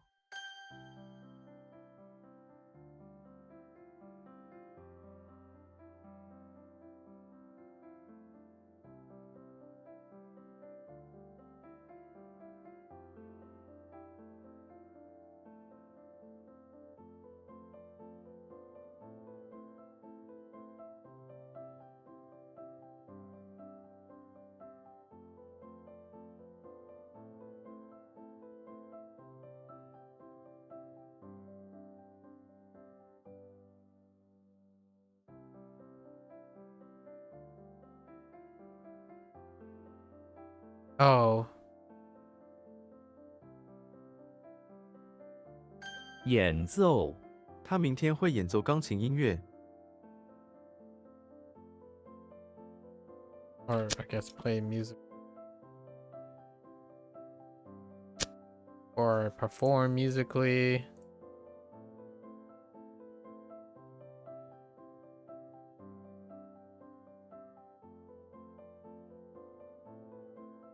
Is it like 临时?临时我们临时改变计划了。 Or like miss the time or last minute? Yeah.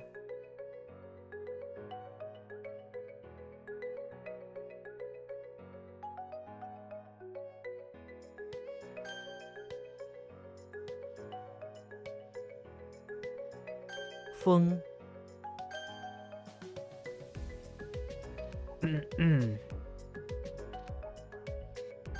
访问友好访问。 What? Wait.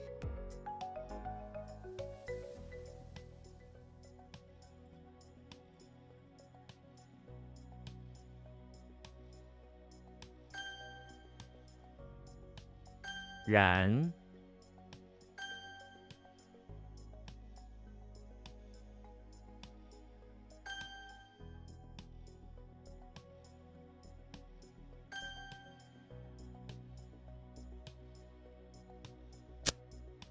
It's part of sensitive. Or excuse. Or to avoid. Okay. Fair enough. Avoid is fine, but I think it's closer to the excuse.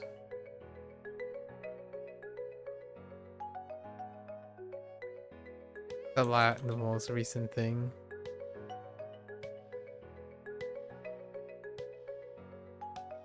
What?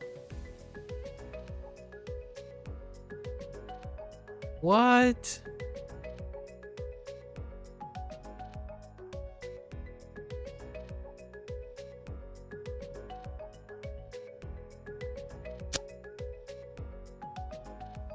Huh.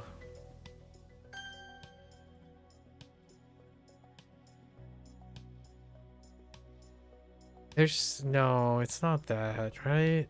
Oh, it might be actually.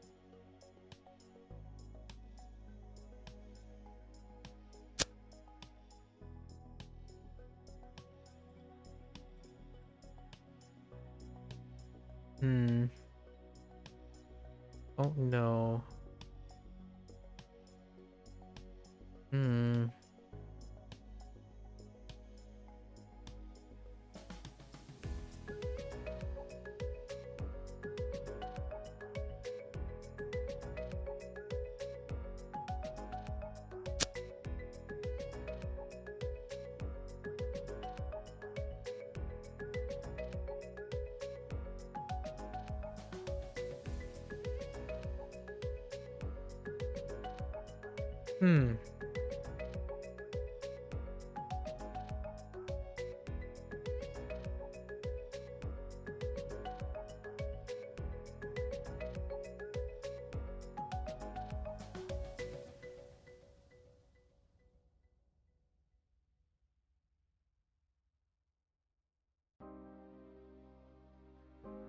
I really thought this was... Oh, no, wait. Oh, wait. How do I... Then pet? Wait.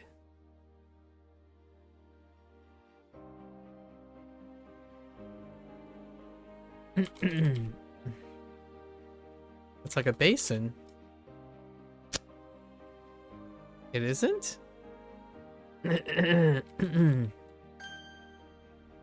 What?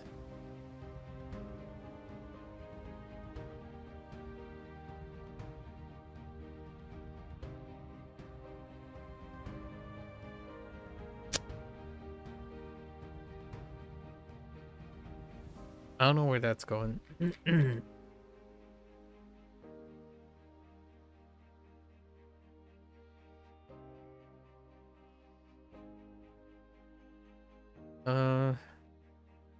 What?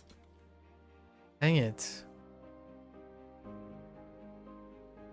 冻结 湖面已经完全冻结了。 It's frozen or freezing. Oh, no, wait. Oh, is this backwards now? No, no, it isn't.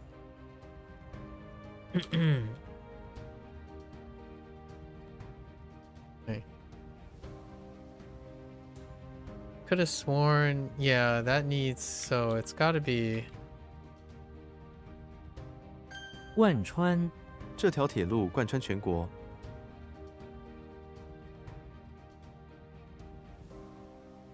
这条，wait，这条铁路贯穿。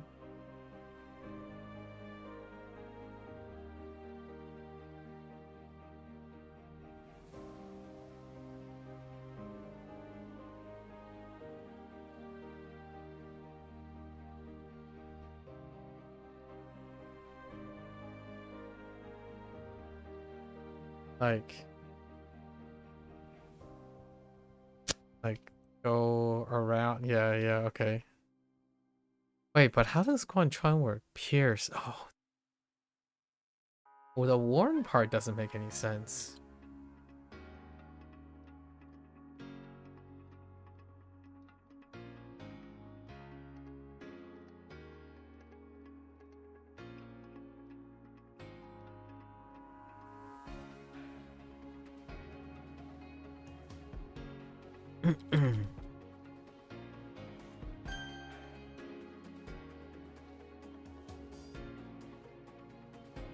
冰棒、我喜欢在夏天吃冰棒。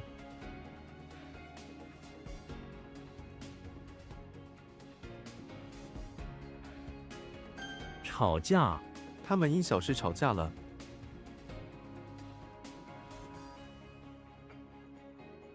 Or quarrel? Oh no, wait. No. No.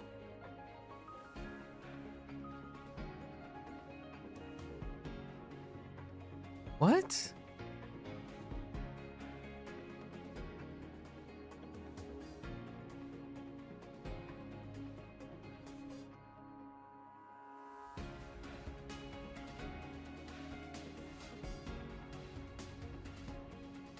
I swear this is Lian Peng. 脸盆、我用脸盆洗脸。 Well, what do you want to get? Like a face basin? A wash basin is just a basin. Fine. 沙、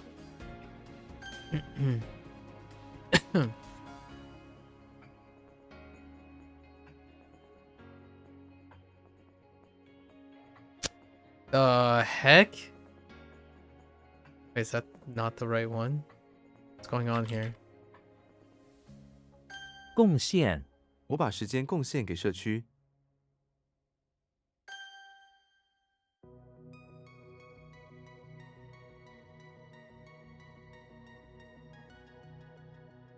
Okay.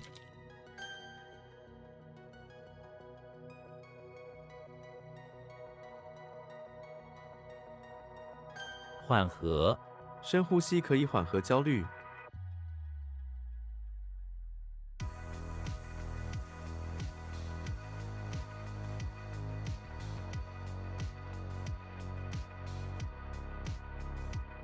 Like slowly ease. Okay, slowly. Yeah. Slowly return to harmony. Is what I'm gonna. That's what I was thinking of. I couldn't think of the word ease.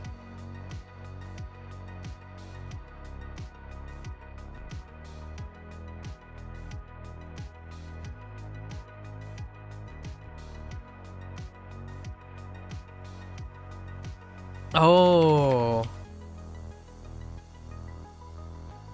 What? Ah, that's definitely Chuang, right?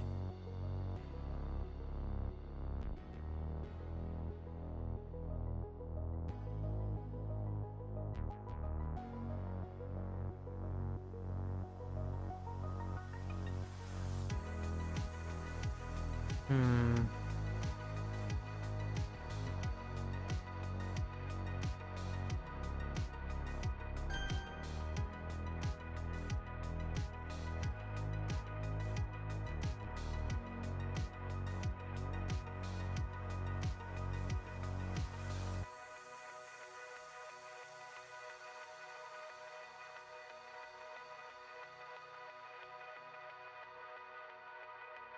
Oh, you don't. Ah, man. 抢救、我从树上抢救了3只猫。 What? Yo. Oh, rescue. Whoops.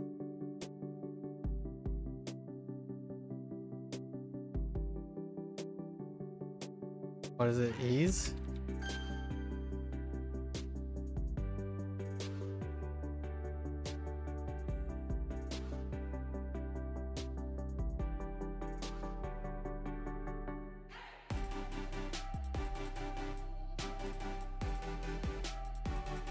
What?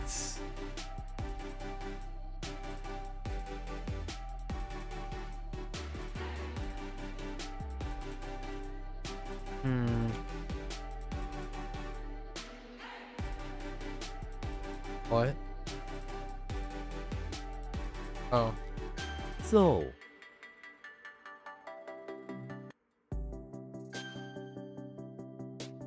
Oh, their drama.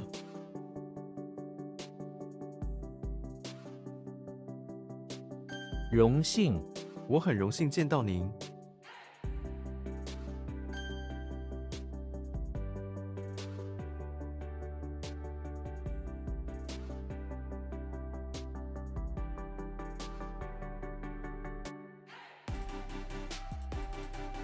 Yeah, that was kind of chatter. This WaniKani or this is HanziHero? This is WaniKani for Chinese, sort of. It's an SRS.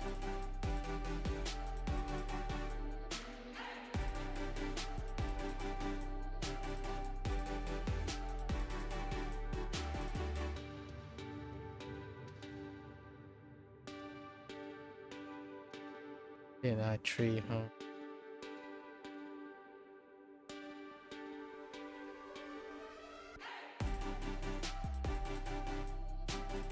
When all else fails, red coral.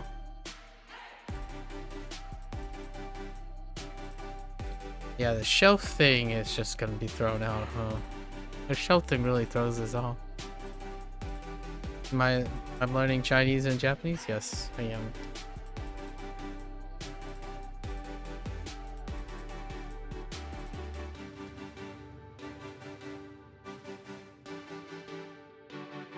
政党每个人都可以加入政党。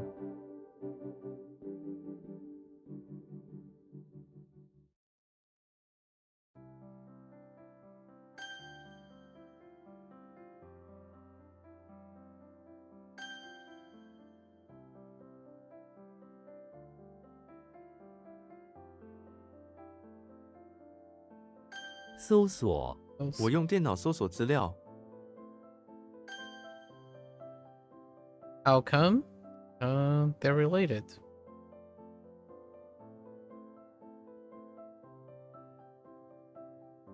They kind of complement each other.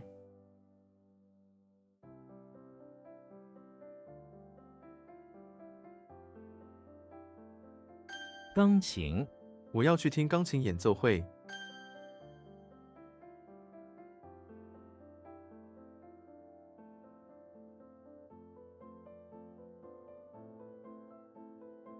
门铃门铃突然响了。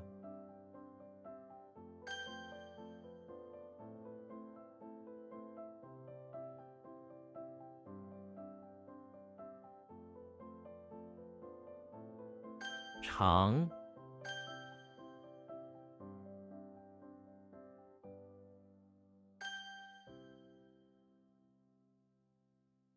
补 Where am I from? I'm from the United States. 提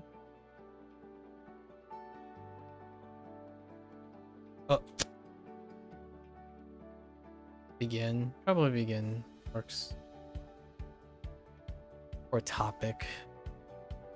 Hmm.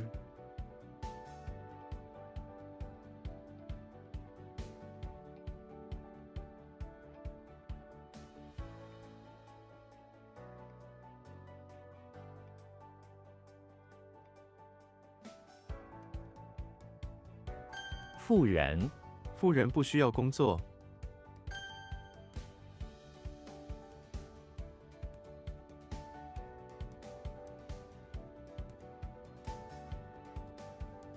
母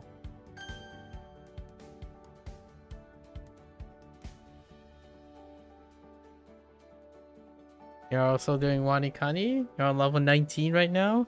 How are you enjoying WaniKani? Yeah, WaniKani was earlier today. I usually start my day with WaniKani each and every day. How's your experience so far, level 19?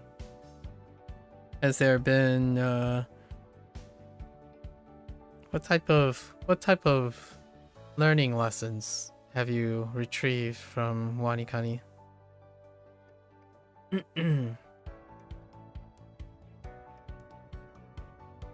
年龄，他的年龄是个秘密。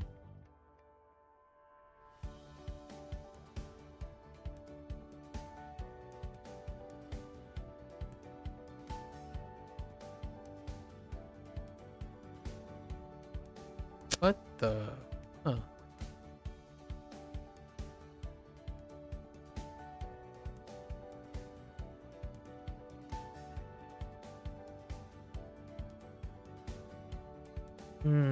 What makes you interested in learning Japanese?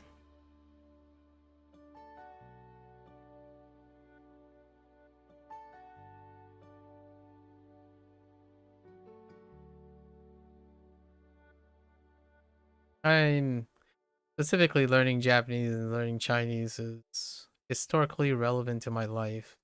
I mean, that sounds a very generic, sweeping response. But learning here, you were asking learning Chinese and Japanese. So the most specific reason for learning Japanese and Chinese is because they're related in their writing systems. So that kind of leads to the answer of why WaniKani and HanziHero at the same time. If you were asking why Japanese and Chinese is part of my life since I was 5 years old. And it's been more than 33 years since I was 5 years old.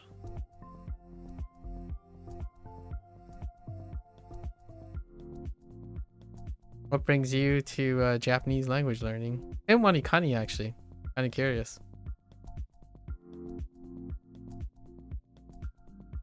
You think it's a good tool, but you'll probably stop at level 30? That sounds about right. Because you think the benefit drops off and you don't think it's fun progression? Fair enough. How did you determine that it's going to be level 30 when you decide? And in what way is it good and in what way does it drop off? Or how can you tell?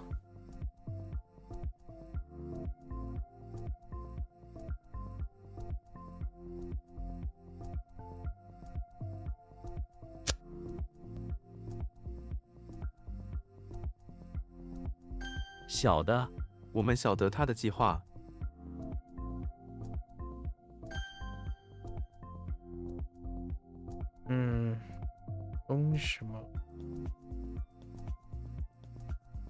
The shack.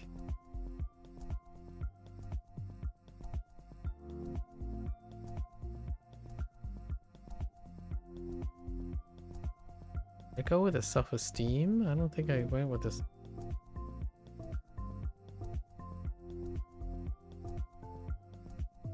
Maybe like... Interesting. 文，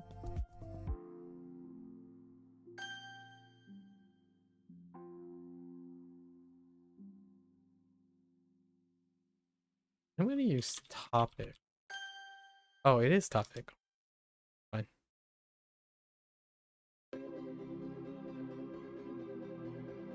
鼻孔，你的鼻孔里有东西。 Forum post? That's interesting. And at level 30, you are at about 1.1 kanji and able to read like 87% of kanji you encounter. You think the rest you'll just get from mining vocab through immersion with what you see as a more fun approach? That sounds like you have a plan. Solid plan. 找， Which, fair enough.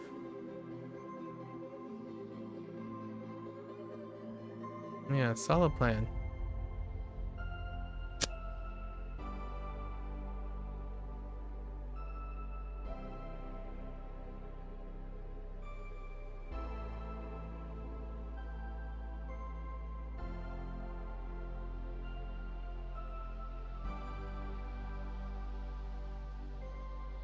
You read the Tofugu guide on learning Japanese. That's how you discover kanji. Ah, intriguing. Tofugu guide was fairly arbitrary. And you're learning Japanese because you want to study abroad in Japan. Oh, okay. Are you at university right now and have the ability to study abroad in Japan?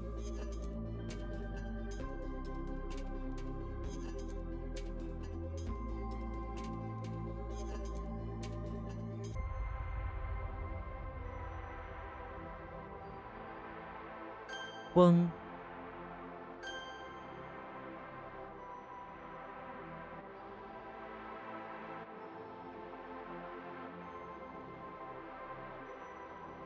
剑 No, you work as software engineering, saving up to afford the stay. I see. That sounds like a statistical norm. Hopefully you manage to do so.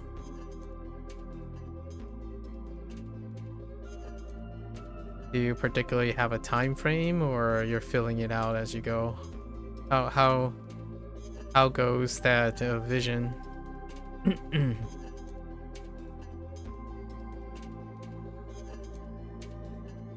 智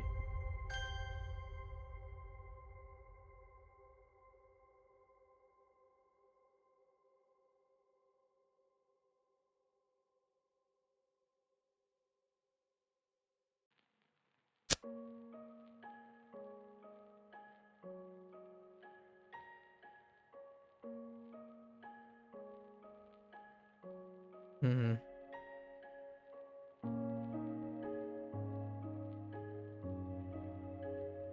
拳击 拳击是一种古老的运动。 彩虹 孩子们喜欢画彩虹。 You plan to move there late 2027 and start the summer semester 2028? Okay, so... Oh, okay. So you're a software engineer, but you're going... You say you work as a software engineer, so you're going back into education to start in 2028? Or are you currently studying while working as a software engineer at the moment? And what will you be studying in Japan, since if you're already working as a software engineer?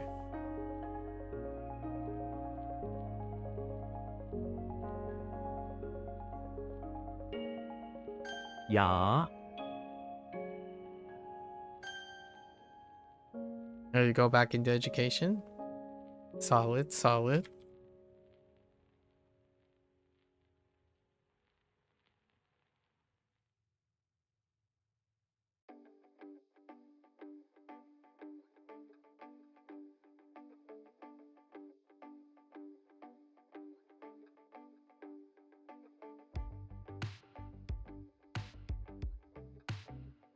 窗帘 窗帘是蓝色的。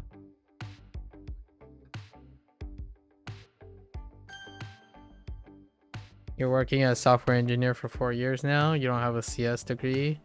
And you're gonna work on the CS degree while you're studying abroad. Is that how that goes?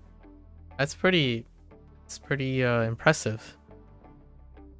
Already 4 years under your belt as a software engineer. I see.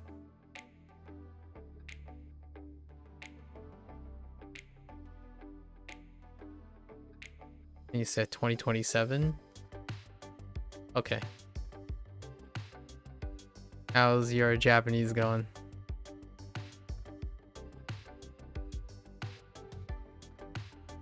Do you plan on like working or just straight up go to like working on the one hand? Or do you feel like you can accumulate enough in which you go there to study the whole time?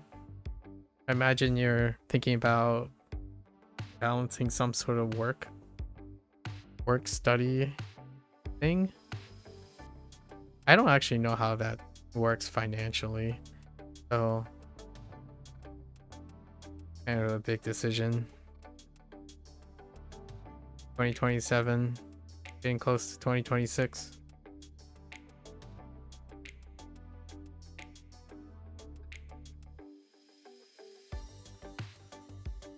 愁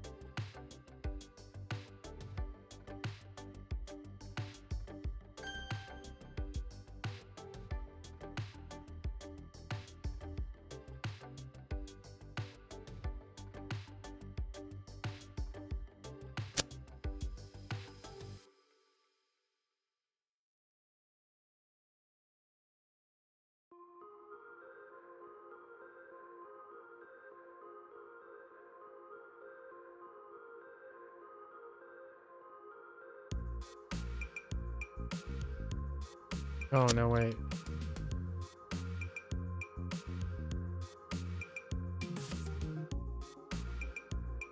Hmm.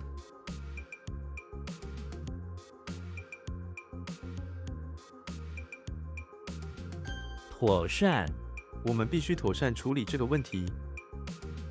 You try and save as much as you can, but you're probably still gonna need to work there. I see. The Japanese is at an upper beginner level, you say. I see. You really struggle finding immersion content you enjoy? What are you currently watching at the moment? Immersion content.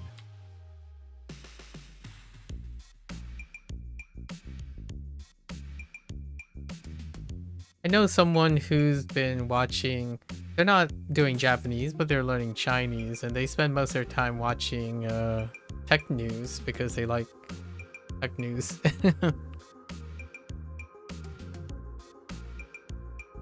The reason I brought it up is because you mentioned software engineering. I don't watch tech news in Japanese or Chinese.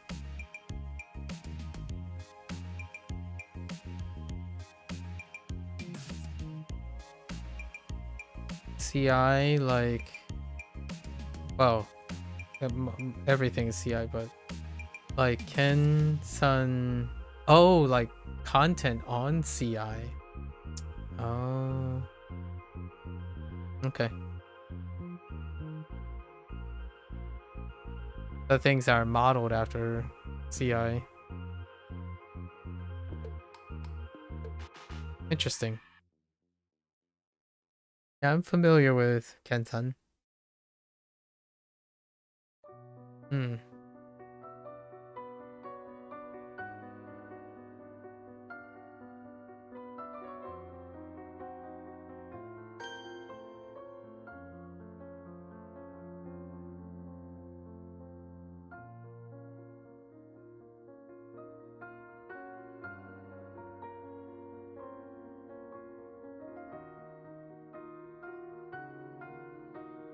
邻邦邻邦之间应该保持友好关系。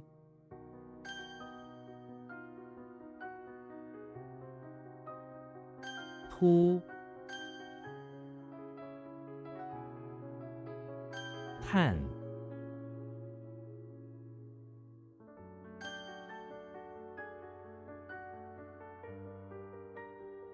You should probably watch more difficult content. Ken-san has become too easy.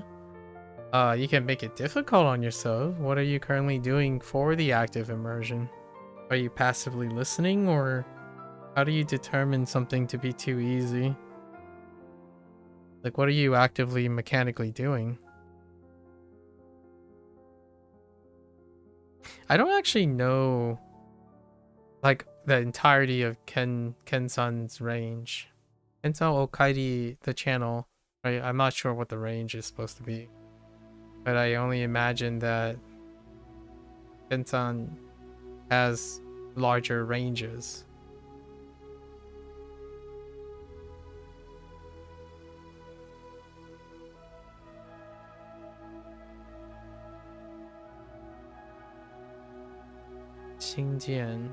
Xingjian的攻什么？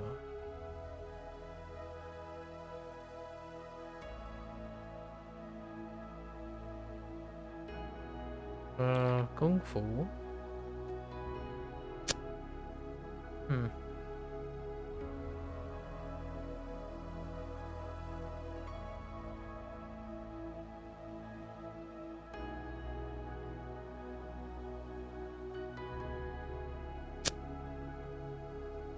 Huh.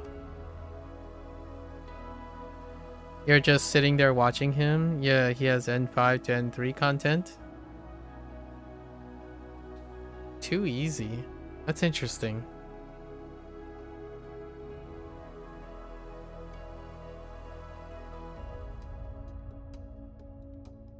I would have to evaluate. But the N3 content is lacking in amount. Oh, okay. Fair enough.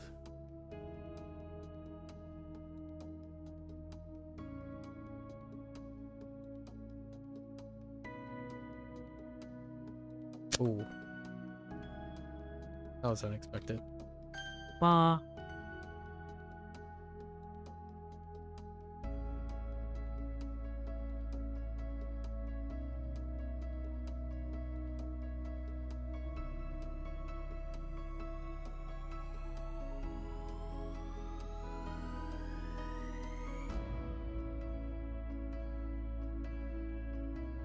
Why do I think of group?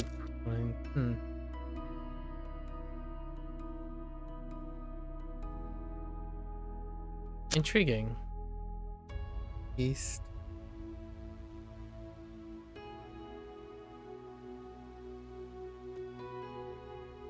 Oh.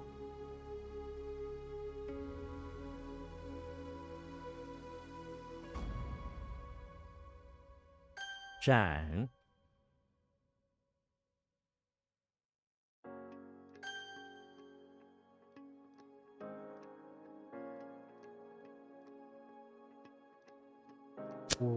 What? Oh. Oops. Alright, guess we're gonna add this. Chong. Factory.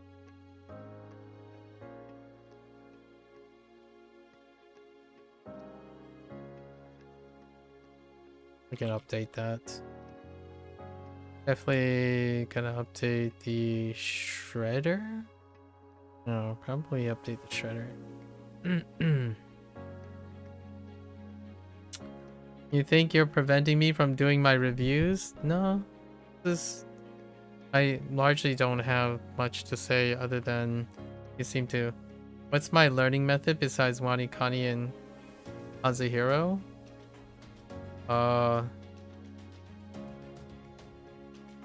Which type of method do you want to hear about?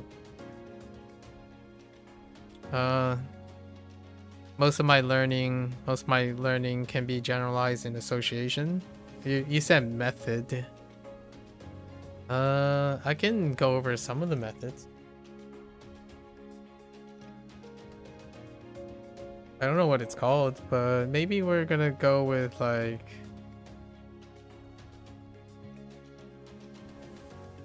some fancy words. Most of my method deals with association. And association deals with output theory. The encoding process deals with association. And association, you can kind of say WaniKani uses association.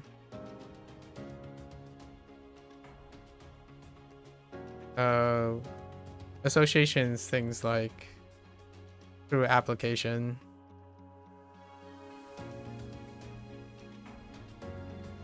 Something like, I'll give you an example of, well, WaniKani is a good example, right? Mnemonics makes associations. Translation makes associations. Oftentimes, I take, I guess, holistic. If the buzzword that most people would probably use is a balanced. You said CI, so I'm gonna say balanced approach, which is the holistic approach. And holistic approach deals with making mental associations with application. So the application for HanziHero is to learn its mnemonic system. And that mnemonic system gives a context for its use case for Chinese. And then having WaniKani alongside HanziHero, I can form associations in Japanese and Chinese. Using a hybrid, like the mnemonic systems that they have. To demonstrate what HanziHero's mnemonic system is that I'm doing in my head, like if you take this character, right?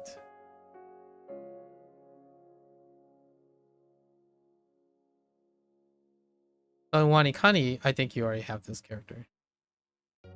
Pretty sure. So, if not, we can go over it. So, like, mouth, right? This is mouth. And then bottom here would be shellfish, right? But since there is association involved, mouth is also say, word, talk, eat. And then association for shellfish, for me, is currency, exchange, payment. And then shellfish is also composed of their fins, right? You can say fins here. And then you can say eyes. Eyes here. And they have associations too. Fins can be fish, right? And then eyes could be any form of see. See, observe, etc. So while like something like WaniKani and HanziHero will teach you the first layer of mnemonic building. If you're not familiar with it, like if this is the first time you started building mnemonics, it's the one of the foundations of building associations. And associations at a higher level creates a mind palace. So I sort information and learning information in a mind palace. So the mind palace is combining things that are layered with a structure. And HanziHero does this quite well. So for HanziHero, we will take mouth. We'll take mouth. And then shellfish, right? So these would be the mouth and shellfish. And with this, due to its nature, you always ask who, where, for most things. So in this case, it's Yugi, Yugimoto, which is designated by this.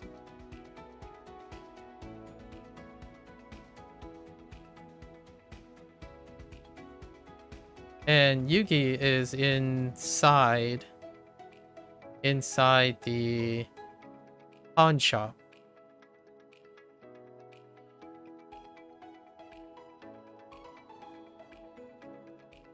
Which is designated by this. So there is a mnemonic that's built between the relationship between Yugi being inside the pawn shop, doing something with mouth and shellfish. So the mnemonic would be something like Yugi is in the pawn shop talking about a trade for shellfish and cards, because Yugi plays trading cards, right? Like what you call it? Yu-Gi-Oh. So the mnemonic is he is trading with one of his patrons, his members. So the meaning for this is member.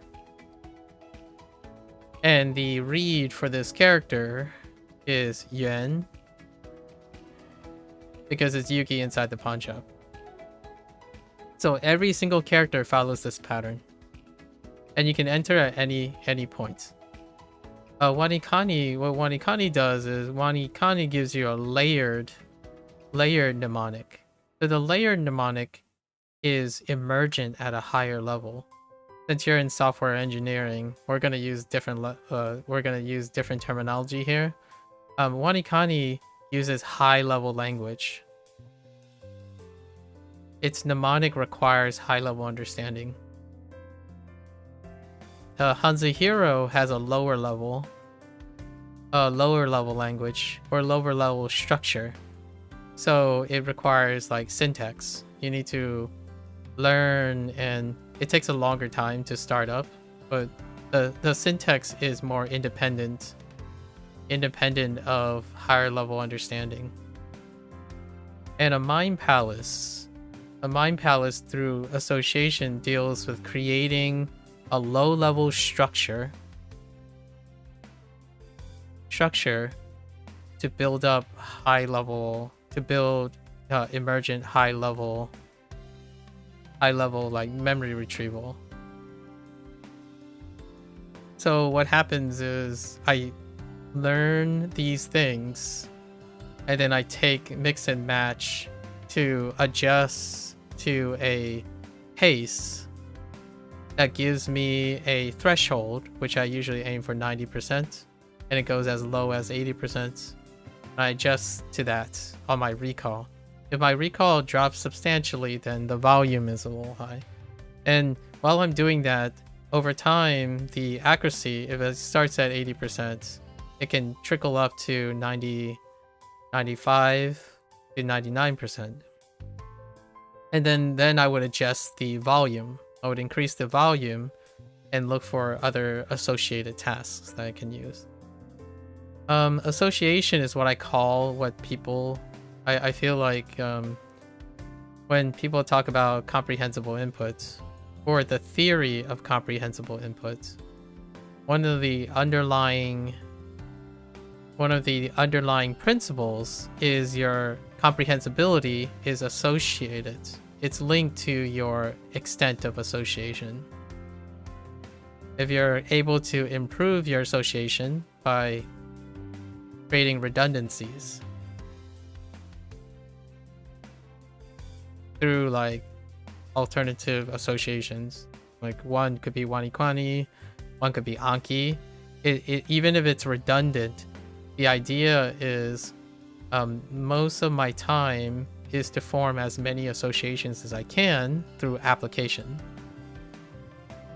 In software engineering, this is probably akin to the idea of deciding a problem that you must solve. And instead of looking for the optimal solution, you're trying to create as many solutions as you can to the problem. And through the act of application, you create redundancies that lead to increased association. So then that large association creates problem-solving skills. Problem-solving skills that allow you to critically think about any method. So if I had to generalize, the learning method that I have is this type of loop. Not really any particular one. Like if you say CI, immersion, flashcards, SRS, I don't know, listening only, speaking only, that type of thing. All of it is summarized in the capacity to form associations. So I typically do what you do. When you said you're gonna quit at level 30, that's when diminished return kicks in. So you're anticipating that diminished return will happen around level 30, which the threshold will be too much of an exchange between your fun factor, right, your social behavior, your habit formation, and the cost of whatever it is, which the cost becomes too great, right? Too great or sufficient in that diminished return that you will go on and try to acquire a different strategy, you know, a different method per se. However, when it comes to association, what happens is I extract WaniKani's method I extract WaniKani's method and carry it with me to the next method. So most of the extra things that I do now is actually from Duolingo. I actually started Duolingo for a year, which was 2024 to 2025. And this year is WaniKani and HanziHero to dabble in whatever people qualify as SRS. I actually don't use this system at all when I was in school, when I was in graduate school. Duolingo is curriculum based, so it's very reflexive of formal education. And in 2026, we're going to be dabbling in something else, right? And the idea is I give myself sufficient time to extract the method, and then we synthesize the method through application. And that application will be whatever comes next. So we're gonna go into like a video game. Occasionally I play video games. One series I play is Like a Dragon. And I did a 1-year legacy for Like a Dragon games. Like a Dragon games, the current Like a Dragon games are triple dubbed in Mandarin, Japanese, of course, Japanese, and English. So they have separate casts for every title. So this is the application that I can challenge myself on any methods that I pick up. And ultimately, I'm here to collect methods. So learning Japanese and learning Chinese is kind of a byproduct of it. When you asked me the very first question you asked, like, how come am I learning Japanese or Chinese? I think the actual answer, the question that's really relevant to me is, why am I learning something? And much like I'm not a software engineer, there was a time when I wanted to be a software engineer. That, mind you, when I went to college, it was 20 years ago. Why am I learning? Learning is the goal. And I think a lot of times me and the general masses disagree on what learning is. Learning is the process related to acquiring the information. So much like you, I would agree that if the process stops giving out, stop producing, oftentimes, regardless of what the static information is, you're going to need to find a new process that will allow you to consistently acquire. Not that the diminished return won't be sufficient to increase your increase or aid your output, but generally speaking, if your motivational output, like the habits that you form, are not sufficient to create consistency, and it is very reasonable to continue doing that. To continue moving on. The thing that might differ between someone who says like a method is that my method is probably the accumulation of methods. So it is the summation of all the methods that I've ever used in my life. I tend to try to make them into one method, or create as much redundancy in those methods in order to keep my time from feeling like WaniKani will be part of the method, whatever that is, whatever I extract from it. Moving forward, like whatever Duolingo did, I was able to incorporate it into the workflow. So more so associations. We use associations. Like, how does Duolingo relate to understanding this? One of the workflows is that if I don't know this, I know what it is not, right? Or you can know the antonym, like the opposite. The antonym or the synonym. This is what Duolingo uses. You can interchange parts out. So like, what does this look like? what are the reads you have that are associated with this character here, and then what are the associated reads you have with this character here. And at some point, one of the ways Duolingo goes about it is they treat these parts as implicitly associated with each other. So at some point you can start thinking, well, what are other characters that look like this? Do you know what they are?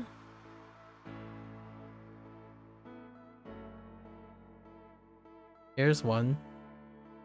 Right. You could like the mouth thing.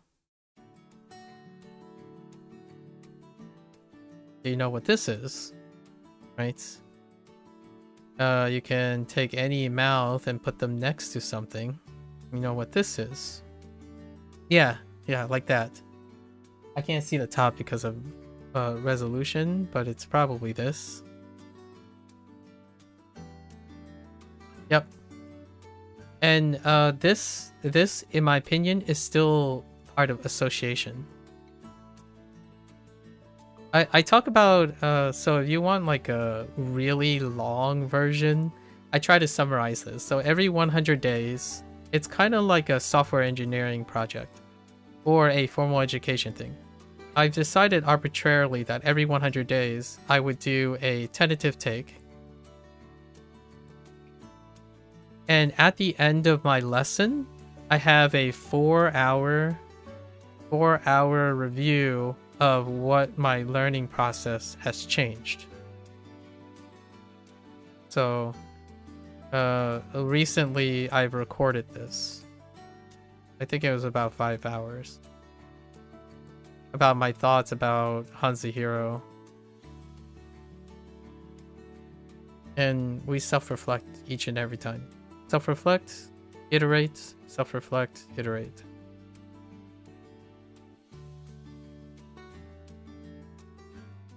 This is for my active portion, the active learning portion. And then when I asked you about to relate to all the stuff, to relate to the stuff that you mentioned, I asked you if your immersion content.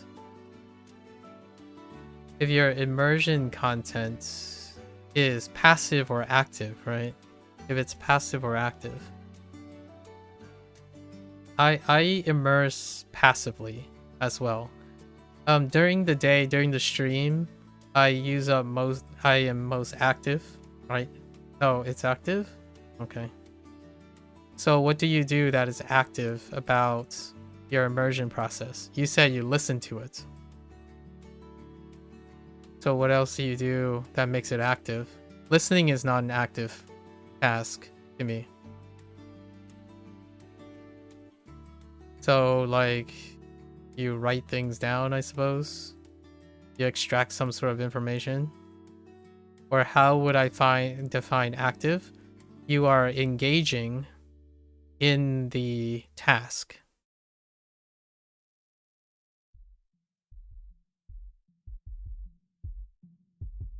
So if you're listening for things you already know,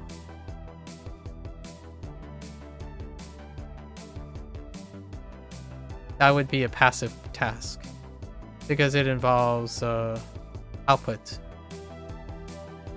That's what I do. That's what I mean by when you ask me, do I do any immersion? I immerse passively. I don't do any active things. Like I'm not engaging with it. Because you often hear passive listening associated with listening to something while doing something else. Oh, yeah. So right now we're talking about learning, right?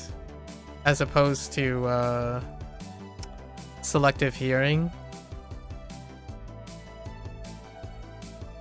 Yeah, it's a important, that's definitely worth clarifying. So we're specifically talking about studying and learning here. And mostly learning. So when I immerse, I'm not learning anything. I'm practicing. I'm practicing what I already know. So whenever someone says immersion, I think they're referring to active learning, which I'm not doing. So I wanted to answer your question as complete as I can. Because if you ask me if I'm doing some immersion, for example, or I want to share if I'm doing some immersion, I'm not doing the immersion that most people are saying. In that case, your immersion is passive? Yeah, the immersion that people are talking about, which is what you said was too easy, is they're doing the thing where you're pushing your accuracy down to a near incomprehensible level, you know, the I+1 situation, right? But you're constantly pushing down so that you can actively focus on what you don't know. And I'm not doing that. When I'm immersing, I'm outputting, which is passive for me. So I'm not looking to learn more things. I'm only outputting and practicing and getting used to all the things I already learned. So all the things I learned. So if I don't know it, I don't care at the moment. If they come up, they come up. I would skip over them. I don't focus on the active portion. During like WaniKani and HanziHero, I am active.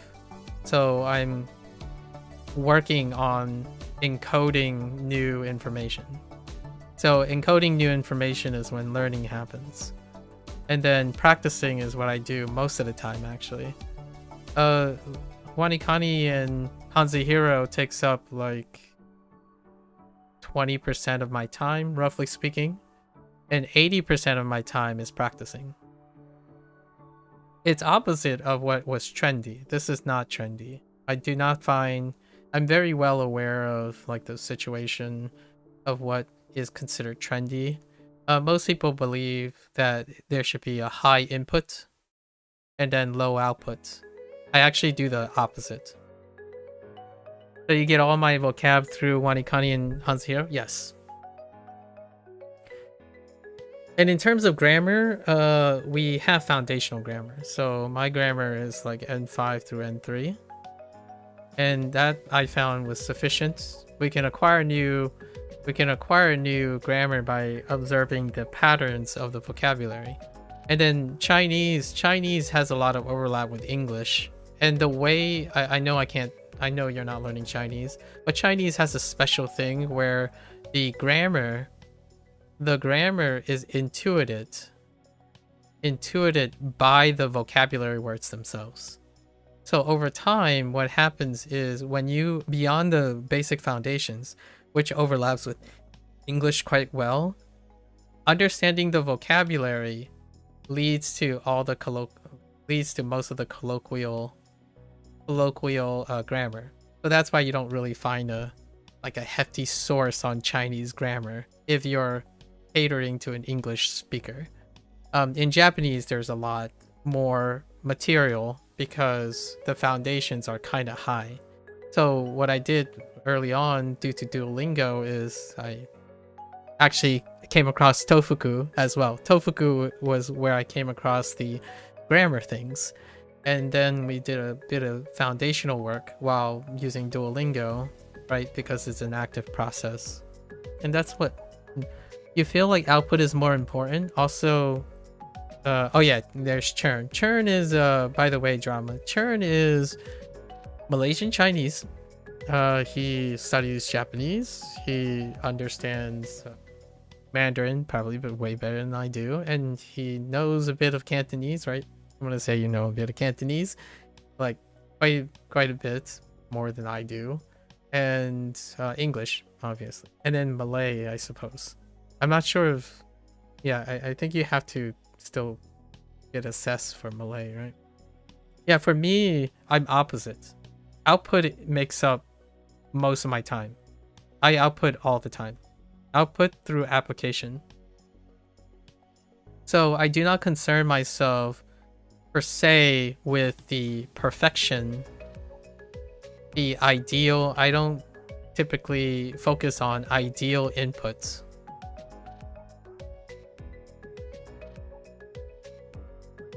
It is through output and application that I course correct for ideal input.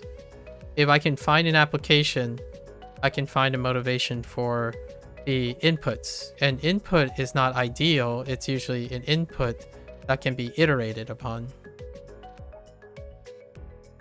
So that's how I got to WaniKani and HanziHero.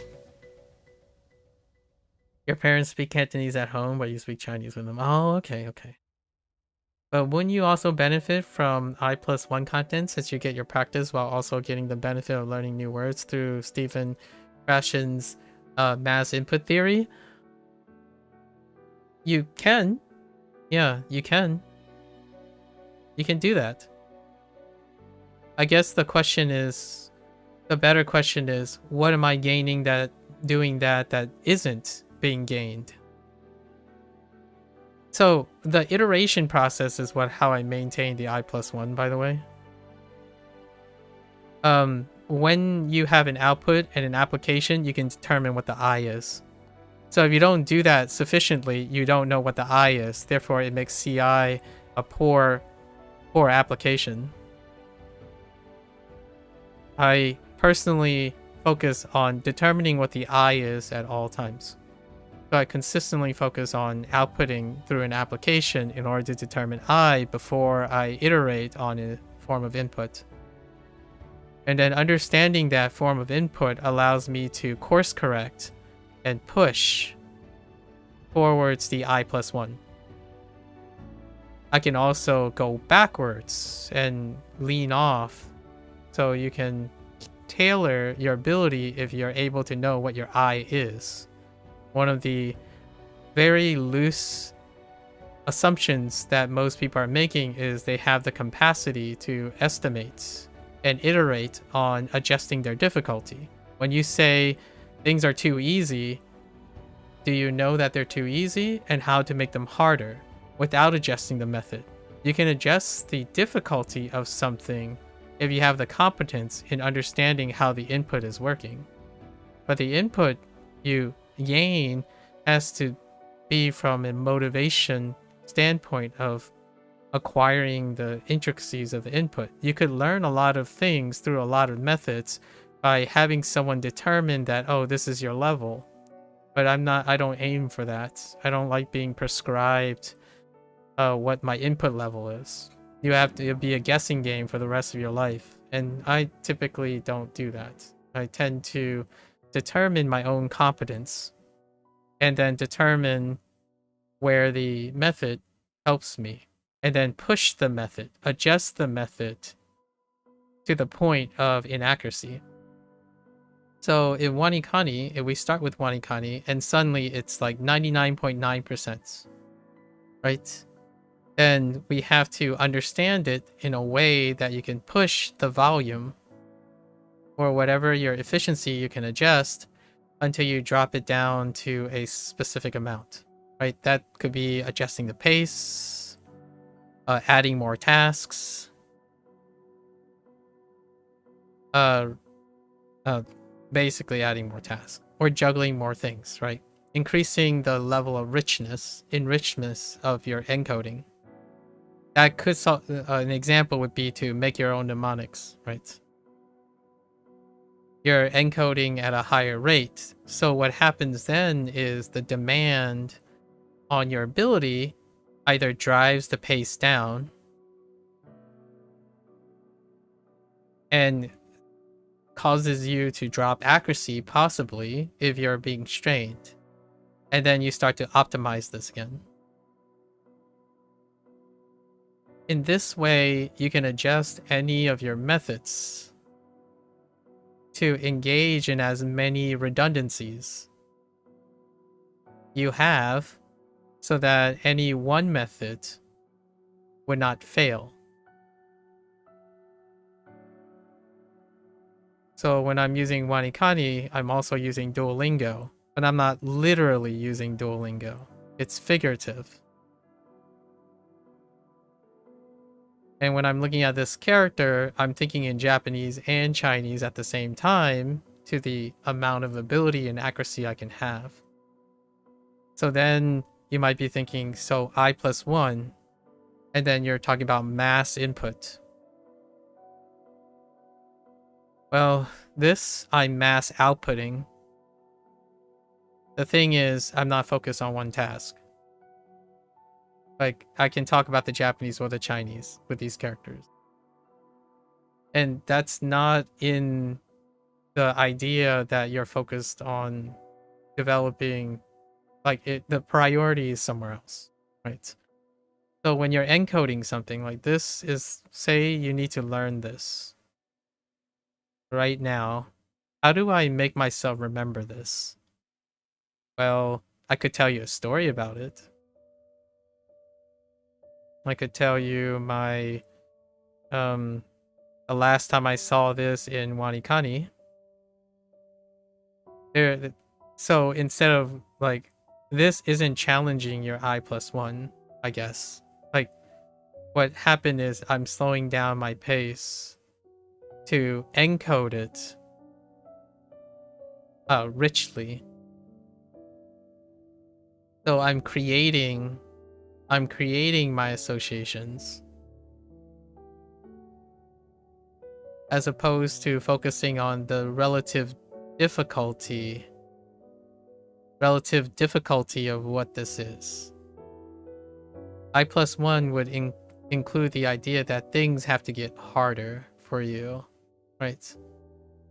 And the way I increase how hard this is how many ideas can I do in a reasonable amount of time so that I only have to see it once.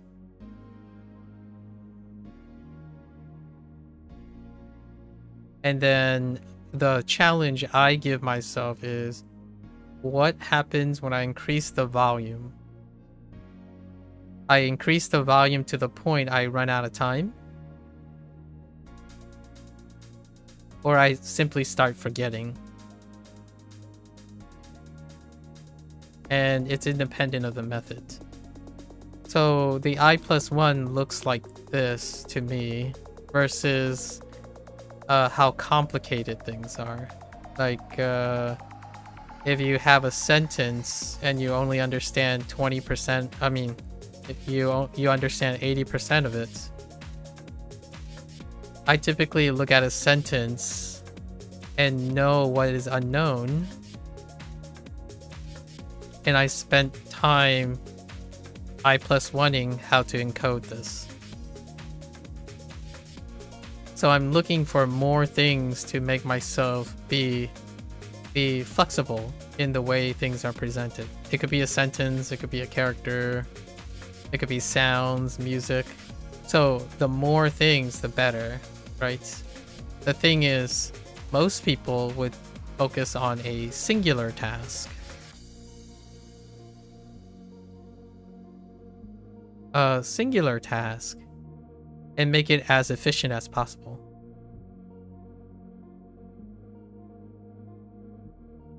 Which is very beneficial to someone who's on a deadline. Basically, if you want to read task, you're going to focus specifically on that task, and you want to reduce it to the amount of things you can juggle with high efficiency, right? So this one you would do, I don't know, maybe you'll start radicals. Step 1, radicals. Then step 2, you would think of reads maybe. And then step 3, so whatever step you're bootstrapping, over time I want to be able to do more of these things. And that's what I have done to learn. I don't gain the benefit of the you can practice and learn new words at the same time. When I'm learning, I'm not practicing. So these things for me come separate. I only practice things I learned. So most of my effort when I'm active is I focus on how to learn the thing first. And then I spend most of my time practicing for retention.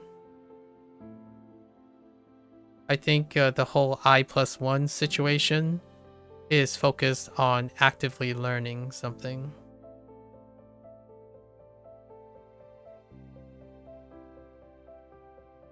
And my main focus is retention for long-term memory.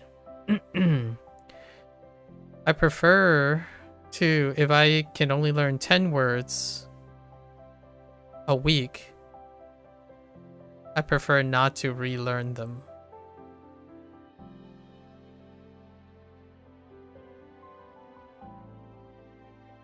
You like to talk more, but you have a meeting now? Oh yeah, no worries. Feel free. I'm here every day. Well, I try to be here every day. I do this lesson around most of these times. But yeah, feel free. I would love to hear how you applied CI and all that. I love hearing another person who knows who has precise ideas and analytical tools on their perspective. Yeah, no worries. We'll revisit this.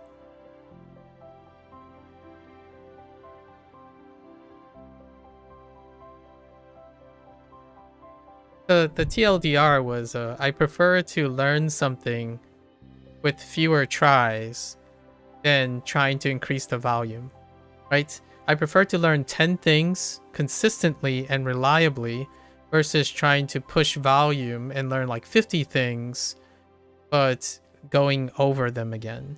So it's kind of like the opposite of SRS. I don't actually use SRS to track my mistakes. I iterate on the mistakes every time I make one. I don't ever have enough repetitions of the same thing. Oh, we'll definitely talk about that in the future. It's very interesting to see how other people solve their mistakes or their inconsistencies. Thank you, by the way. It's a pleasure. I really do hope I can hear some of your Japanese journeys. It's not too long now. 2 or 3 years down the line. Okay.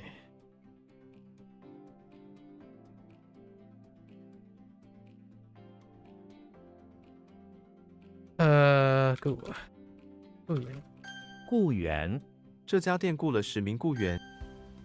Oh there, Chern. What are you doing? Oh, which, by the way, let me introduce you about the information I learned from drama.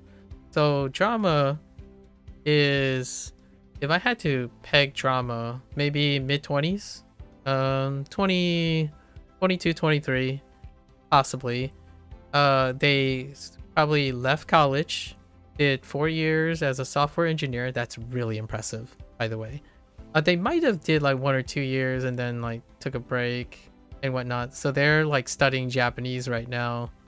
And I see you talking. I'm already in the meeting stream is mute. Oh yeah, no worries, no worries. I'm introducing you to someone else.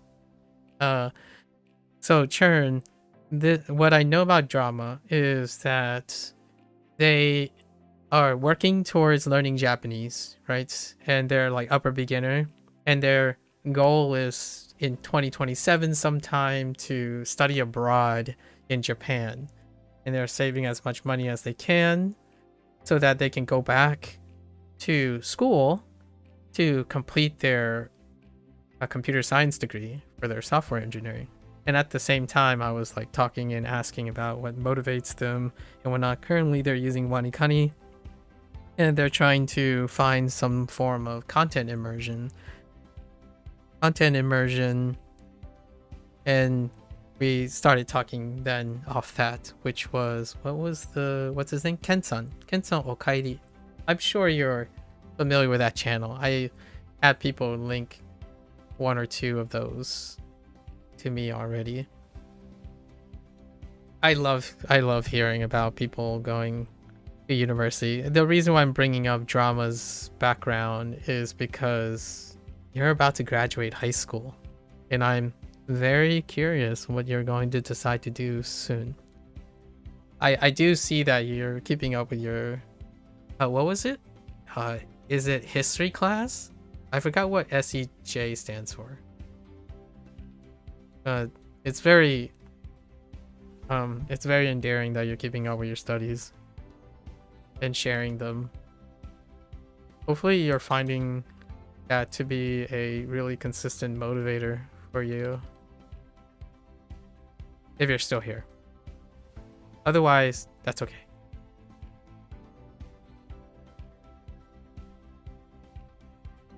Yun. How do I screw this up? 工厂.工厂. 新建的工厂 Then Benjamin. Mountain Benjamin. What?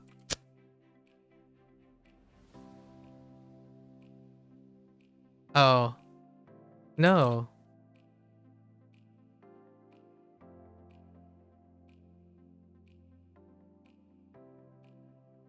Oh, wait. I might have had a typo. 笨拙. You're still here? Drama seems like they're a few years ahead of you, but the reason why I wanted to bring up drama is it looks like drama went straight to working before going back to education, and you don't hear that very often.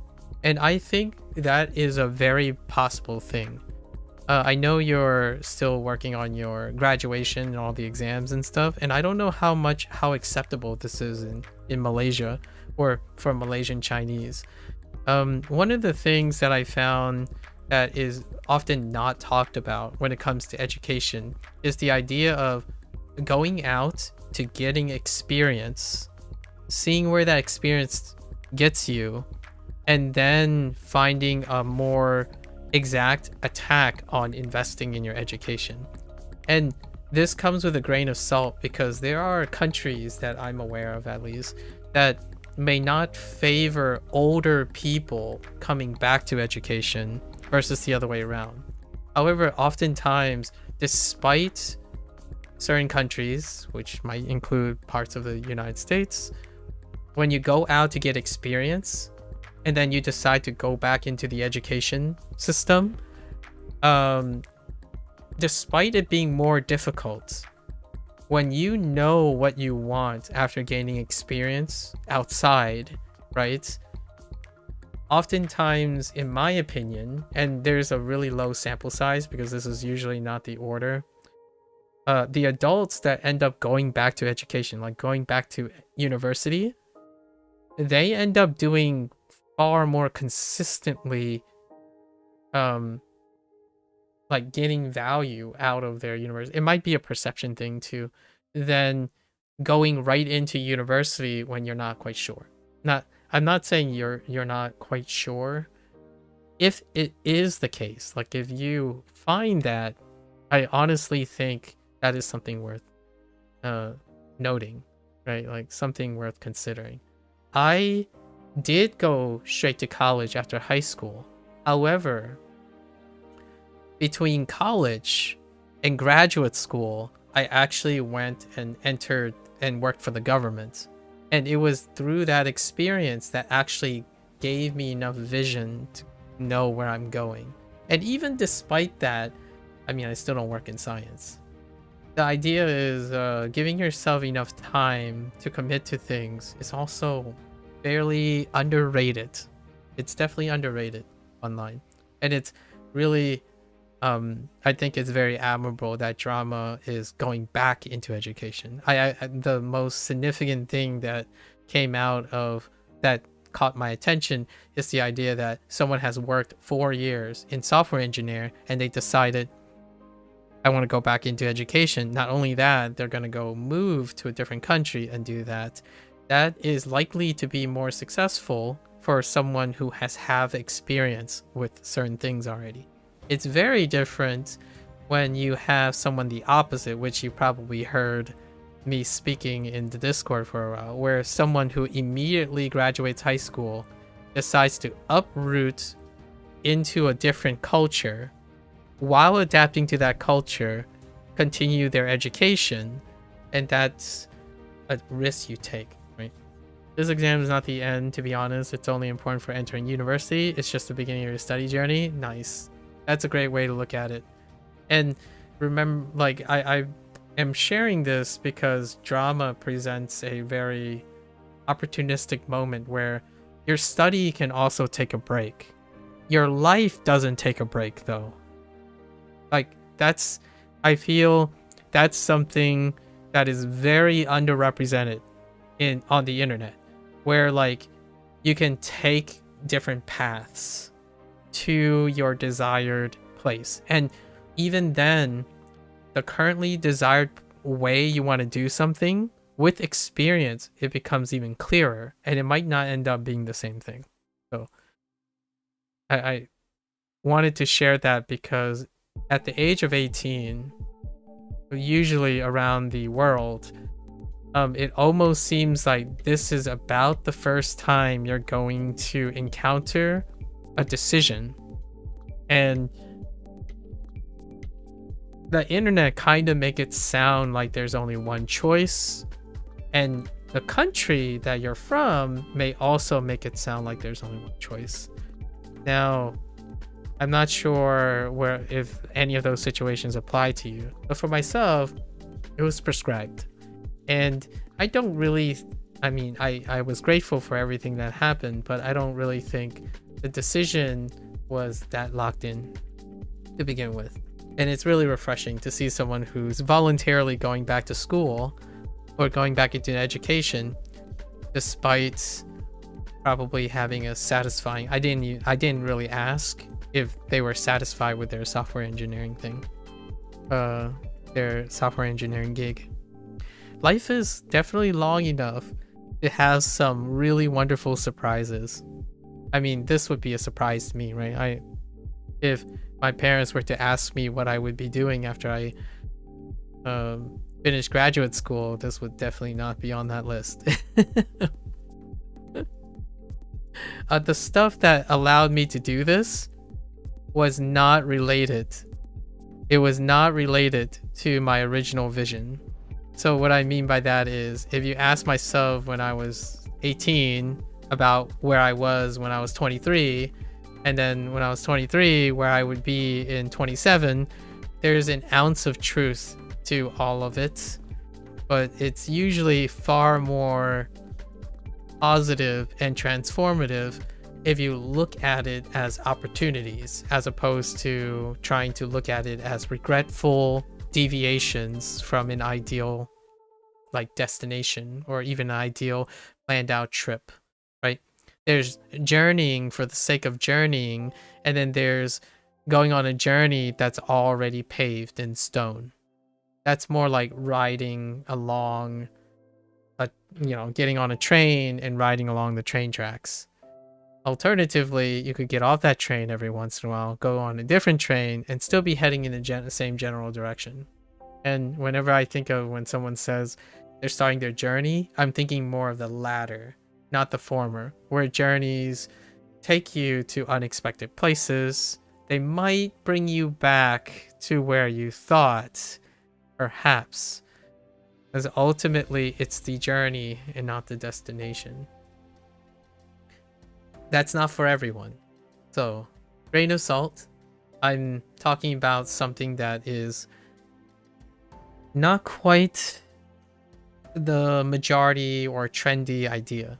I think the trendiest idea is know what you want, work on it so well that everyone wants it too. That's usually like the internet version. So I want to offer a separate perspective to consider, and have a trust that with enough perspectives, one can be able to intelligently choose what kind of lifestyle they want. Now, they all come with ups and downs, so I'm not going to tell you that a lifetime of journeying will get you all the riches that a lifetime dedicated to a very specific optimal path pragmatically will get you in riches. Like, being an artist is not going to get you money like a businessman, for example. Being a business artist, that's a different story. That's more of a mixed bag in a journey situation. It's neat. I love hearing people's stories. I need to pick Drama's brain a little bit more. Sounds like a very thriving, young, aspiring person. We had to like get out of, eventually we had to get out of the, oh, you know, how long have you been studying like Japanese, the like the stat part. But I would love to ask them how their software engineering stuff is going at some point. Anyways, 幼稚园 and I 他是 can't 一名幼稚园老师。 sorry, and I can't wait to hear what you end up doing in the next year or two. I mean, in that time, Drama is gonna decide when they're gonna move to Japan, and in that time, they're gonna end up applying for like do rolling admissions or I don't know, a Japanese program or something by then, because next year is their enrollment period. Crazy. You little goobers. You goobers moving the...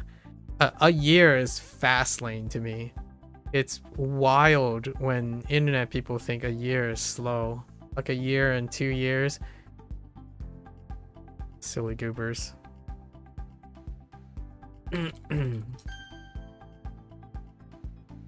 I'm not even sure if I did that much in a year. My younger self would say I'm pretty lazy. Yeah, without a doubt, my younger self would probably give me like a 3 for being lazy. 桑叶我喜欢采桑叶。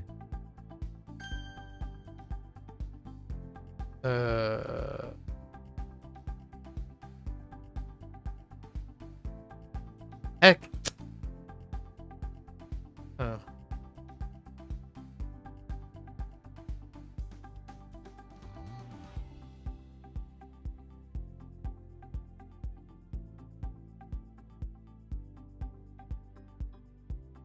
毛孔毛孔是皮肤的孔道。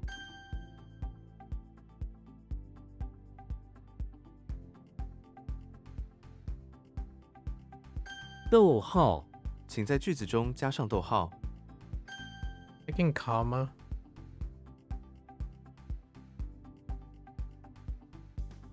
旱灾这次旱灾造成了严重的经济损失。 Oh, it's horn.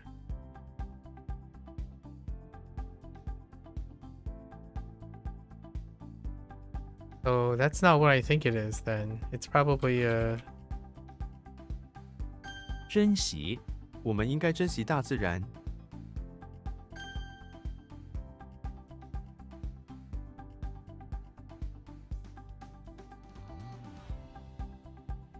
抒情诗 抒情诗抒情诗通常以情感为主题。 or I guess. 和冗 Now, how am I missing this? I feel like I'm goobering this up. East and a tree. I immediately want to think it's something that it is not right now.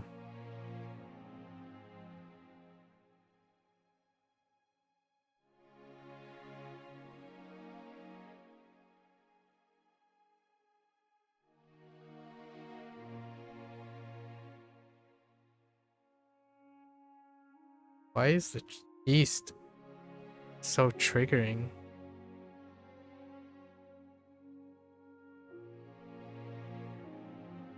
Heck. 间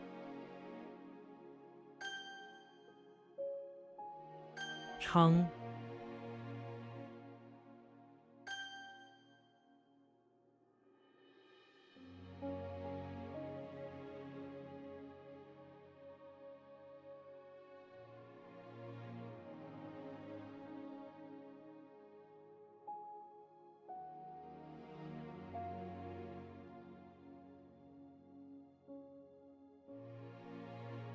Heck.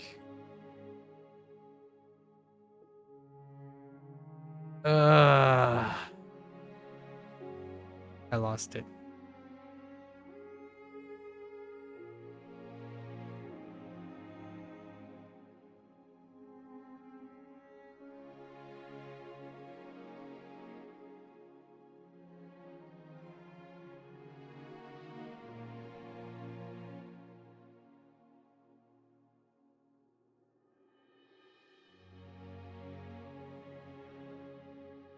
I don't remember.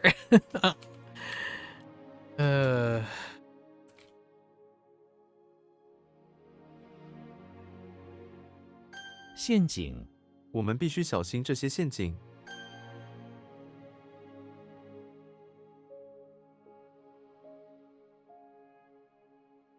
巡警 这个城市有很多巡警。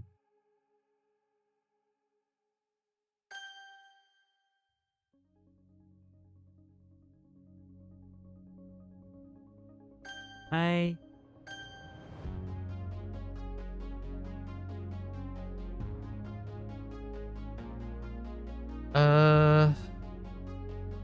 What? Oh no. That's unexpected.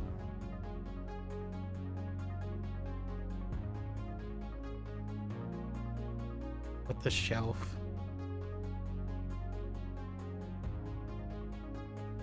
Oh no, wait. It's got a mind block. Unfortunate. Can I unblock it? How can I unblock it?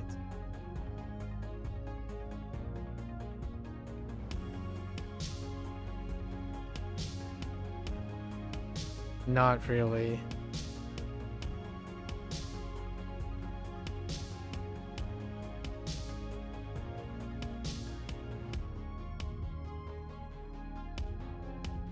Yeah, no, I can't unlock it. We'll just give it a pass to this one. Pung? Did I not type Pung? Oh, did I type Pung? Dang it. 单 That's fine. This is not fine though.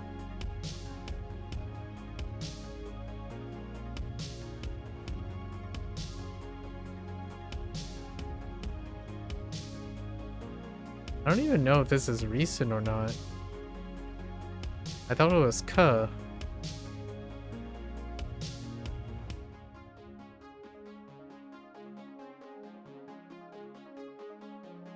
I don't know where the east is coming from. Yeah, this is not fine. It's just Dong! Oh, wait. Oh, yeah. It's building. It was eventually gonna fall off. We had to work on it. It is bundle, isn't it? Or pouch. Oh, east is pouch. Maybe I'll just make it east. Yeah, east is gonna be better for that. 大棚 This one's 这个 fine. 大棚很大， Is it? Yeah, greenhouse.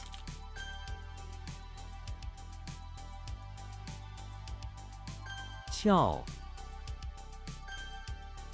That's gonna be a problem. 洞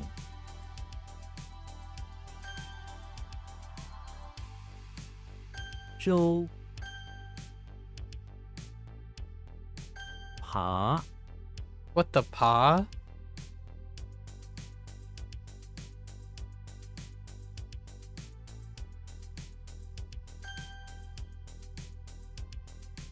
What happened here?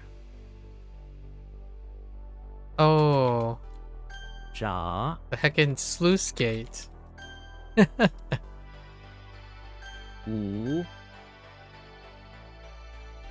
惧斧头他把斧头放在地上， what? 卖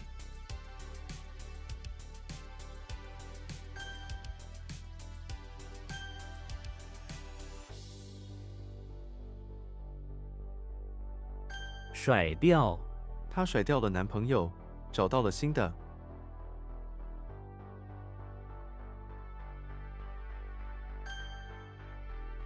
It's not too bad. 5. I'll give it a 5. Okay, let's get to this. Bum, bum, bum, bum, bum. All right. So what do we have? What do you look like? You look like a fun. So it's a fun. Or is it fun? I think it's fun. Or no, wait. Yeah, I think it's fun.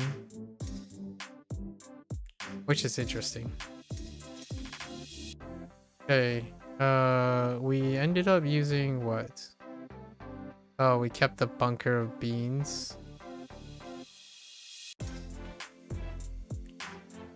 Because I can't think of a reasonable bunker beans thing. Oh, wait. I did actually. Mount? Oh no, we're not going to use mount yet. This is dung. This doesn't look like anything like fool. This looks fine. Ding. Not so much this one either. Deal.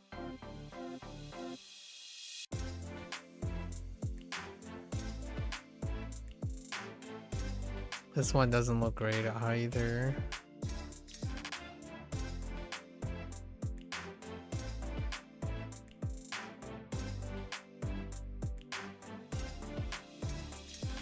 G.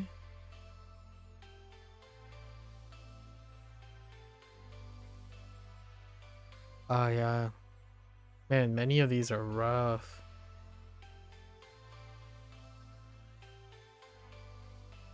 Yeah, this doesn't look like sure either. So what, we got 2. Okay, 2 out of 7. Yikes. Okay.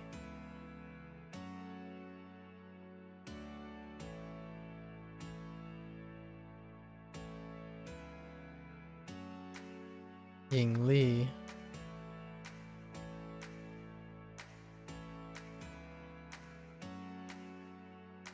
Trey Chu. Trey Chu. Trey Chu. Trey Chu. No, Trey Chu.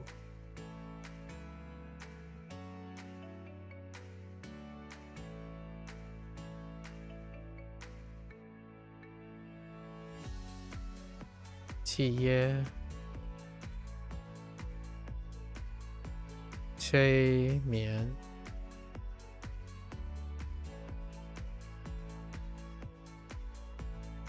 Mo Qi. Mo Qi, not Mo Qi. Mo Qi. This one might be a little sketch.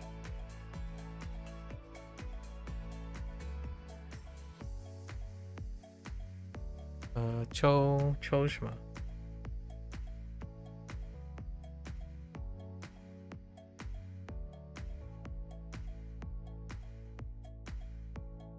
抽啊！抽筋。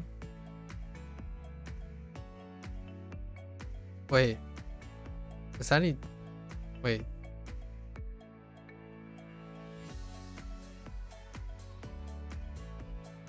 What the 抽筋? Oh, like cramp, 抽筋.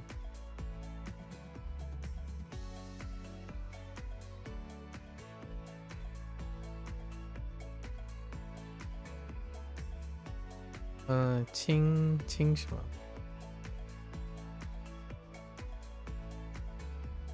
轻盈. That might get lost too.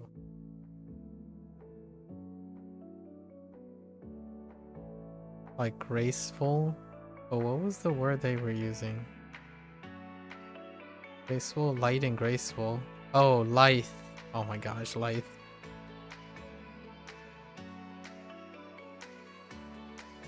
Rongyuan.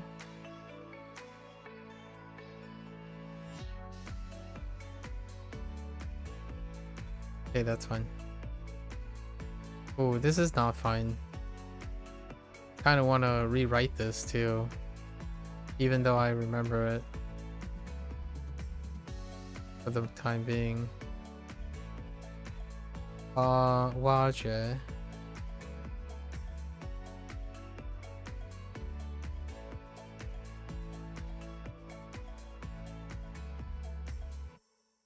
I can't see you.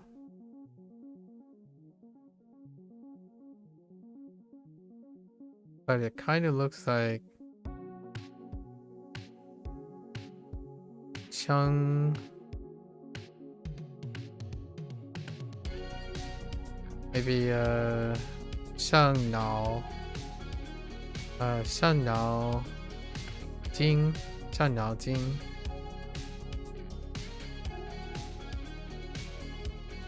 Xia Li.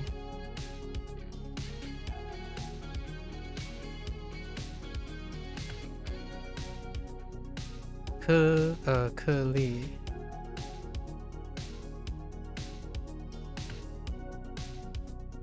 An Zhi Chi. 什么？赤然。反之赤然。Okay. Alright. So let's see. Got Frodo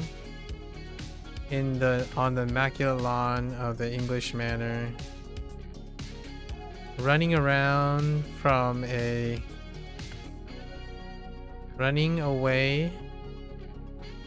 from a insect, which turned out to be a bee. A bee among the beanstalks. We're gonna say among the beanstalks, because Frodo is like the farmer character, or he was kind of sneaking around, I suppose. And then because of that, he was apprehended by maybe the foreman, his friend, is trying to help him out with his harvest. Frodo is our retired farmer, wife, hobbits. Okay. Now we got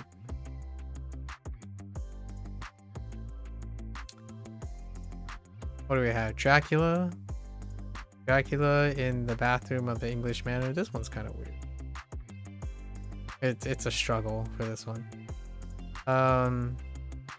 While he was going to the bathroom, he noticed that we're gonna rewrite this. He noticed that there is a mound, and when he mounts, right? When he mounts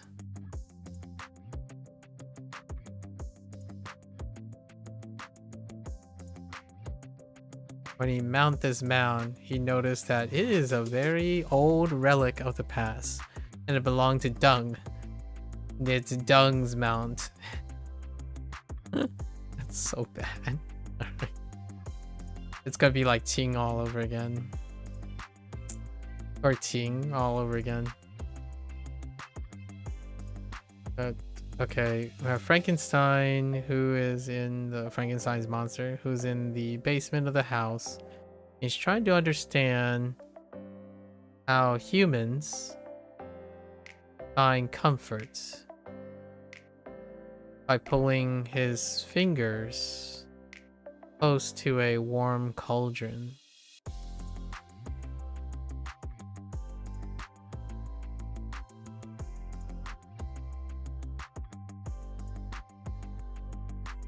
Okay.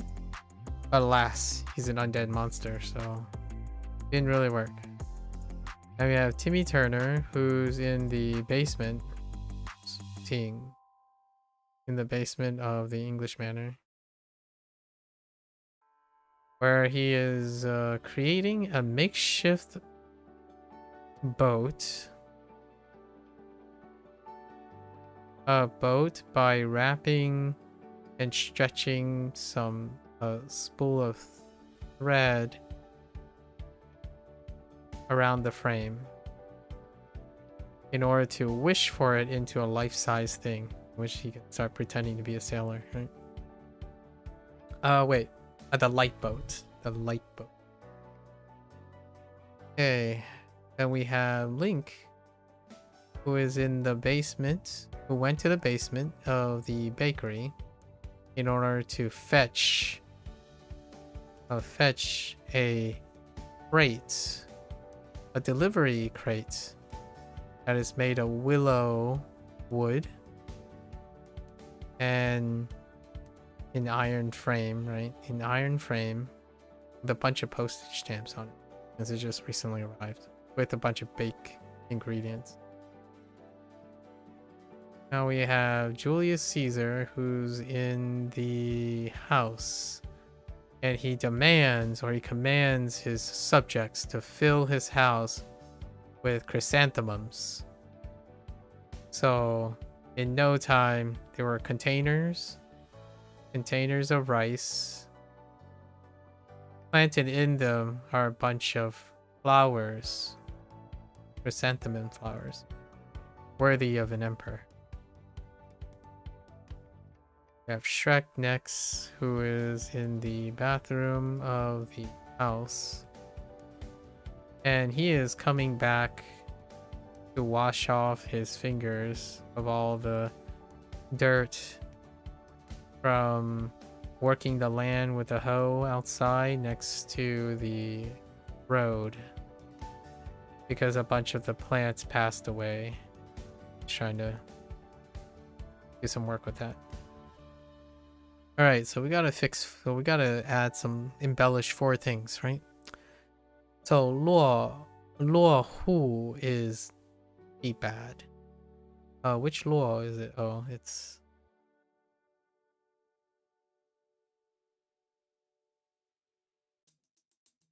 heck.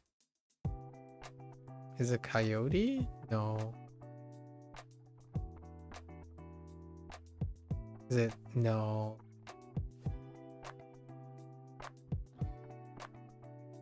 Oh.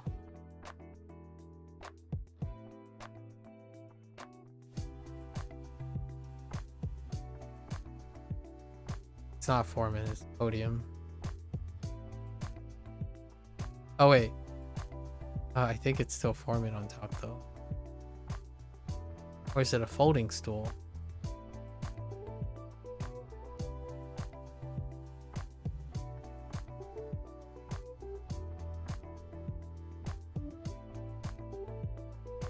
I think there's a stroke there. So Luo is pretty weak now. And which who am I thinking of? Door.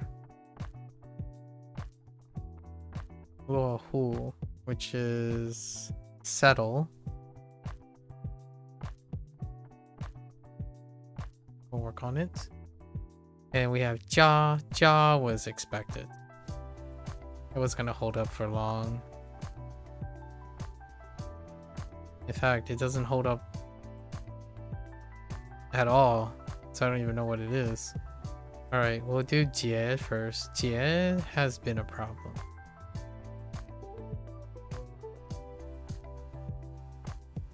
And I think it comes from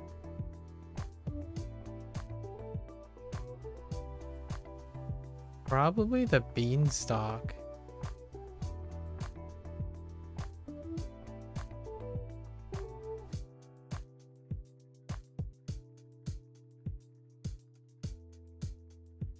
clean.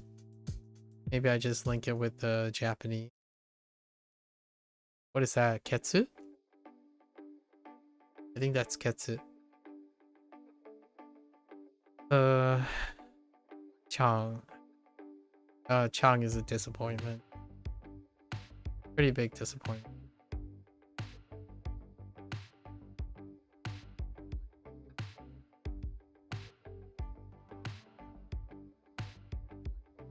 I got lost at the foreman factory.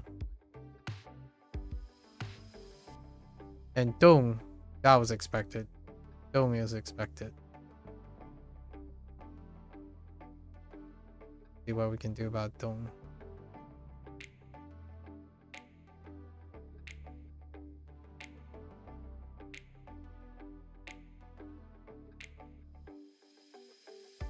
Okay. So let's go through them. What time is it? 3 a.m. Alright.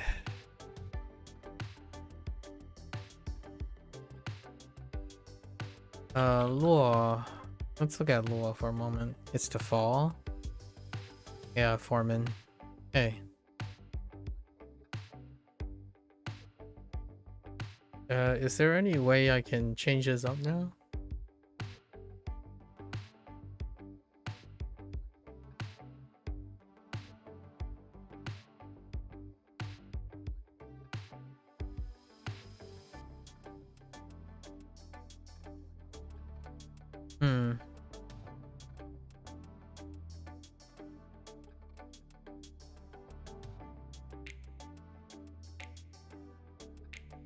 Skywalker is in the bathroom of the office building, spraying the flowers that are on top of the strangely located podium. Unfortunately, the flowers are quite old.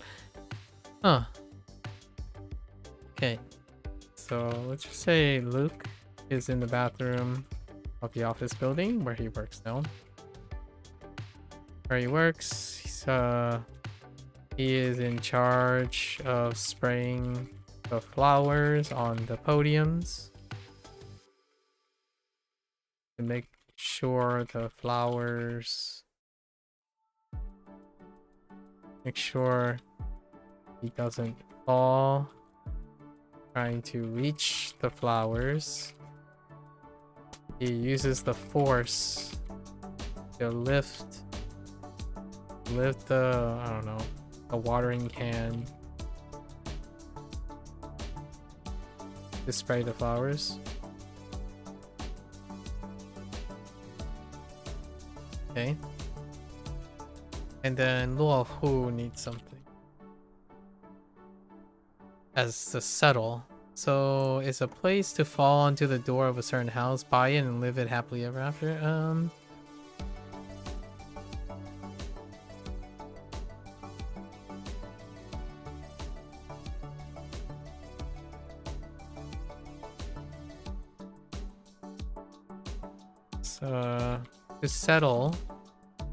To settle on a decision is to fall to walking. It ultimately falls to walking through the door. Walking through a door. Alright. Oh, I missed one.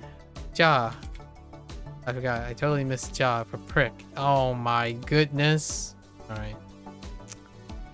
So we have to describe the finger, like the James Bond's finger is how we're getting this. So James Bond is in front of the auditorium. And using his fingers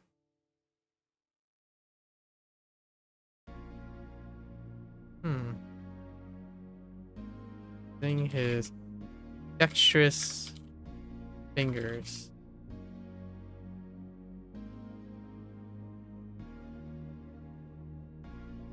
he was able to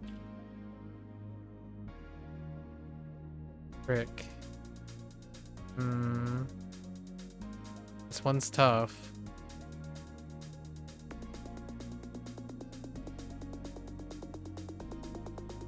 Maybe dexterous fingers. He was able to hook his target without freaking him directly with the hook, right?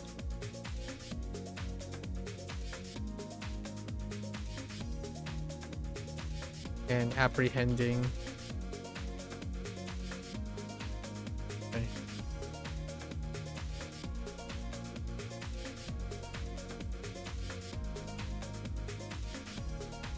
All right, cool. He was able to throw and hook his target. All right, that throws in some dexterity with his fingers. Maybe like using his dangerous fingers. Let's see, like putting on a high-tech spy, high-tech glove. He used his dexterous fingers. No, let's say high-tech gloves. Using his dexterous fingers, he was able to... Okay, that's fine. We have factory. Where I got stuck on foreman. Whoops. So what can I do with foreman? The other one is like mustache, right? Mustache and a confetti. I think I reduced mustache and confetti to something else. Was it a steam? A steam. Okay, so we're gonna use a steam from now on. So let's convert this. So Charlie Brown is in the basement of the chapel, where he is thrown into a shoddy shack in a illicit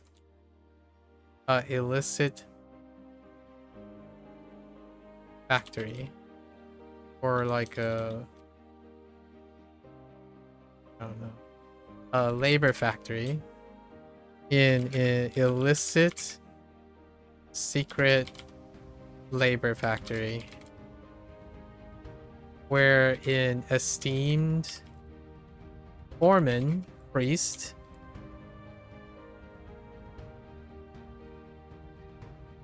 oversees pushes Charlie for labor. Right. Unlucky. Doing unlucky. And we have Dong for building. And I think we're gonna use east. Nice. Yeah, we're gonna use east. I should add... Oh no, I can't add it because it doesn't exist. Okay, so this one kind of just sucks. So let's go with Dracula entered the bathroom of the temple with the hot spring, right? This is the east building.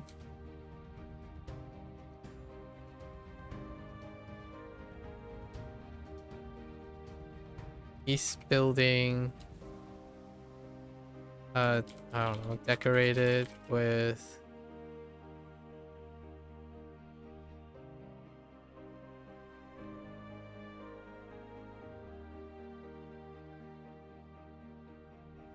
East wooden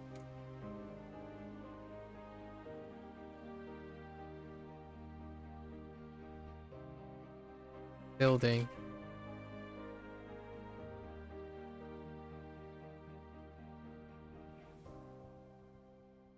I don't know. In the hunt, incognito,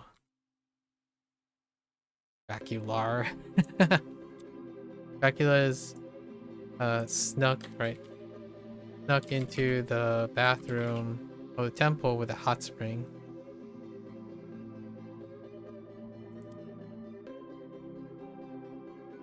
Which is east.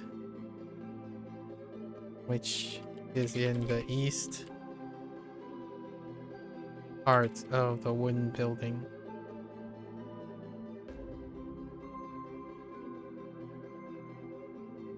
To, you know, find his next target.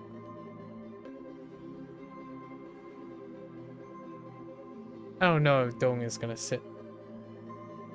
Naku, there's another kanji that I keep forgetting. Help me, please. What is that? Oh. What do you have written for it?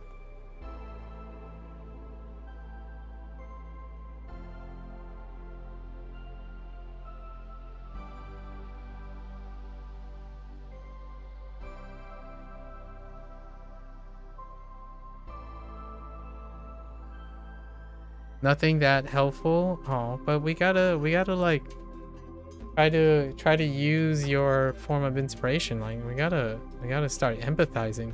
Give me like some words. Give me some like key words or something. Well, what do you got? What comes to mind? Oh, hang on, I need to add ja to my list of peps today. Or ja.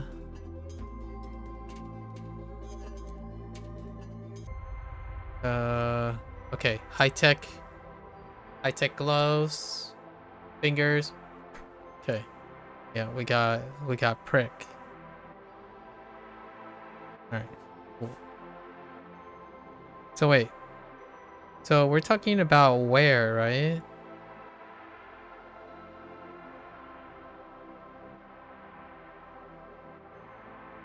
Probably this. So what do I have here? We have some horns.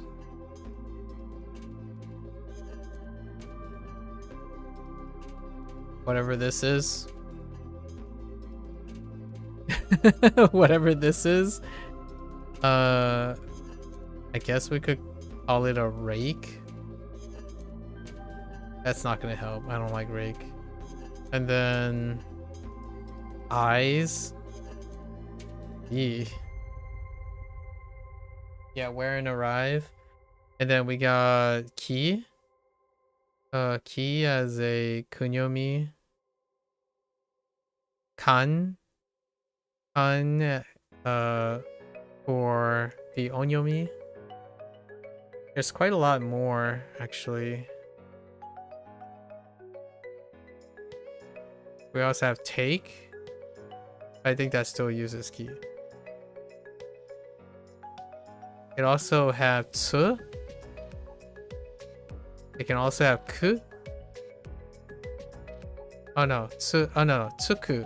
There's tsuku, iru, kiseru, tsukeru, kyaku, and gyaku. Oh no, it's not kan. It's actually kyaku. And kyaku and chaku.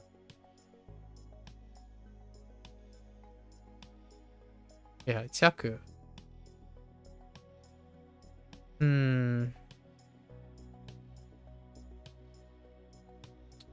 Right? Yeah, chaku and kyaku. Whatever this is, indeed. Yeah, whatever that is. I don't actually know what that is. What they went with. Oh, you know what? It could be written differently. This is 2 typesets. So I'm writing the Chinese typeset.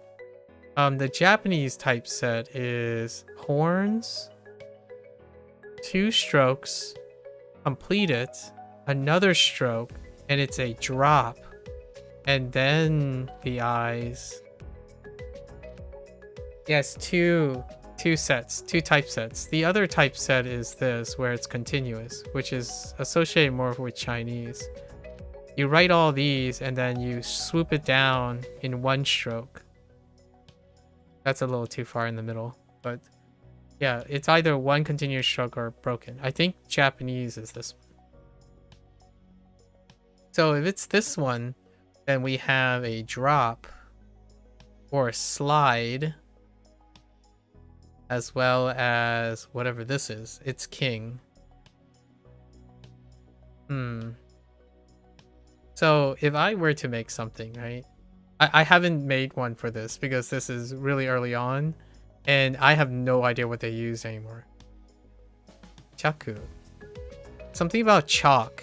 Chaku is chalk. So let's use... We know the king, because there is a king. The king... The Hornet King. The Hornet King, who's a kid, maybe. Like, what would you say? Who's young, right? Picture a Hornet King kid at the slide. At the slide. I'm just doing this for fun. At the slide.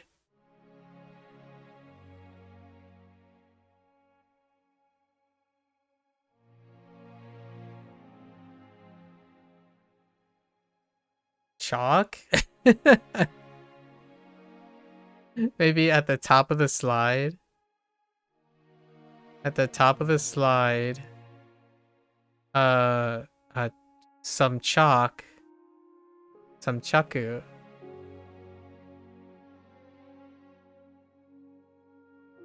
Oh no, you know what? The king. Maybe the king wore, or the king wearing horns.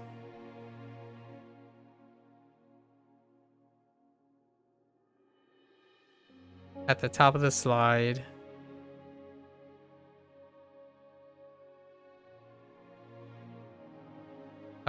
Some chalk. Some chaku.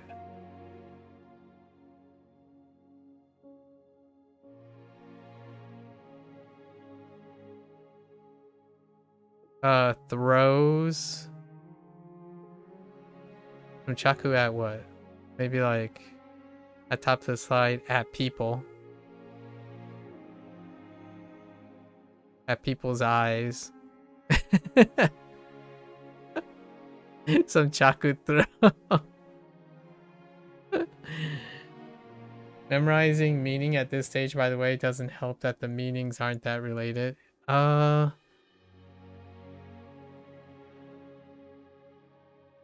What are the meanings?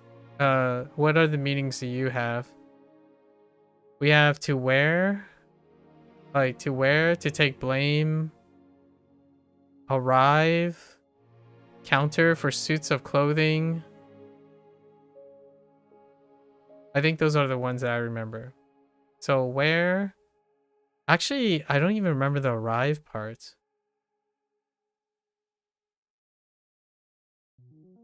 Is it tsukeru? Tsukeru? Yeah, I don't remember the arrive part. Which one is that? Oh no, is it kiseru?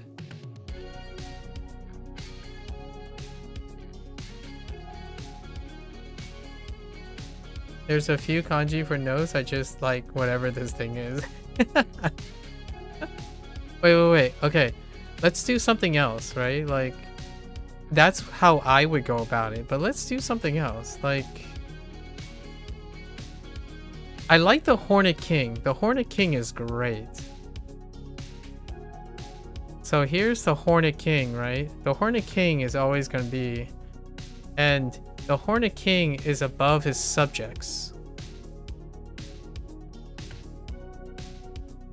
So all eyes on the Hornet King. The eyes are below the king. And they are all eyes on the king to arrive. So the king wearing the horns. People have their eyes on the king to arrive, right? That'll be kind of a quick one.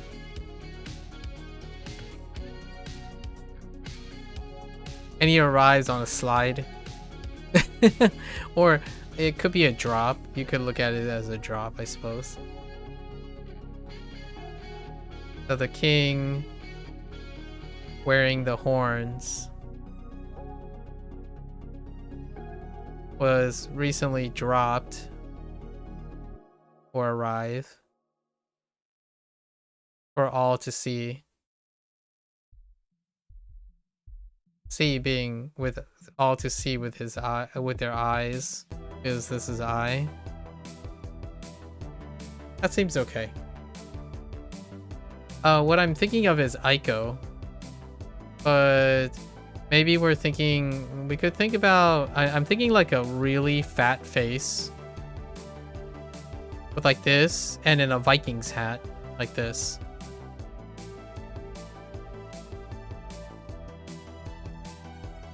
Maybe like a cloak, a bit round, right? Kind of like this. A king wearing horns.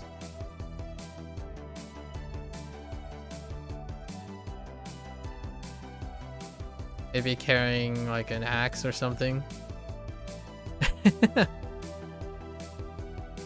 It's not really a bad way to think of it though. Yeah, no, like it has to be attached to something you already know. What does it look like to you? Do you have anything to attach it to? Yeah, do you have anything to attach it to though? Here's one that I use. I use kimono. I literally use kimono. Back in Duolingo days, the association is, you know ki, you know mono, so kimono. And kimono is something you wear.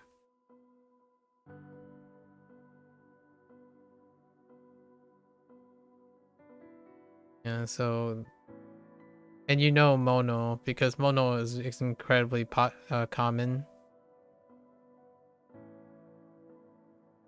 So kimono.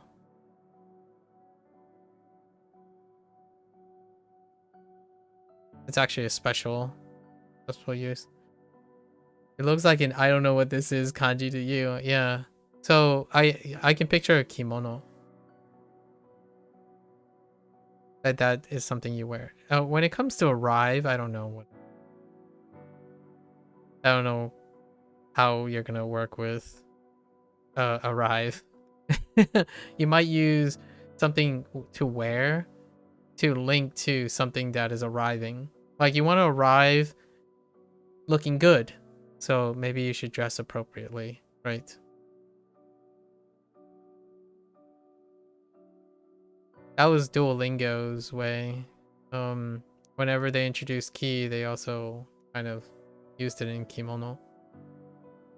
Clothing arrive on the body? I don't know. Yeah, that's tough. Kimono is not great either.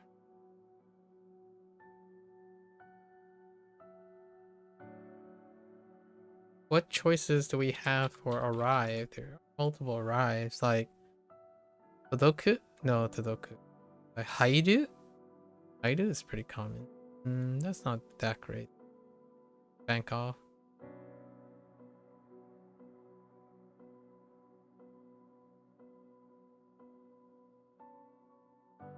And then eventually you'll know that it's Tsuku. Tsuku would present another opportunity. Yeah, I don't know how you're doing it. It sounds very limiting. Like what I mean is, I'm not surprised that it's kind of difficult with only arrive and clothing as an example. Or I mean, wear and arrive. I think it also has like sit. Pretty sure it also means sit and reach in a phrase. You stick to one. I think sticking to one is great. And then you use that. After you learn that, you can use it to explain the other. So pick your poison. Arrive or where? And I think kiku, oh no, kiru. Kiru is more common to me than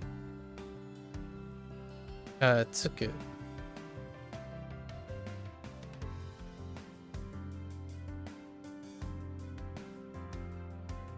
You tend to list to 4 at once? Well now. I mean, there are 4 uses. There's kiru and kiseru.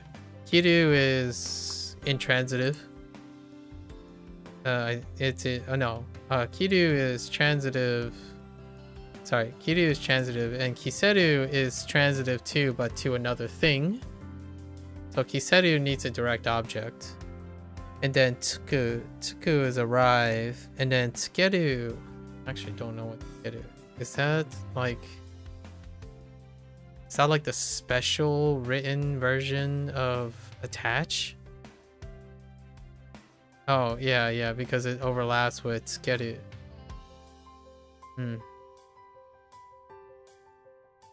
Pretty sure it's used as a counter as well. A counter for clothing. Suits of clothing. You got a lot to work with though. If you list up 4, in my opinion, if you have more, if you're listing 4 things, I think that's pretty sufficient in writing something. So what? We could use to put on clothing on someone and to wear something. So say like you're wearing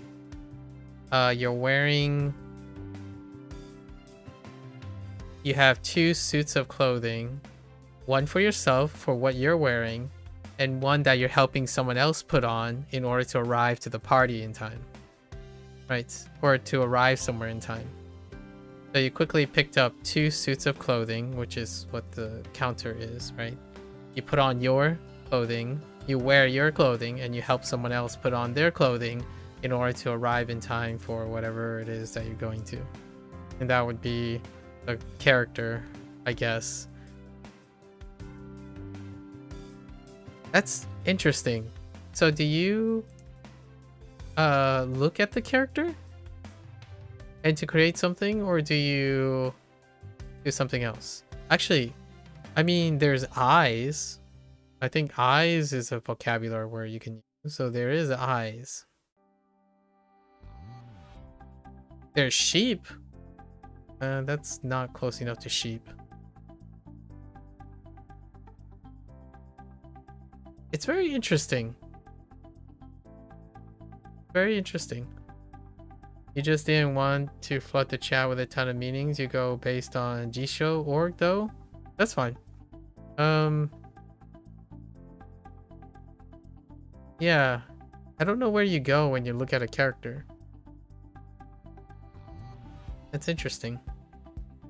I know you know eyes, so you could use eyes to lock in, arrive, and wear somewhere. Like all eyes on you when you arrive and people see what you're wearing. Look at characters, see within a context you pulled it from. See within a context you pulled it from. Where did you pull it from? Iso searched it and including meanings, then add the original word and sometimes extra to the word's deck.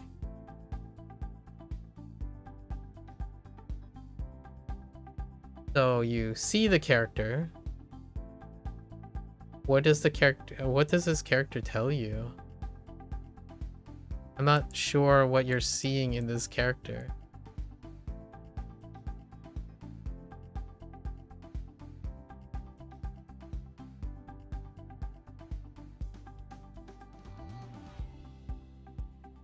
I'm not saying anything because I already said all the things that I don't think we have the same basis. Like, I see horn, right? I see horn. I see king. I see a slide at first glance, and I see eyes. So without anything else, I see those things. And I can then say, I don't know the read of this, right? Or I don't know what the meaning of this is. But if you're looking up Jisho in your next step, right? In your next step, you're looking up Jisho. So Jisho tells you, maybe it tells you where and arrive. And Jisho will also tell you its read in the where. In the where situation, it will be a key. And arrive, it will be a tsu.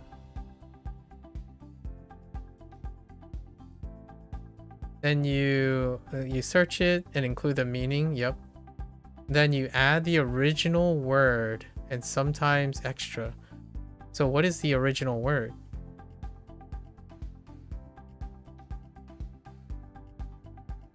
What is the original word you were using? I'm going in the order that I'm trying to I'm going in the order that you're gonna do it. So you told me that you pulled up a character. So this is the character. So that means when you pulled the character, there was an original word, right? The vocab word. So you have at least those information, right?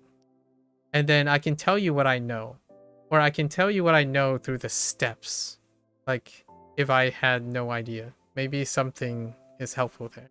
I like this exercise. And the more we talk about it, the more likely that it will probably be memorable in some weird way.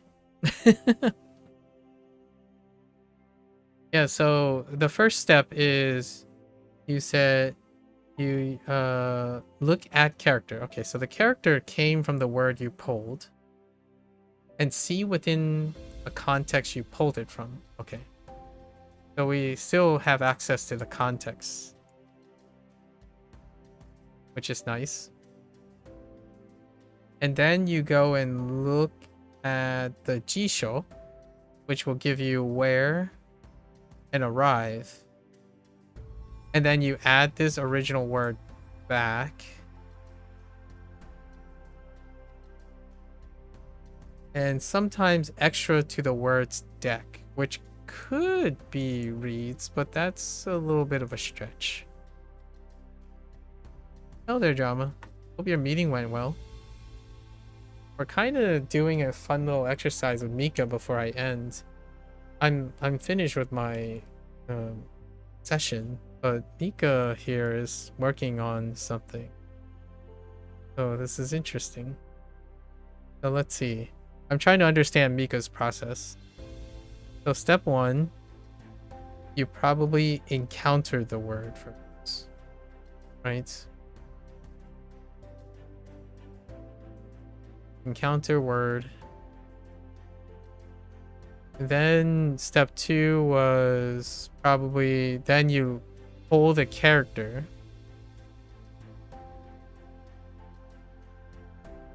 And then step 3, you Jisho.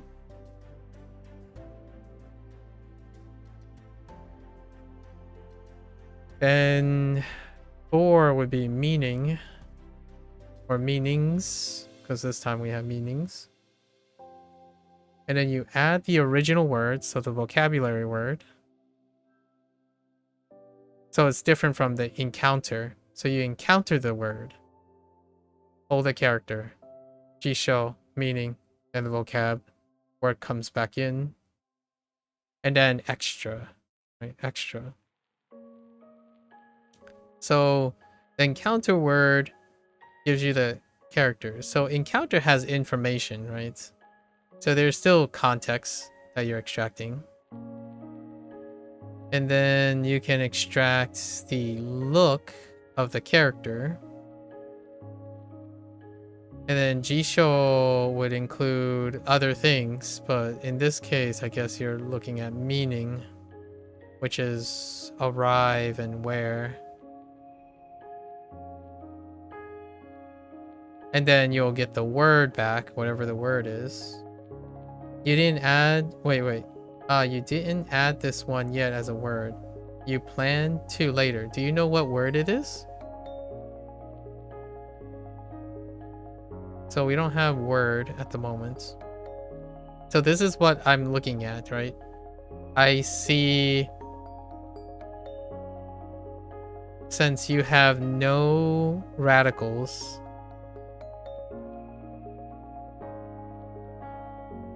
And you're looking at this character. And you only have arrive and where to use.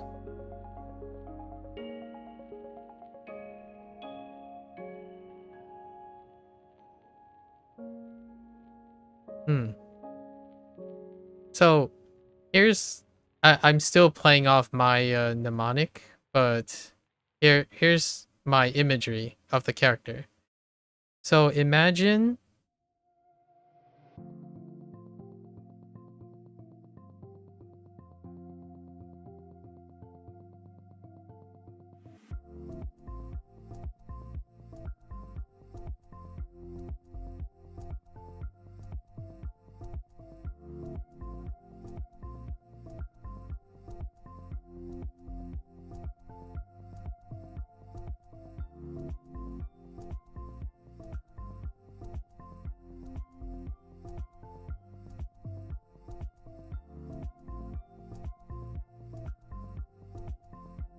yeah.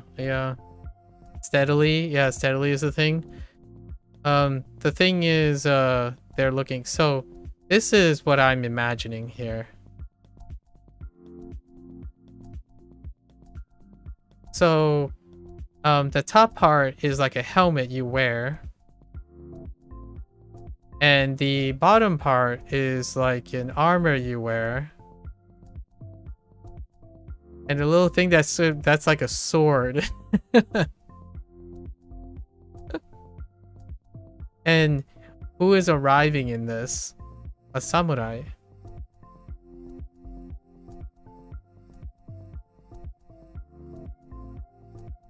The samurai has arrived. But this can be like any character, really. You're gonna have a lot of mnemonics that this is limited to. So I don't think that's gonna help too much. It's gonna get mixed with something else. Unless you're temporarily learning it, and then you're gonna turn this over immediately.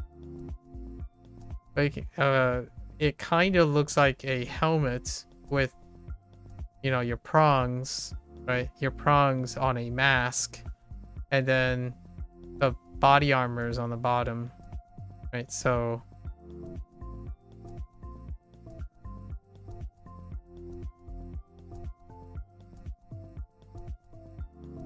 it looks like a suit of armor with a sword on the side.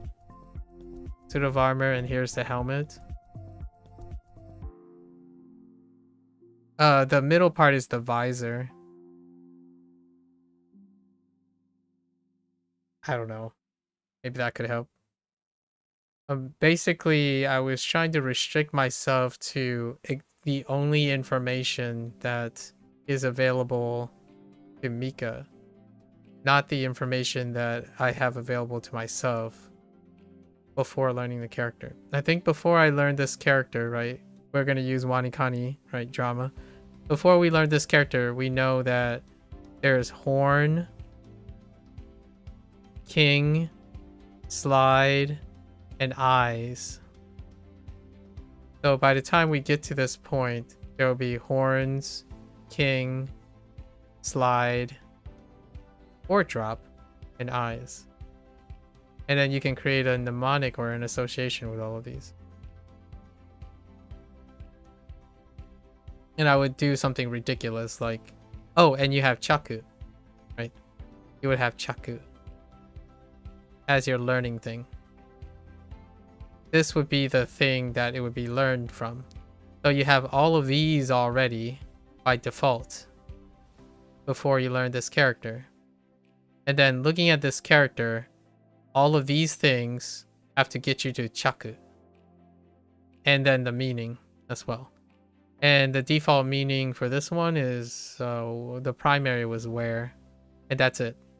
So these are the mnemonic is supposed to help you get to yaku and where, with all of this available to you.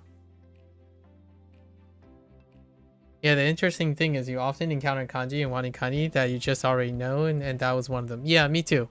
Or not even. This was Duolingo. It took me like 6 months of WaniKani.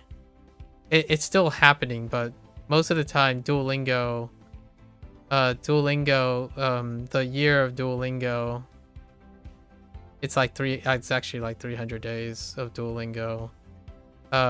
Most of those words still exist in WaniKani. So when it comes to vocabulary and all that stuff, still encounter them now to this day.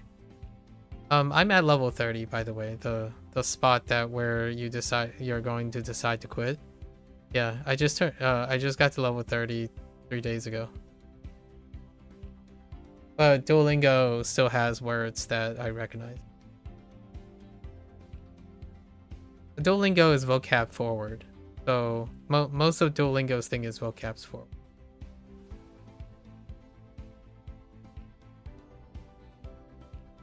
Thanks.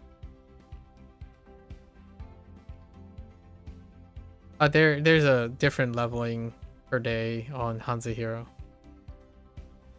Okay, well, I look forward to hearing what you end up selling on, Mika.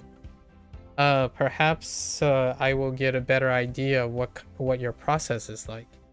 Right now, what I can really see is you said you used a line looking like somewhat of a clothing fold. I agree with you. And then the whole thing as a clothing item, and maybe the act of someone seeing you wear clothes, horns being the around the neck and shoulders. Yeah. Or you can imagine like a helmet, like a archaic helmet. I do have one concern. Hopefully you're encoding this and you're dropping the mnemonic before that comes up again, because eyes, like from a writing perspective, this pair, like this structure is quite common, and then this structure with something in the middle is very common too. So if you're using like folded clothing, hopefully most of the folded clothing things matriculate. Like you learn ki, right? Ki, tsu, chaku, and gyaku. Chaku, all those examples quickly enough that you can reuse this, because there's gonna be a lot of folded clothing. and this stuff with horns does occur quite often too, with those little bips things. It's intriguing. I look forward to hearing how it works out. Compare notes. Yeah. I don't actually know what I have for where in Chinese. Chuang is the only thing I can think of, but I'm not quite sure what that character is used for.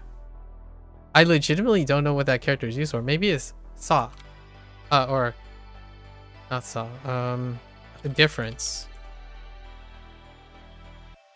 No, that's Cha. Cha.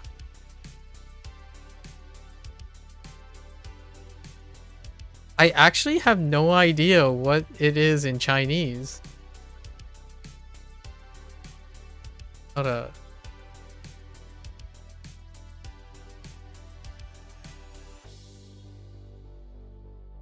When did I use this?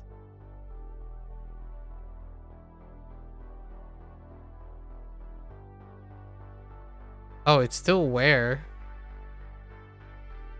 Oh. Oh. Writing. Oh no. It doesn't work that way.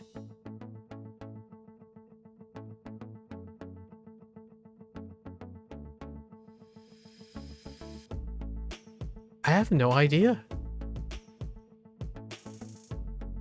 What HSK is this? What the heck? Oh no, I remember now. J. Okay, no, I have this. It's J. J is... How do you describe J? Like continuing?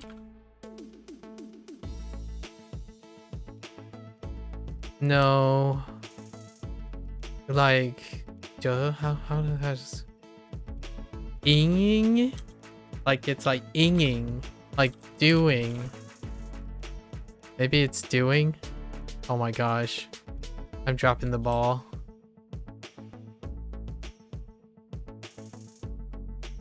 It's like a state of inging. I don't know what word they decided to give it to. Doing, maybe. Oh no, I already wrote doing. It's not where. Like I don't have it as where. Where's Churn when you need him?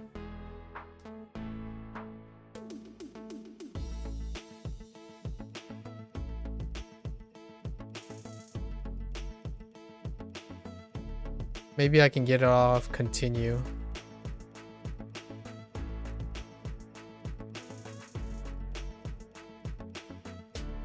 Can I get it off continue? Oh, this is so fascinating. No. Oh, maybe like acting in like a acting in a role, or like role. No. As or currently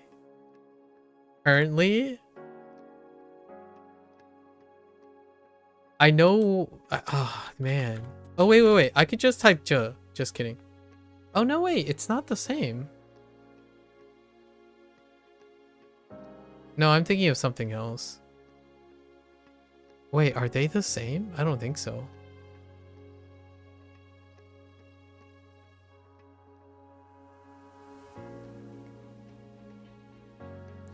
Oh, they are the same. Oh, okay.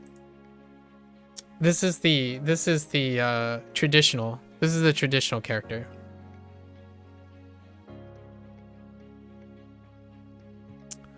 Yeah, I was thinking what my equivalent connect this is the character.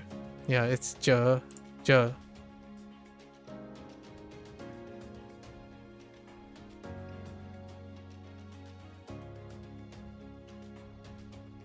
Yeah, this is the equivalent.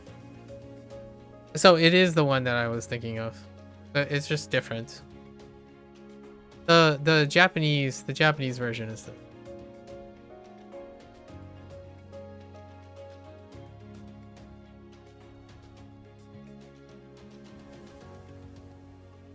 And this is the simplified version. Which is also the simplified Chinese version. Like, what I mean is, it's simplified Chinese, and this is the Japanese. But this is the traditional. This is the traditional one. I don't know why they changed it in such a interesting way.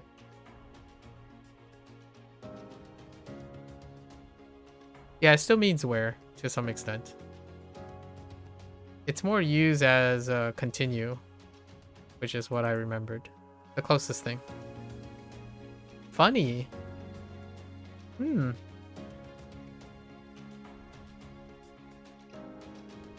Yeah, right now, drama, I'm learning traditional Chinese as opposed to simplified. So occasionally, simplified Chinese characters are used in Japanese, but more often they use traditional one. But this one would be the exception. So it took me a while. I'm like, I don't understand this. I don't know where this is in my lexicon. And the closest I could think of when it came to this was continue. And it is the equivalent. Funny.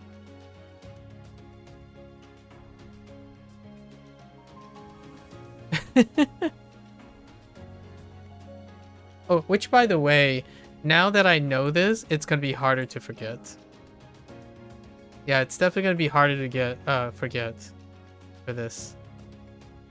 So how's your meeting? Oh, I haven't talked to it's kind of getting late. May I ask what time it is for you, Drama?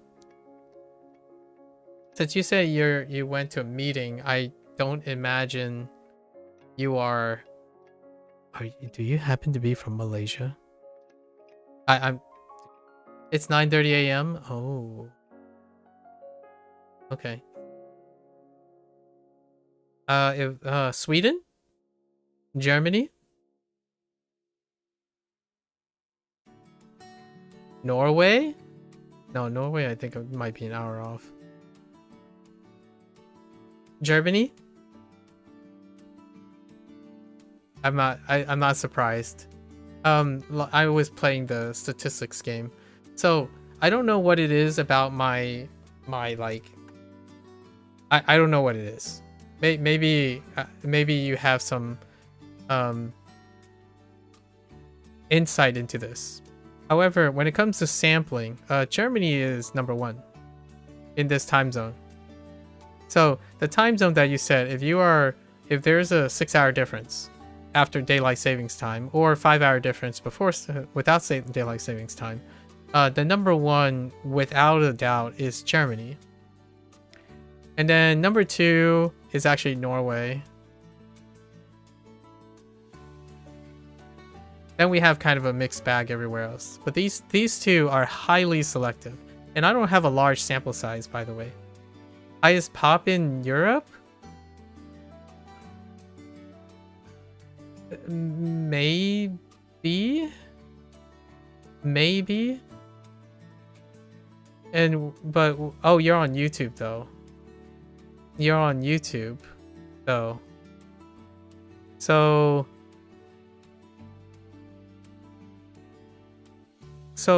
I didn't tell you the percentage breakdowns. It's a higher pop, but it's like 60%. So 6 out of 10. And then the other is like 3 out of 10. So pop doesn't scale with the rest of people in Europe. And what's even more impressive is you're on YouTube. You're not on Twitch, which is interesting. As usually I'm talking about Twitch breakups. Huh. Sweden is somewhere in there. And then we have no one from Africa. We have a Belgian. Oh, you're here on Twitch? Well, now, so this is what I mean by it's disproportionate to how big the population is. Like, I don't think Germany is that bigger compared to the rest of Europe. So, for whatever reason, Germans, and there's not a rhyme or reason because I'm language learning. It's not like language learning is hopping on some sort of selective. Makes me think about like German's role in language learning as well. It's German and Norwegian compared to the rest of Europe. No, thanks, Terex. Interesting, Germany. In this time zone, obviously, in this time zone. If I go for another 3 hours, we're gonna bump into like, or around this time. You're up very early, but you're at work, so that makes sense. For this region right now, like this very time, is usually Malaysian, Filipino, it's Pacific Island, and Australia. A very big island.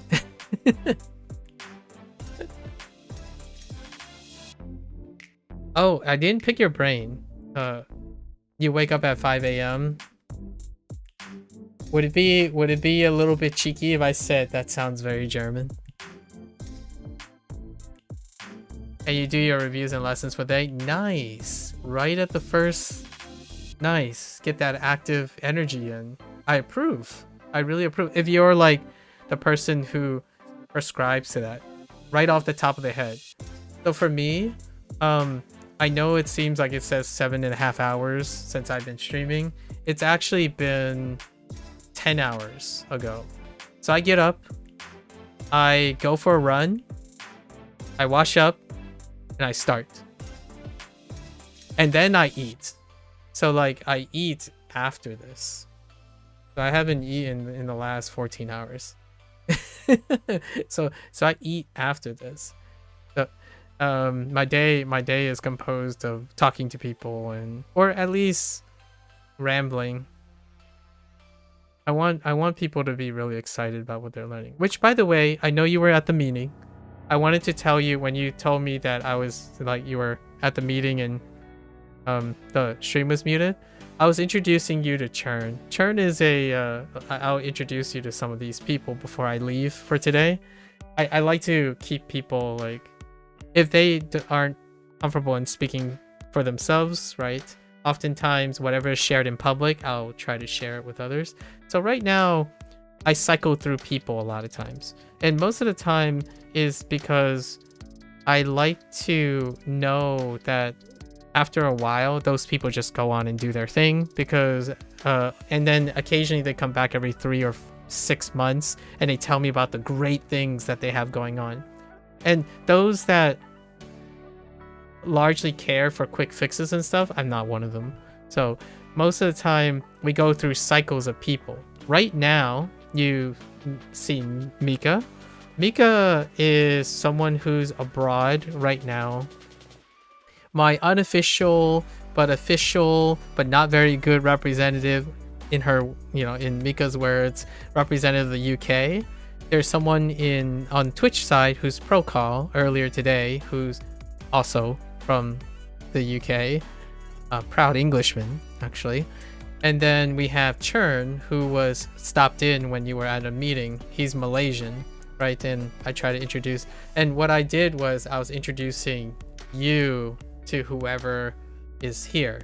And the idea is maybe one day I can gain enough associations where, okay, so this person is tied to this person, which is tied to this person in occurrence. So that's the way I remember people. In order to remember the names, I try to use the information immediately. So in the evening, I don't know if you do this at all, but once the stream goes off, during my passive times, I regurgitate most of that stuff onto a piece of paper or my thoughts or my projects. So whenever I'm actively learning, immediately after actively learning, I'm done, I go and do something with the information.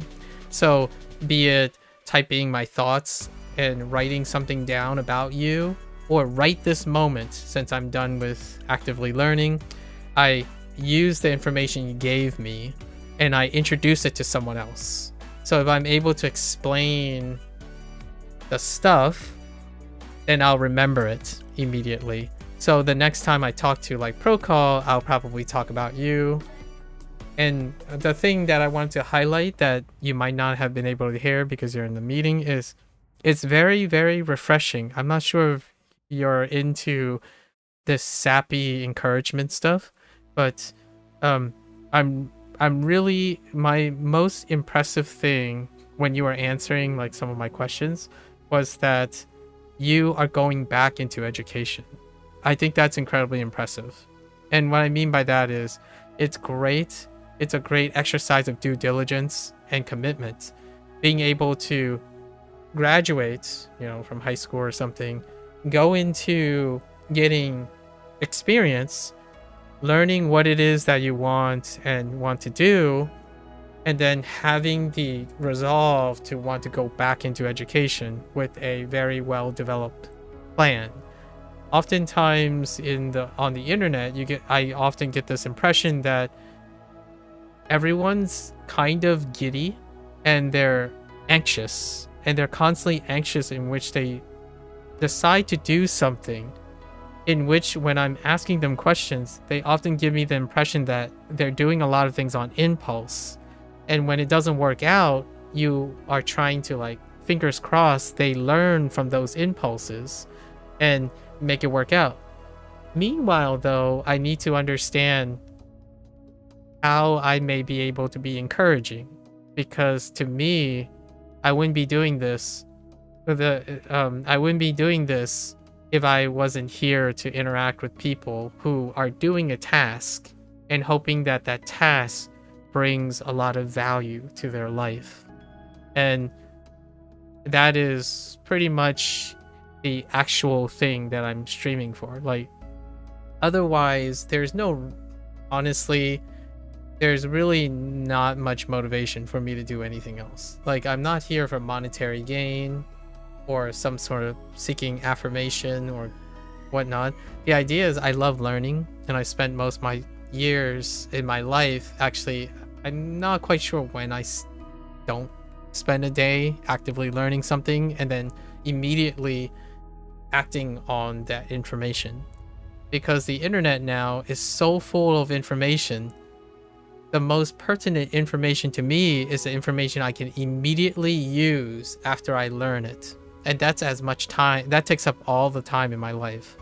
So if you're introducing yourself to me and you're answering questions and we're like exchanging ideas, I must use that information. The moment I use that information, it becomes valuable, it can be actionable, and it's memorable. Even problem solving something, like when Mika was asking the question, putting effort into it has some value to someone. Passively doing things is great to practice. I absolutely love practicing. And you can, much like what we were left off with the CI situation, if you output something and you use it actionably, you can also gain something that's not related to not necessarily directly with the semantics of the thing. You can learn Japanese, but you can also associate a lot of memories with learning the Japanese that otherwise wouldn't provide any value to the CI or your Japanese influence. For example, it wouldn't boost your inputs, but it may have other skills for your output. And for me, it's retention. So that was the last topic that I didn't manage to get to, which is retention. I practice 80% of the time because I prefer to learn it once or less. Like what I mean is the least amount of times, so then I can focus on using it. And that's the goal of pretty much, I can learn a few things, but I can use those few things for many things so I don't have to learn them again. And that to me is like the consistency life that I like. I take what you give me, however small it is, and I want to make value out of it. And if I keep focusing on those things, it eventually builds up to something else, right? I didn't look at how many kanji I needed to do. For example, like how many kanji, like 2,000. Lots of people say the 2,000 number, right? I actually thought about how I was gonna use the 10 that I learned today. And then in 5 days, because it takes 5 days roughly 5 to 6 days. It's kind of 4 to 5 days. And then the second one is like 5 to 6 days. My average is 11 days per cycle. So lessons only come every 5 days, roughly speaking. So every 5 days, the moment I get those lessons, I spend the next 5 days using it in any way possible. Not that I'm going to speak it in Japanese or something. I could make mnemonics. I can tie it to something. I can share it with someone and say, hey, these are the characters I learned today. So that is how I do things. And usually on the WaniKani side of things, I don't use mistakes. I build on whatever is weak. So even though I get the right answer, I still build on top of the weak answers. There's always going to be a weaker version of the correct answer. So the moment I see a weakness, I actively add something to it. And then eventually mnemonics become like incredibly complex, but at the same time, they're also incredibly easy to make. And when like when Mika asked me, so I'll demonstrate the like WaniKani adaptation, right? For the character, for that, we can do that to demonstrate. So, for if I am constructing the mnemonic for this character.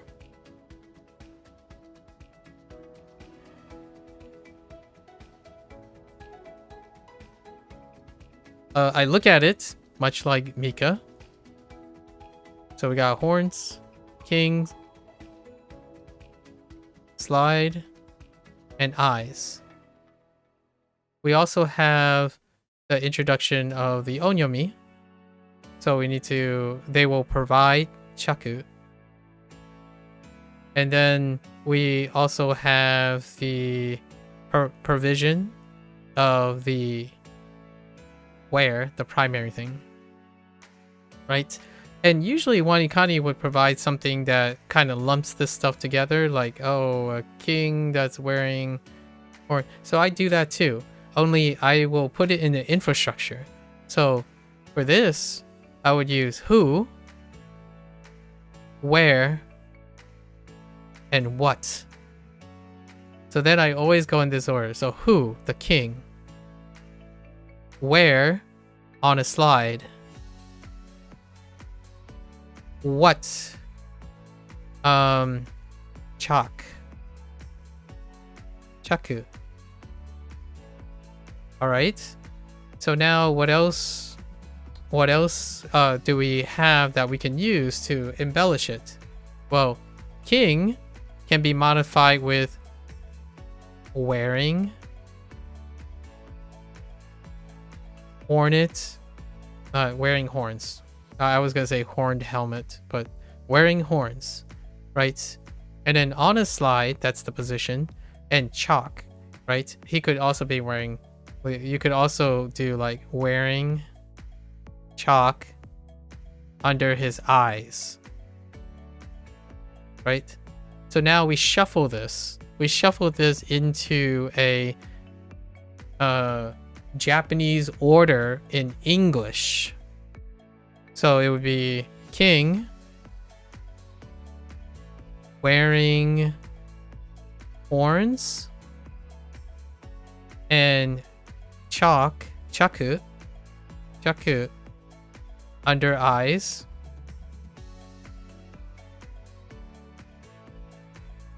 Who is actually even better? We're gonna do king on a slide, right? Horns and chalk, and under eyes,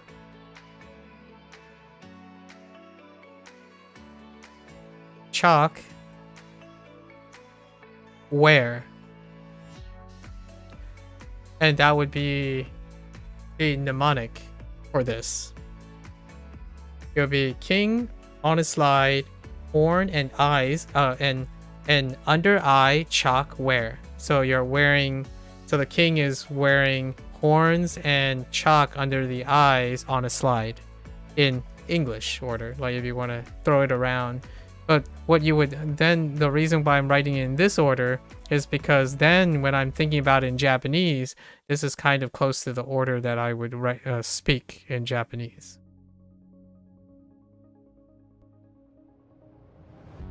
And in the future, all these mnemonics can be replaced with Japanese words and particles. I usually use carrots and stuff to denote where particles are. The upper radical as sheep, yeah, it's not really dependent on whether it's sheep or horns. The idea is if you think it's a sheep, then you can modify the system and say who, sheep. And you can still use horn because horns still exist. So you don't have to overlap, or you can use any amount of information as opposed to trying to make them not overlap. So if we have sheep, which I did see sheep, by the way, and you can turn this into a drop if you want. Instead, you can have a sheep with horns, right? So now you can do sheep, or you can write sheep king who has horns. So the more information you extract from this, it's never about fewer information. It's about more information. So you don't have to worry about remembering exactly what the thing is. You're creating redundancies in your mnemonic so that whatever you feel like one day, it's like, oh, okay, that kind of looks like a sheep, but it kind of looks like a king and a horn too. Oh, that looks like a drop today. Maybe the sheep dropped some chalk on some people's eyes by accident or something. And then what did they drop? They dropped some chaku. And then you can put where. Maybe the sheep is wearing a drop of something. So when you're doing new lessons and you're not just using WaniKani, you're also creating your own. So here's where it's a little, I explained, I included this in my 300-day review. So I make now the scaling problem when you say diminished return. So the scaling problem now is onyomi or onyomis. We keep the mnemonic most of the time, because the onyomis occur in a frequency base that is nice, fairly reasonable. It's on a tier system. So when I look at it now, at where I am, I'm assessing whether it's memorable or not. So oftentimes onyomis get passed on like a new character, right? Or a new vocabulary word. If it's a tier 2, I would have like, maybe it's a kun related thing. Then it would proceed to mnemonic construction. The mnemonic construction uses the key words that you have learned from WaniKani. So like sen, right? Sen is centaur. Shu is shoe, right? You have these keywords: shoe, kayak. I use all of them. Now, the idea is there is a deficiency that I noticed. I'm not sure if other people have these deficiencies. So, kun are very infrequent. And most of the time, they're one-use unique words. So a good one would be like sugar. Sugar is a unique word. So instead, I take the parts and I break them up into su and ga. And then these are often akin to the onyomi keywords. So what happens is I use the mnemonic and reconstruct it into the connection with the kunyomi. And then I also added back the onyomi read. So now the mnemonic is, the short answer is yes and no. I reconstruct the mnemonic that WaniKani has, and I connect the kun to the on by a system that to me will offset whether kun is rare or not. So when you're trying to remember like tsuku, right? Tsuku, which one is it? Which is the one that we're talking about here?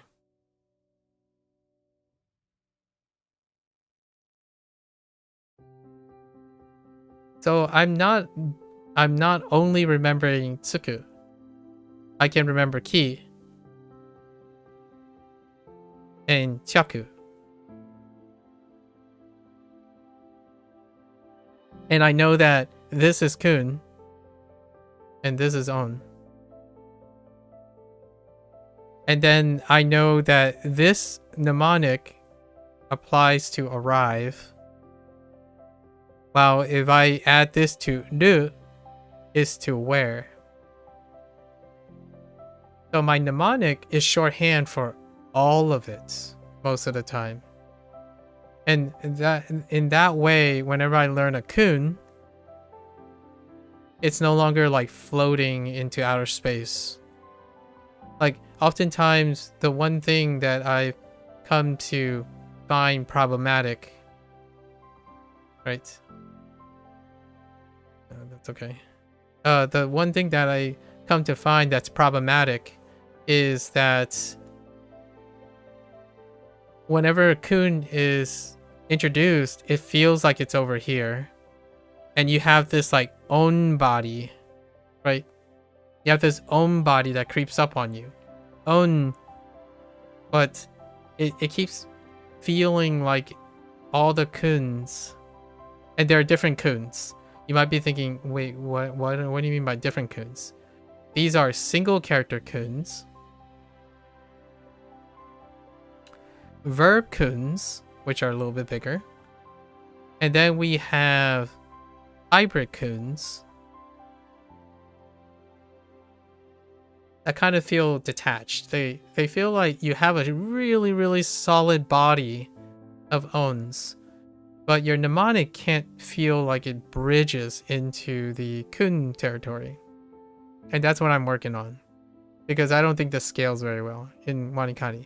In HanziHero, what they did was they built a foundation using like the reeds.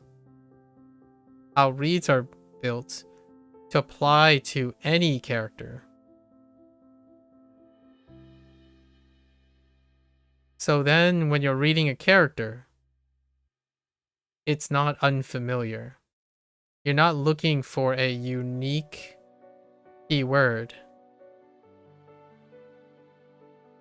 You're looking for the combination of as many things you can build in it. So now words can be extended. So what happens when you are stuck with this?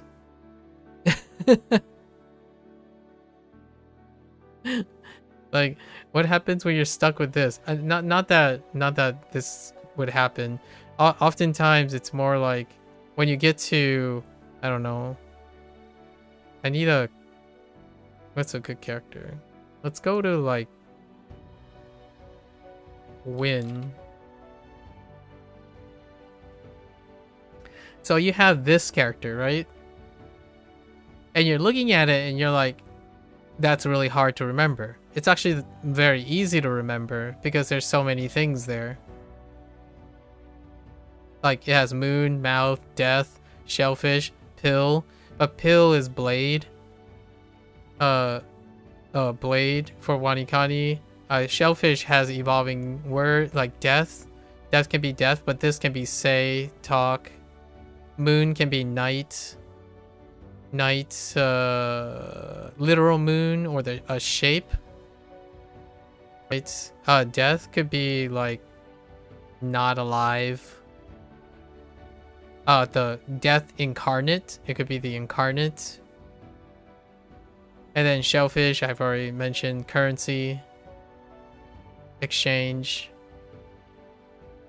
Pill. There's blade. The other blade. So all the Japanese, all the WaniKani stuff is also here. And then when I'm on WaniKani, all the HanziHero stuff are there. So what happens is I'm prioritizing not having to forget. Not forgetting. I'm not prioritizing high volume. However, when I'm not forgetting a lot of things, I can increase the volume. So less forgetting is allowing me to increase volume. And increasing how quickly I can do a lot of things allows me to increase the volume. In HanziHero, we do 20 characters. Oh, no, sorry, not 20 characters. We do on an average of 7 characters a day. 7 characters every day. Every single day. As in new characters on average every single day. So our workload looks like this. 7 characters. And then the review is up here. It's like around 120 and 150. And usually this takes about 2 hours. As long as I don't yap, right? And then WaniKani. You said you're waiting for lessons? Yeah, I wait for lessons. So in WaniKani, here's the WaniKani schedule. WaniKani, oh no, I'm not waiting for lessons. I'm done for today. Does that mean you do all the lessons you unlock in a single session? Yeah, I'm about to go there. So in WaniKani, it looks like this.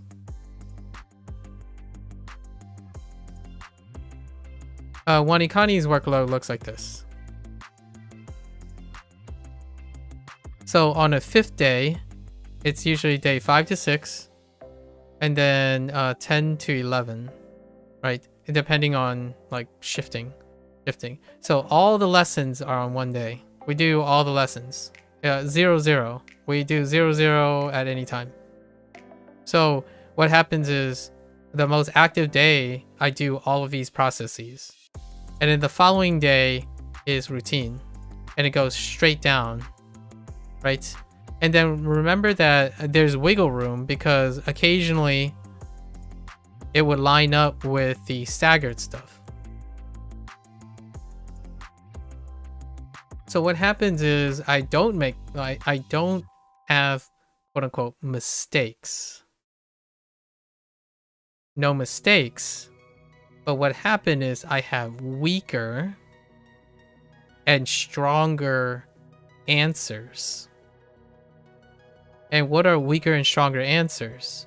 The weaker, stronger answers is how much time it takes me to eventually get the answer. And the goal is to keep on speeding up the weaker answers and leaving the stronger answers go. So I don't use the mistake tracker. No mistake tracker. I don't do mistake tracker. I do double check. Forever. Infinite check. Well, it's not even called double check. I'm gonna call it infinite check. Infinite check. And also later. So first I go through my review stack on the non-days, right? So on the non-days, so these days, 2, right? 2, 3, 4, 5, 7, 8, 9, 10, 11, right? On these days, we do the review stack. We hit all the strong ones, and later all the weak ones or the weaker ones. And at the end of the stack, we will have all the weaker ones. And the weaker ones will take some time. But once the weaker ones are concluded, when I answer those things, I will decide how to add to strengthen the mnemonic if I so choose. Over time, the idea is to boost the weaker ones while letting the stronger ones go. And ultimately, the last time I used a mistake section was like back at level 15, I think. Yeah, I don't remember the last time I used the mistake section. So what happens is you keep trying. What you do is you focus on figuring out, okay, let's try this. Doesn't work. Okay, let's try these two. Doesn't work. Let's try going to the meaning first and go here. Doesn't work. All right, what do I know about Chinese that will get me to the Japanese, for example? It doesn't work. At some point, most of the time, 99.9% of the time, I'll get there. But the thing is, this 99.9 times, my review might be like 2 hours long. But the vast majority of the time, like 30 of those minutes to be at the end with 3 reviews. And that's where I'm working on. And I don't work on the actual content. I work on the way I'm thinking. So I focus on all the mistakes, or like the mistakes, quote unquote, all the stopping points. So you could kind of see it as a code, right? And you put checkpoints. You put checkpoints on your routine. And with enough checkpoints, it creates enough feedback to know where you can improve. So there is a outlier. There is like a layout of all this workload. So over time, I've added more loops. I've added troubleshooting loops on these things. And then also, instead of entering and thinking linearly, I'm entering in different positions. The first step is always intuition.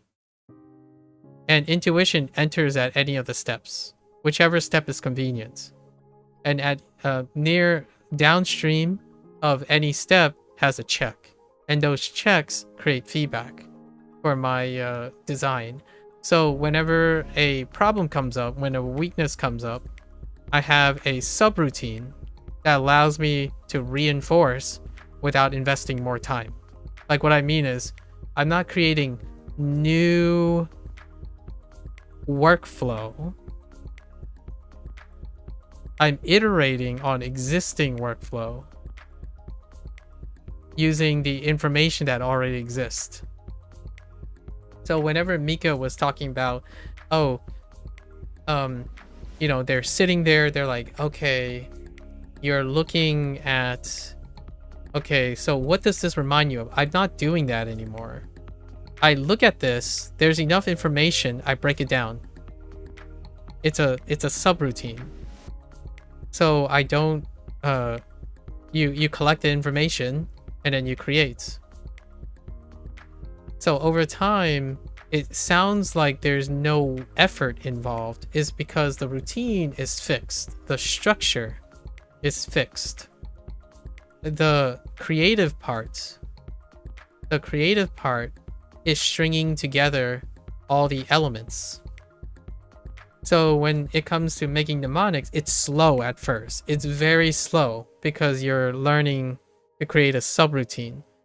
The moment you create that subroutine, it goes very quickly, or it's quickly enough that despite trying to remember all the exceptions are typically the mistakes, right? When you think of a mistake, it's very hard, so you create an exceptional routine. Like, if it's A, then I move to Z, right? You created a special thing to remember for A. What I'm creating, in my opinion, over time, is I'm creating routines that are always A to F when it triggers a check. And this stuff is like riding a bike. Now, the thing you're looking for now is all the content that gets injected into it. And those content are reductive. They are reductive content. Basically, the things that you've seen mouth like 8 billion times. You've seen this, you've seen this, you've seen this. So all the redundant parts are just going to feed into this. The reason why this is more efficient, in my opinion, is that you're not able to exhaust the possible combinations of stuff before you remember the stuff. Like, there's no overlap. There's enough combinations of all the things you've learned, and it scales up. That's the WaniKani scaling issue. And I totally agree with you. Level 30. So I read the forums. Like, I read most forums on things that I'm invested in. A lot of times I agree with you. This is what I hear. Stop by level 30. and then they describe their challenges, right?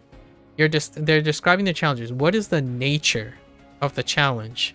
And I took this to heart because as I'm approaching 30, I'm looking and assessing what are the symptoms of whatever they're saying. Scaling is a symptom that they haven't solved because, in my opinion, they didn't matriculate a system that scales with the eventual overwhelming exceptional kunyomi stuff.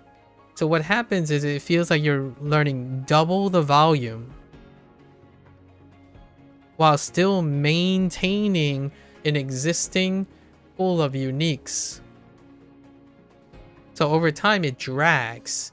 And how do you learn exceptions?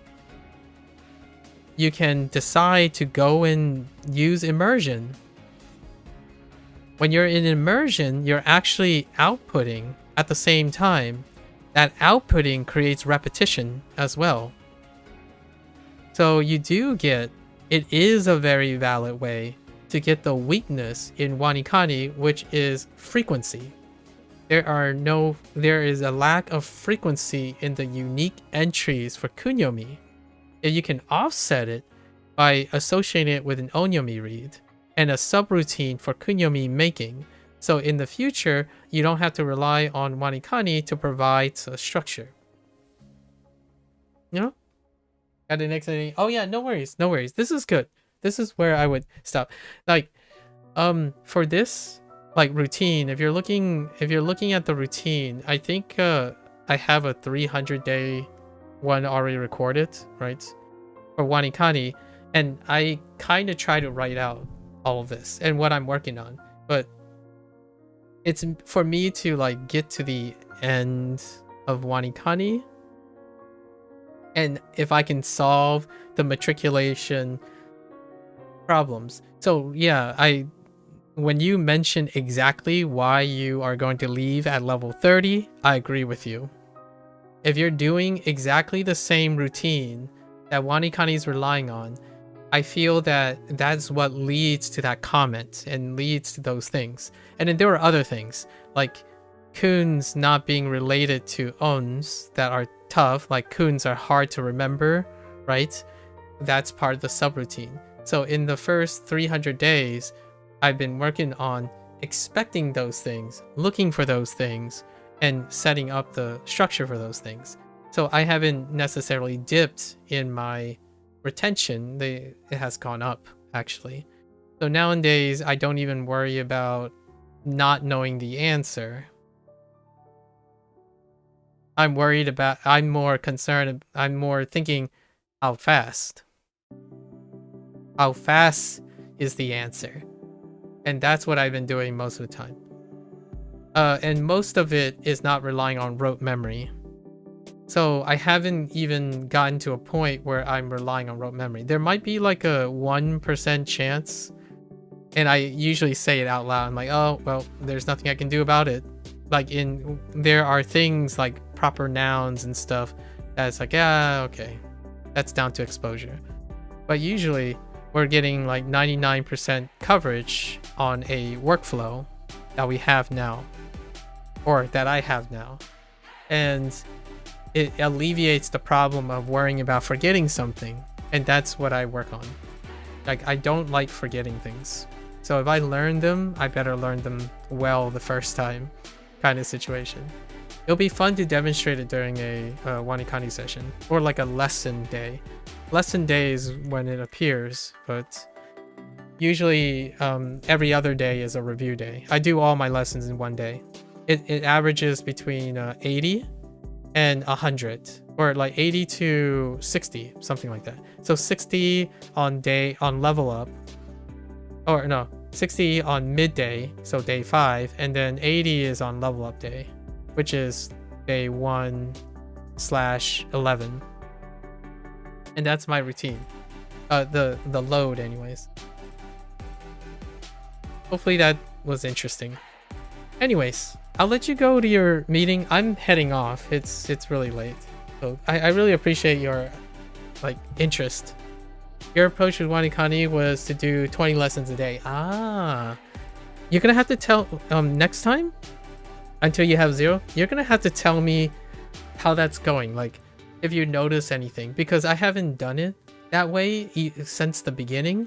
So I'm genuinely, it's nice to have someone who has a different set of approaches.